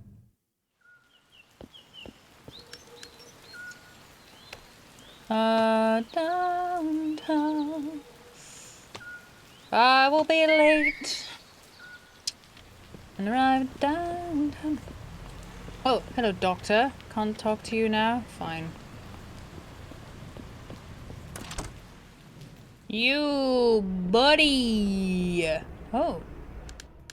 Sabina Kubos. That's me in the name of the Lord. Who wants to know? You're from the newspaper, right? Yes, I am. Can't show you anything more. Can't show you an item. We have everything I need. I want to talk to you. Straight to the point, please and thank you. Interrogate. Tell me about the language knowledge. Father, heard a translation of yours that has gotten you into big trouble. What about it?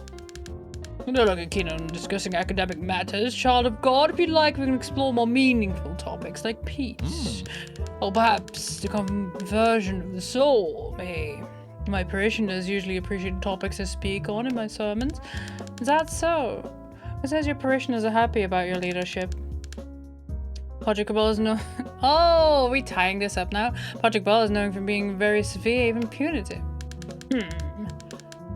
There's a high number of readers and residents drowning in sins, and they deserve a severe penance. That's true, Patrick Ball, very much so. Your churchgoers are being punished. What about non-churchgoers? Be more careful, son. I can only account for what I do for my flock, do you hear me? This is the reason why I was ordained. Your ordination wasn't exactly a choice, right? After all, you were forced to do that. See the picture of you as a child showing how much you wanted to follow the steps of God. What do you mean? How dare you question my faith? Know your place. Besides, you're talking about a time of my life when I wasn't as strong as now. What the hell are you bringing back such horrific memories? Why does my childhood matter to you? Someone who'd never understand it. I understand it clearly. How could you resist the force that saved Ben from being in your place, right, Patrick Cabral? I've heard from someone notably consumed with guilt and remorse that under the influence of Brass, Cabral's fate was sealed, and so was mine. So, you've heard about it. How pertinent. Mind you, I've already accepted what was imposed on me. God is perfect, and those who question him will face the consequences. Don't you have a question yourself, Padre? If your feelings were that pure, what would cause your admission to Casa Verde? My dear, I can't ask you not to dwell on such a delicate subject, and to maintain discretion. I'll answer whatever you ask me as long as you keep it a secret. My superiors can never find out about any of it. Thank you, Patrick Cabral, but my investigation went further. I found out from official sources you were admitted to that place for a reason. This is what I was told about you. He harbored a deep resentment inside him for not having any choices in his own destiny. Is this true, Patrick Cabral? Did you hold grudges? Please, let's change the subject. Tell me, you're putting me in a tight spot, son.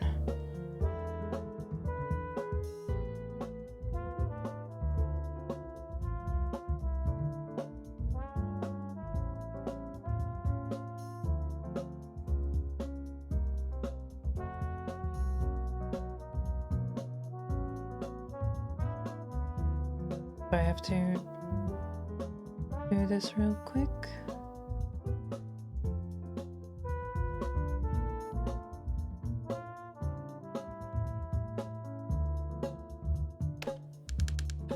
Whether in time of Christ or today, it saddens me greatly to remember how powerful ones can control the destiny of others. With all your shrewdness, you still haven't understood where my bad thoughts come from, even after snooping on my whole life story. I understand, Patrick Cabral, but I wish to hear it from you. Let's get back to the translation. It all comes down to it. Translation, yes. Translation was a sham, a lie. Made it a contest to escape Casa Verde. After all, my rigor got me there. Would this rigor be justified?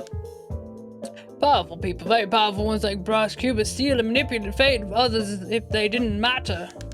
My hatred for Brass blossomed as soon as I realized it's only the smart ones win battles. Blessed are the meek, for they shall inherit the earth. Ha! What a joke. So, do you confess that you're filled with hatred for Brass? Would your imposed life of devotion to God have made you act like the devil himself? Getting rid of your sentencer. Good news, everyone! Yes, Sen?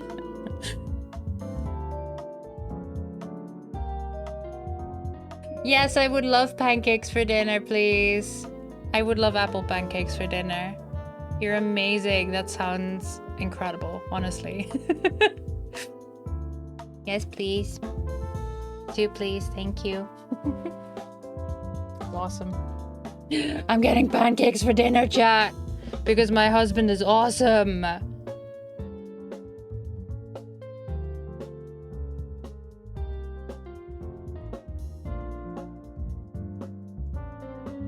Alright, be right there. See you in a bit, air fries. How many pancakes you want? What kind? You also want apple pancakes? No, you want pancakes for dinner? Let's all have pancakes for dinner. Okay, well, I'm jealous. Pancakes for all.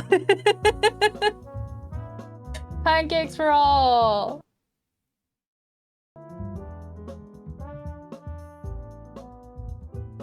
That's all part of God's plan, isn't it? People like Brass often interfere with other people's lives if we're not aware of the consequences. Speaking of consequences, who am I to question God's wishes? Brass is dead because this is what he wanted. Amen. If what it takes to arrest me, detective, do so. I am accustomed to imprisonment of both morality and the flesh. Harsh words, Padre. And they seem sincere, too. Your confession about your satisfaction with Brass Keeper's death leads me to believe you're guilty. Therefore...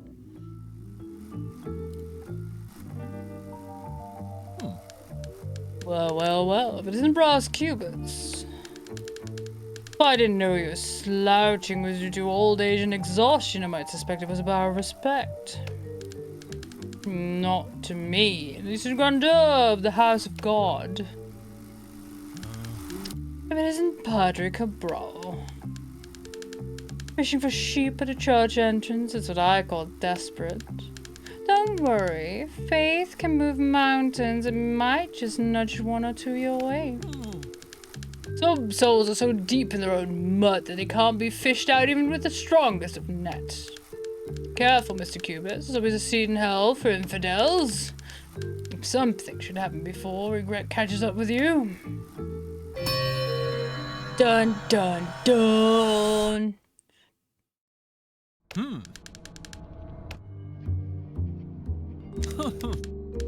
Religious man, a lawyer, now a scientist. It sounds like a bad joke. But it isn't. It is, in fact, quixotic statement from Bacamarte para suspect Padre Capral. What does the doctor have to say about him? He harbored a deep resentment inside him for not having any choice in his own destiny. He keeps some deep resentment inside. We only had a hunch that Cabral could be frustrated with his lack of control over his own fate, but now we have a medical certificate. Can you imagine, detective, what imprisonment in an institution such as Casa Verde can do to a person? Especially someone who spent their entire life confined to a profession he didn't choose for himself. Of course he was willing to do anything to get out of that place. Even a most challenging task, such as this translation Bacamarte told you about. Where did Cabral develop the intellectual cunning to realize such a deed? I never knew Cabral could speak Hebrew, much less Greek. I have my own doubts about the quality of his manuscript. It wouldn't surprise me if it was an inferior translation, or even a fake one. I could certainly have done better. However, it was enough for Bacamarte to consider it a proof of sanity. Also got him out of Casa Verde, at least. Quixote? Like, oh, isn't crazy on Quixote? Thank you. Air fries is the only one that can actually make it in time for dinner. Lurk with me on speaker. I'm on speakerphone, chat. Quixotic. Ah, thank you. Yes, I didn't. Quixote of Quixote? Quixotic? Must confess, I do not know how to pronounce this properly, and I fear that there is no way that anyone could write it phonetically, because I cannot read phonetic, the alphabet, and therefore hard G,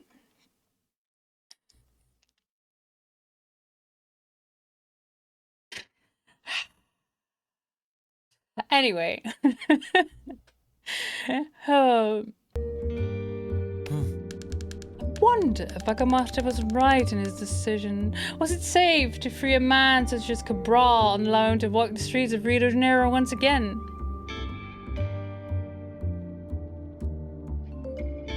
Quixote.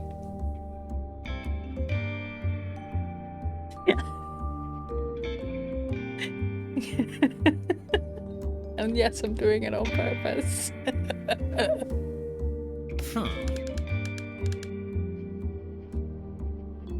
You must investigate further, Detective. We're so close now. Has Cabral really healed, or has Bacamarte made a mistake in freeing a madman? What else? Well, Padre Cabral, the truth is out. I always knew that for a man to believe in God, he must be accustomed to lies, and he is no exception. Translation was completely forged. I suspected as much, didn't I, Detective? You're living proof. He did what he had to so he could cheat this supposedly wise Dr. Bacamarte. Then he up and walked away without even erasing his tracks. Hearing your words makes it clear to me why you've never forgiven me. Am I to question God's wishes? Braz is dead because this is what he wanted. Amen. How could a man gifted with divine mercy, even if just a little, seems so acceptable of the death of a brother? At the end of the day, I give your life meaning, Cabral. You should be thanking me instead of resenting me. But that's the way it is. I can't wait until the grandeur of my actions are plain for everyone to see. Padre Cabral could have done so much more with what I gave him, but instead of embracing his fate, he fought against it. Who knows the highs he could have reached if he accepted what came from above. Wow. He really is full of himself, isn't he?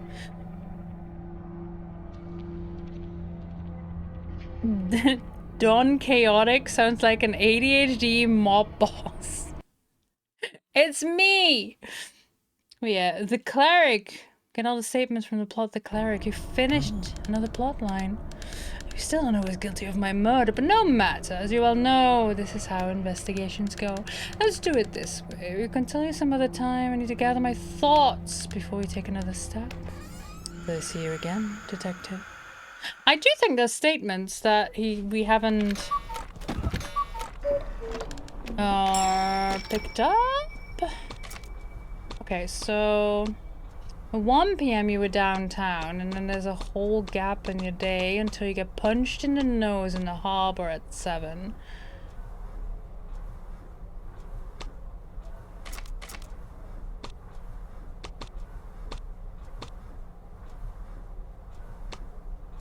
We've done all of this.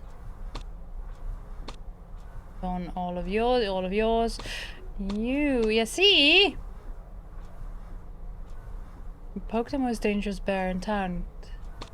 More statements we haven't gone through yet. But I now know that I can go there, tell them I work for Chris Straw. Just get inside. What I need is the mirror. We need the mirror.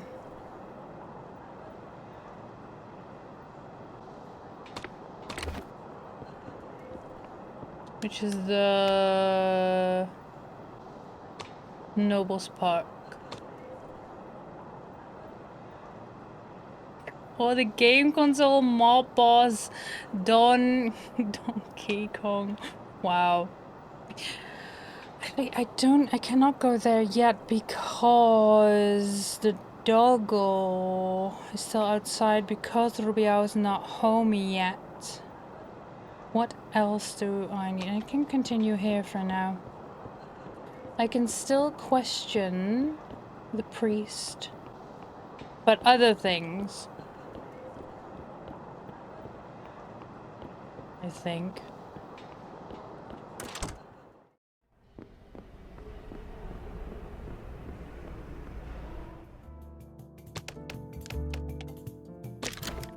About the doctor. How can your holiness tell me about Bacamarte? Why, is he asking about me? Not necessarily. Should he? So, let's talk about something else, please. The name gives me creeps. Oh, great. Me too. About her son.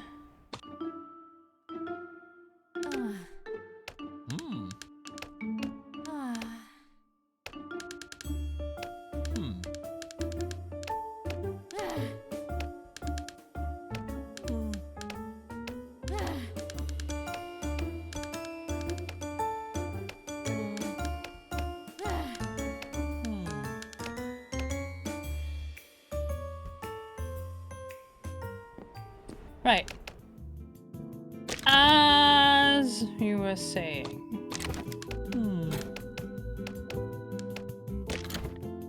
Okay, that's literally it. Okay. Fine.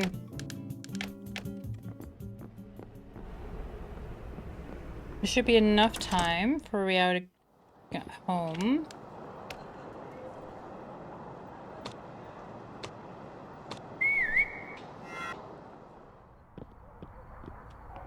And we can knock on the door.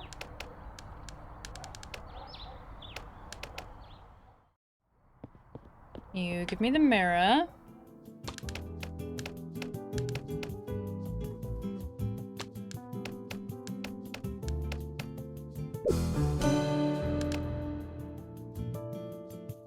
Is there anything else I can talk to you about? No.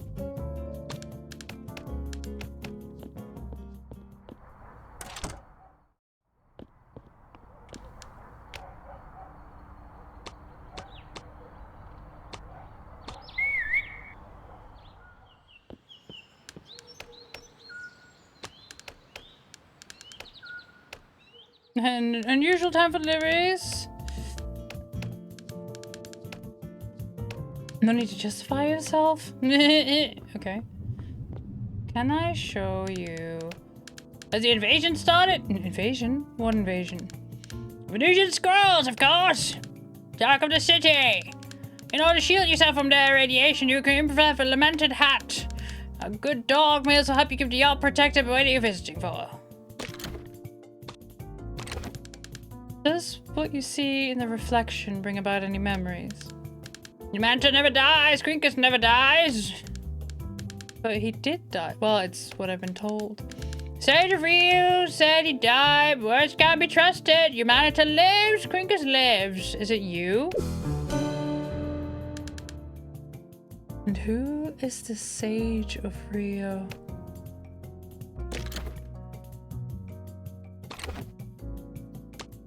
Goodbye, sir.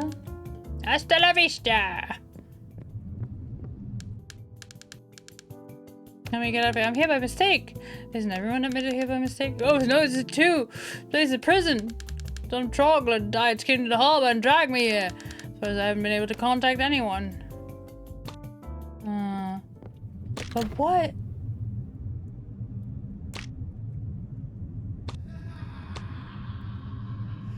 Maybe the Sage of Rio.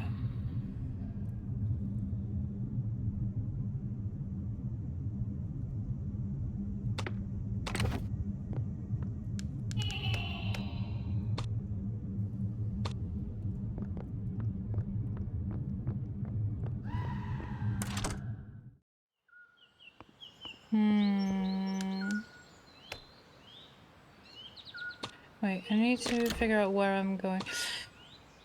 Sophia hiding beside her dressing room. We need to talk to her again. We also need to talk to Ava. I'm probably already too late for that, but let's see. No, just about. Yes, yes, yes, yes. I'm in a hurry!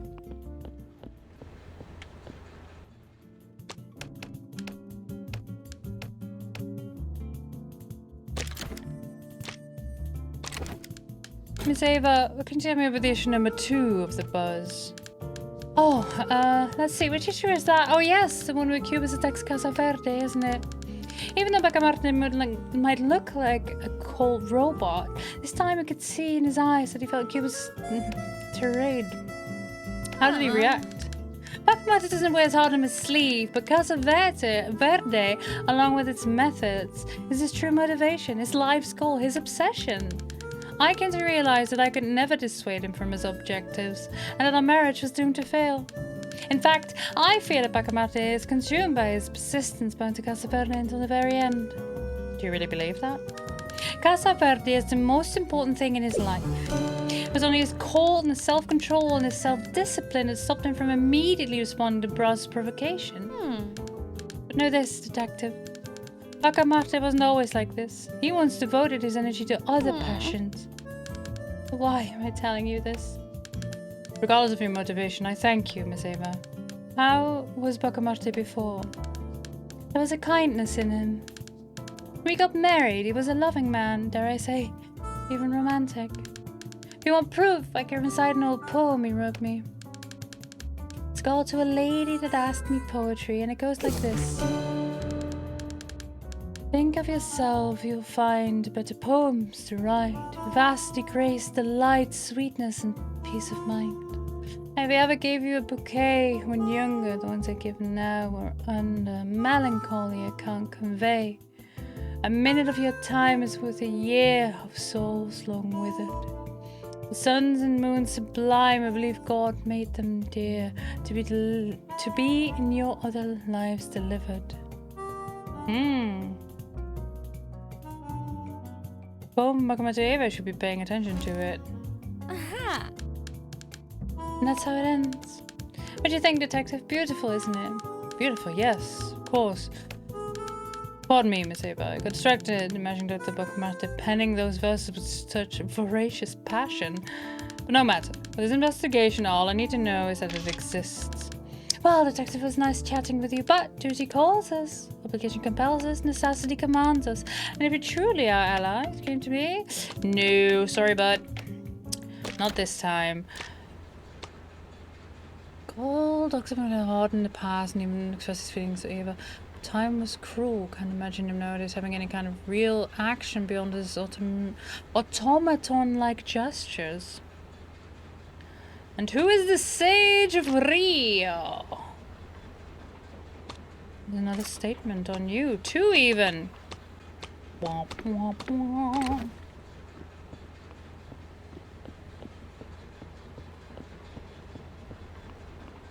Now, do I find the doctor at the casa?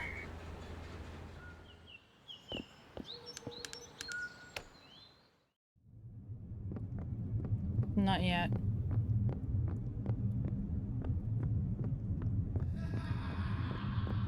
The Mojo Dojo Casa house. No.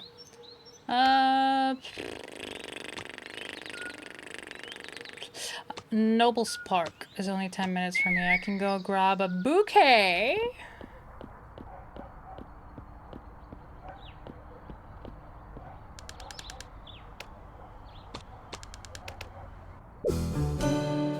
Yes.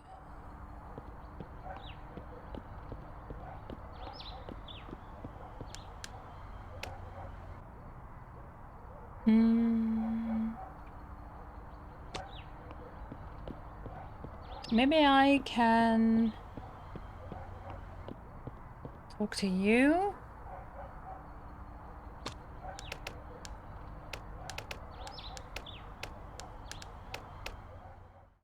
Do you have anything new for me?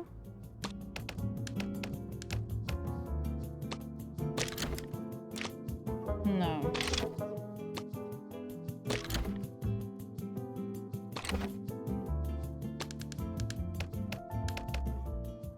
What if maybe I should give Ava the flowers?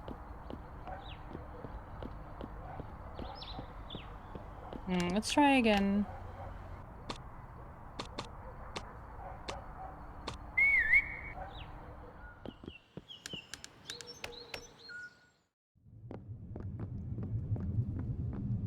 Oh, hello. Oh. I'd find a way to end the strike. Sorry it had to be like that. Do you regret it? Regret what? Having this fight with my ex-husband to have me admitted here without any excuse? Having used your position and power to cover a rightful demonstration of a devastated working class? Actually, many of them got you elected. Or maybe because of your project in the industrial blog on favor real estate speculation in the area? Your caustic personality will work very well in politics. It's a pity it's over for you. Sometimes you need to size up to your opponent and not be crushed. Have a good day. Snowball all events! We got the achievement Gossip Man.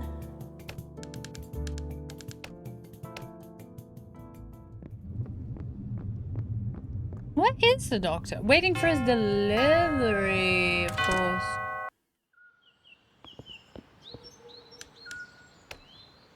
I don't think I can talk to him there.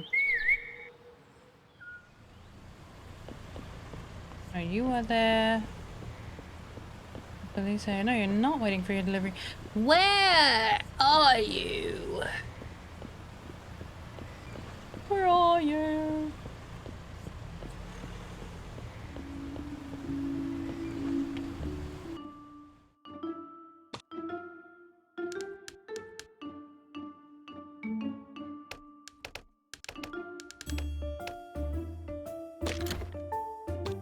Ma'am, may I, come backstage in exchange for this bouquet?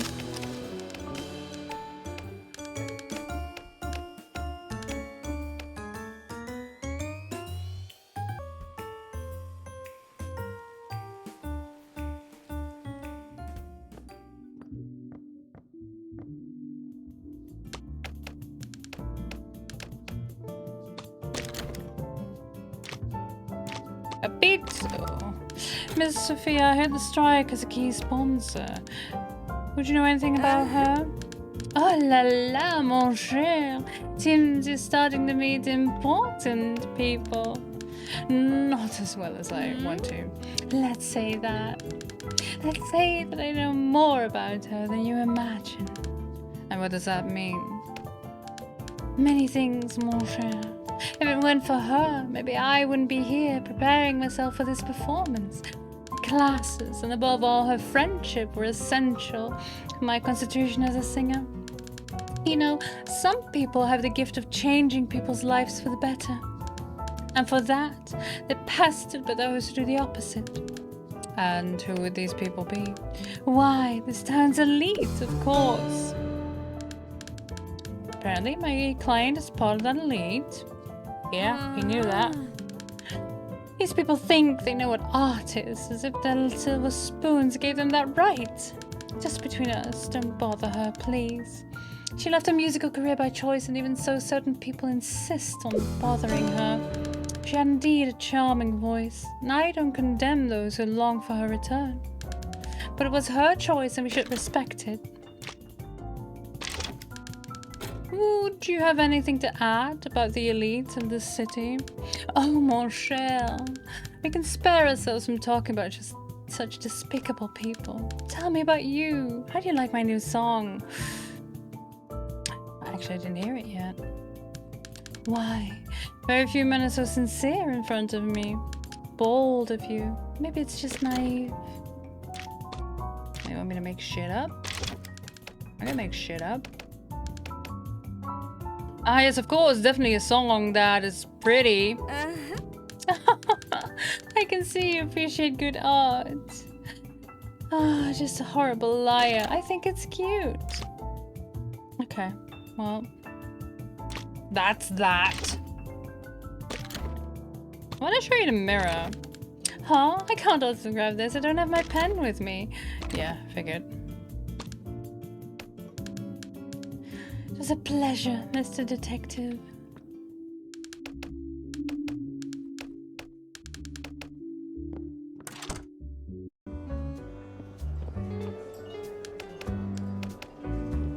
I can't talk to you at the club. Okay, but now I can go back because I know last time I was here. The doctor was in.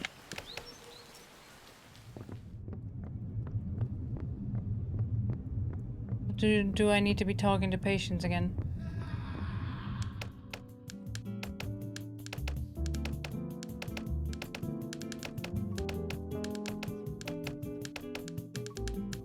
Oh. That didn't work?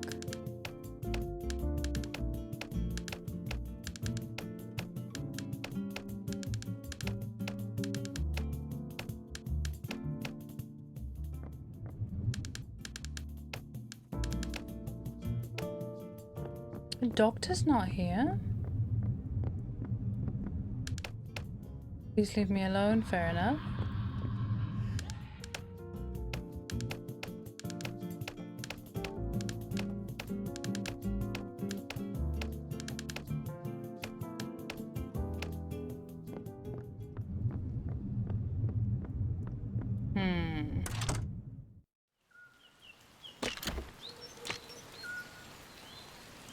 Did the members of the Karaoke Elite want this mysterious singer via singer to come back?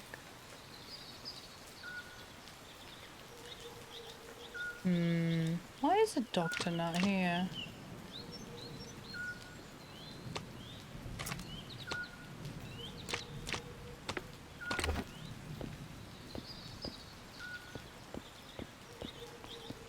Bobby! Bit far from home, quick as Baba. That. Easy, buddy, it'll all be fine. Aww. Can I show you the mirror? I don't think you can eat this. Oh! The sandwich! Yes, I know. You can get your sandwich.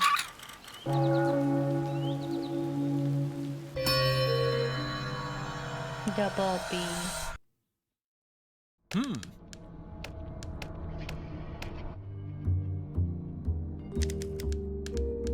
You know, detective, I admire that you're still in this game. Investigation. So we have here a statement from Courtroom. Very well. What does the box porter Courtroom have to say that could affect me? Ross criticized Casa Verde. He liked poking the bear, so he poked the most dangerous bear in town. Ross doesn't bow down to anyone. It's me they should fear, not Bacamarte. Seriously? Even though being wrong is just another day for Courtroom, he's not totally wrong. It's true, I externalized my despise for Casa Verde in The Buzz, issue number 2. Just what any citizen in their right mind should do. After all, who in their proper conscience, knowing about the atrocities that go on in that hateful place, could not criticize it? I certainly couldn't. See, then that's the reason for my criticism to that Byzantine institution. It's obvious that no one in the city grasps the truth in my words. If my denunciation is personal attacks, mere provocation. But it is impossible to attack the barbarity that is authoritarianism without appealing to a reasonable outrage. Not for nothing, Bacamarte considered me a detractor of his work. Could this be enough for the doctor to plan my demise? He certainly believes that the ends justify the means, which could mean my end. Courtroom's right. Bacamarte may have taken my provocations as a motive to want me dead. Let's investigate Bacamarte further. And what about this other fact? So, detective, anything new on our investigation of Bacamarte? Yes. Excellent. Whose is it? Ah, a woman. Ava, of all people. Courtroom's niece, the one we began our investigation with. Maybe her perspective is a little partial, however.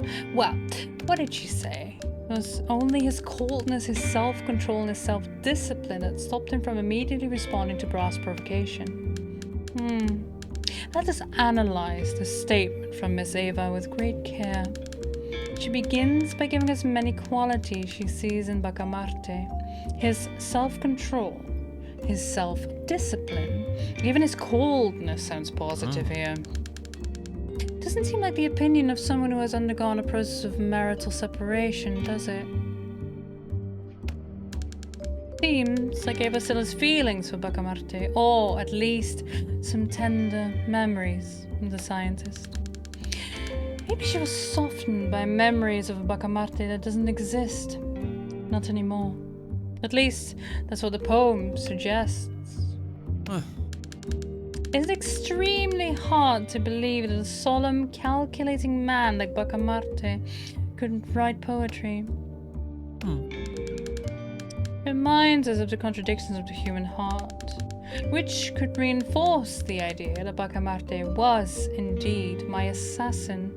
Well, back to Eva's statement. Eva says that Bacamarte's coldness was what kept him from immediately responding to my provocation. To what answer is she referring to? Could Eva be right? Very deep inside mathematical Bacamarte was the heart of an irascible and tempestuous man. That's the case. This very man could succumb to the thirst of revenge and be the cause of my demise. Let us proceed with the investigation, detective. I'm beginning to take Bacamarte for a suspect. Bring me more statements about him as soon as possible. Of course, proceed.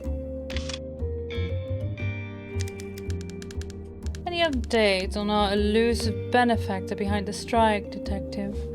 What have you uncovered? So we've uncovered the identity of our mysterious woman, have we? Really? And who would that be? Capito? Who would have thought?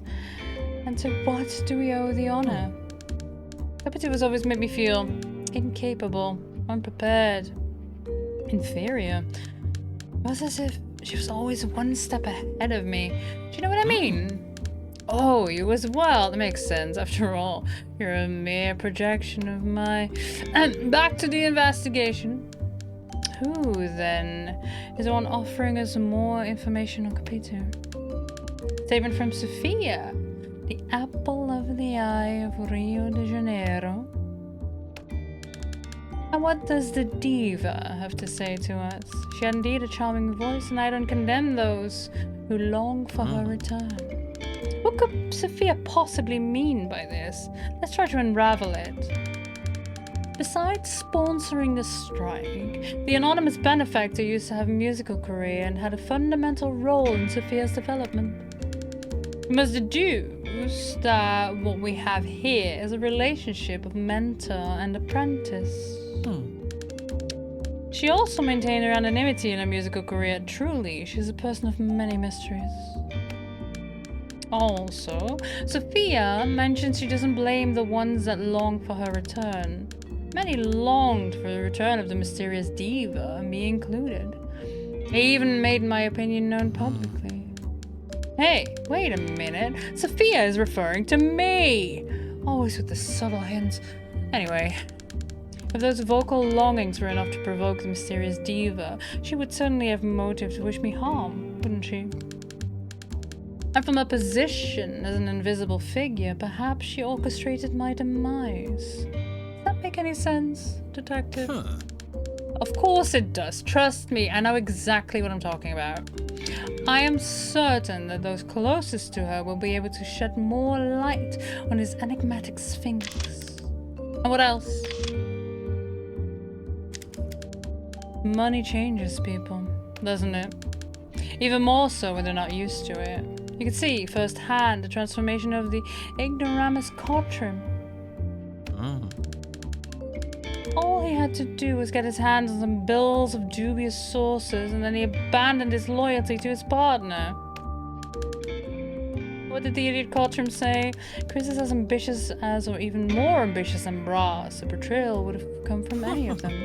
Oh, but that's for sure. Chris was one of mine. Although we didn't have the same lineage, we had the same blood disposition. I mean, he still has it, doesn't he? It all started with a plaster.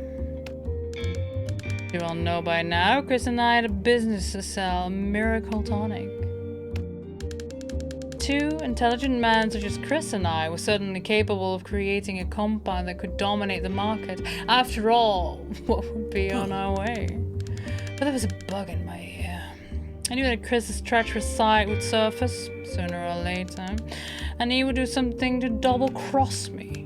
For example, those molasses barrels at the docks. What business did he have that needed so much sugar? Did it have anything to do with our business? Could he be so shameless? What was he plotting? Was he fabricating our medicine with molasses? And how could he, in such conditions, get a deal with Casa Verde? Cottram is right about something. My relationship with Chris Straw could have never been more than an exchange of treachery and cheating. Could Chris want me dead, just to retaliate the blows we exchanged in business? Very plausible hypothesis. If he believed he could get away with it. He didn't count on me having a detective on my side. And not just any detective. One created by my own. Let's forget about it. Isn't it true that Cottram gave you special access to Casa Verde? Yes, Detective, the ID. Cottram told us that this mixture he and Straw were making was for Casa Verde's supply, didn't he? Make the most out of the fact that he simply gave you the badge. Go and find out whatever you can.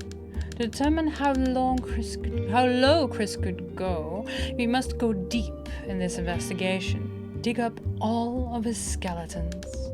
I'm sure there are many. And the Sage of Rio. Does he really know things, or is that some kind of crazy talk? I haven't gotten a clue, Detective. However, if he was the one responsible for proclaiming the death of the late Quincus Borba, we must investigate him. Not only on the account of my own demise, but for the good of humanitism. Look for the one who benefited most from it. Rubiao. He must know something about the Sage of Rio. Come on, Detective, cheer up. I've always believed in your potential, even if I don't show it sometimes.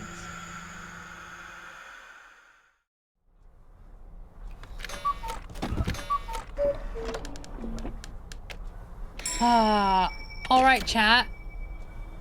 That. So we'll check out the last hours. I don't think anything has changed. I think we had another thing tie up. No, we did not. But that, my dear friends, is where I will leave it for today. Let me quickly check my calendar while I put on some smooth jazz.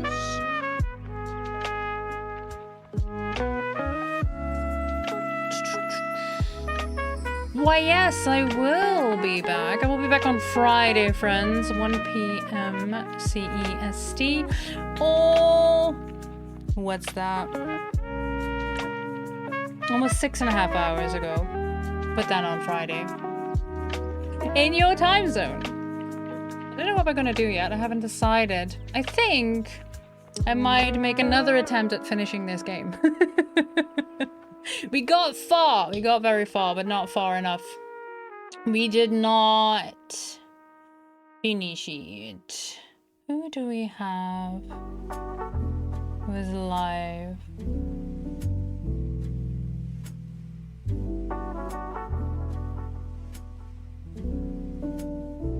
Yee, thank you, thank you. See if you can finish it this weekend.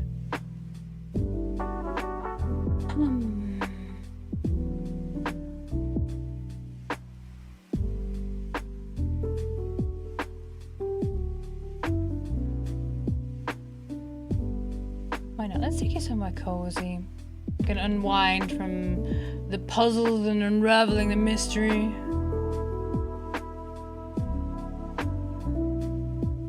Oh, hello, bot.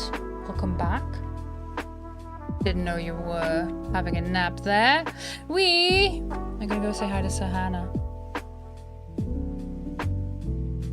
Sir Hannah is playing some Pokemon Pokopia at the moment. Or is she raiding out? Hold on. Nope. Nope, nope, nope. She's reading out. My bad, my bad. We find someone else.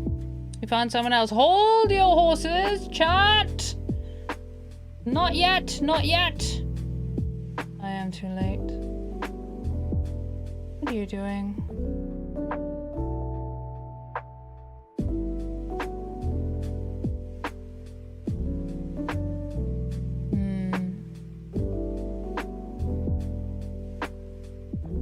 Radiant! Hold! Indeed, hold!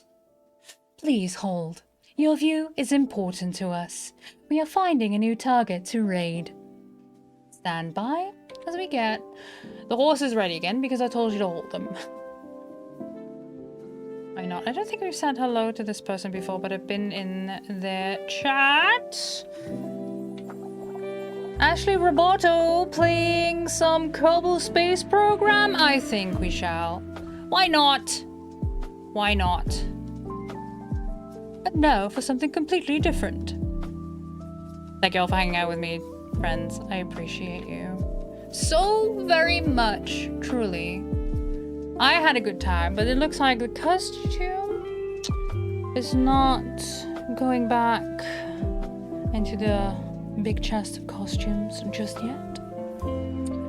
See if we can finish this mystery on Friday, shall we? Remember, take care of yourselves, take care of your spoons, and I'll see you all around in the realms of Twitch, alright? I love you all. Bye bye.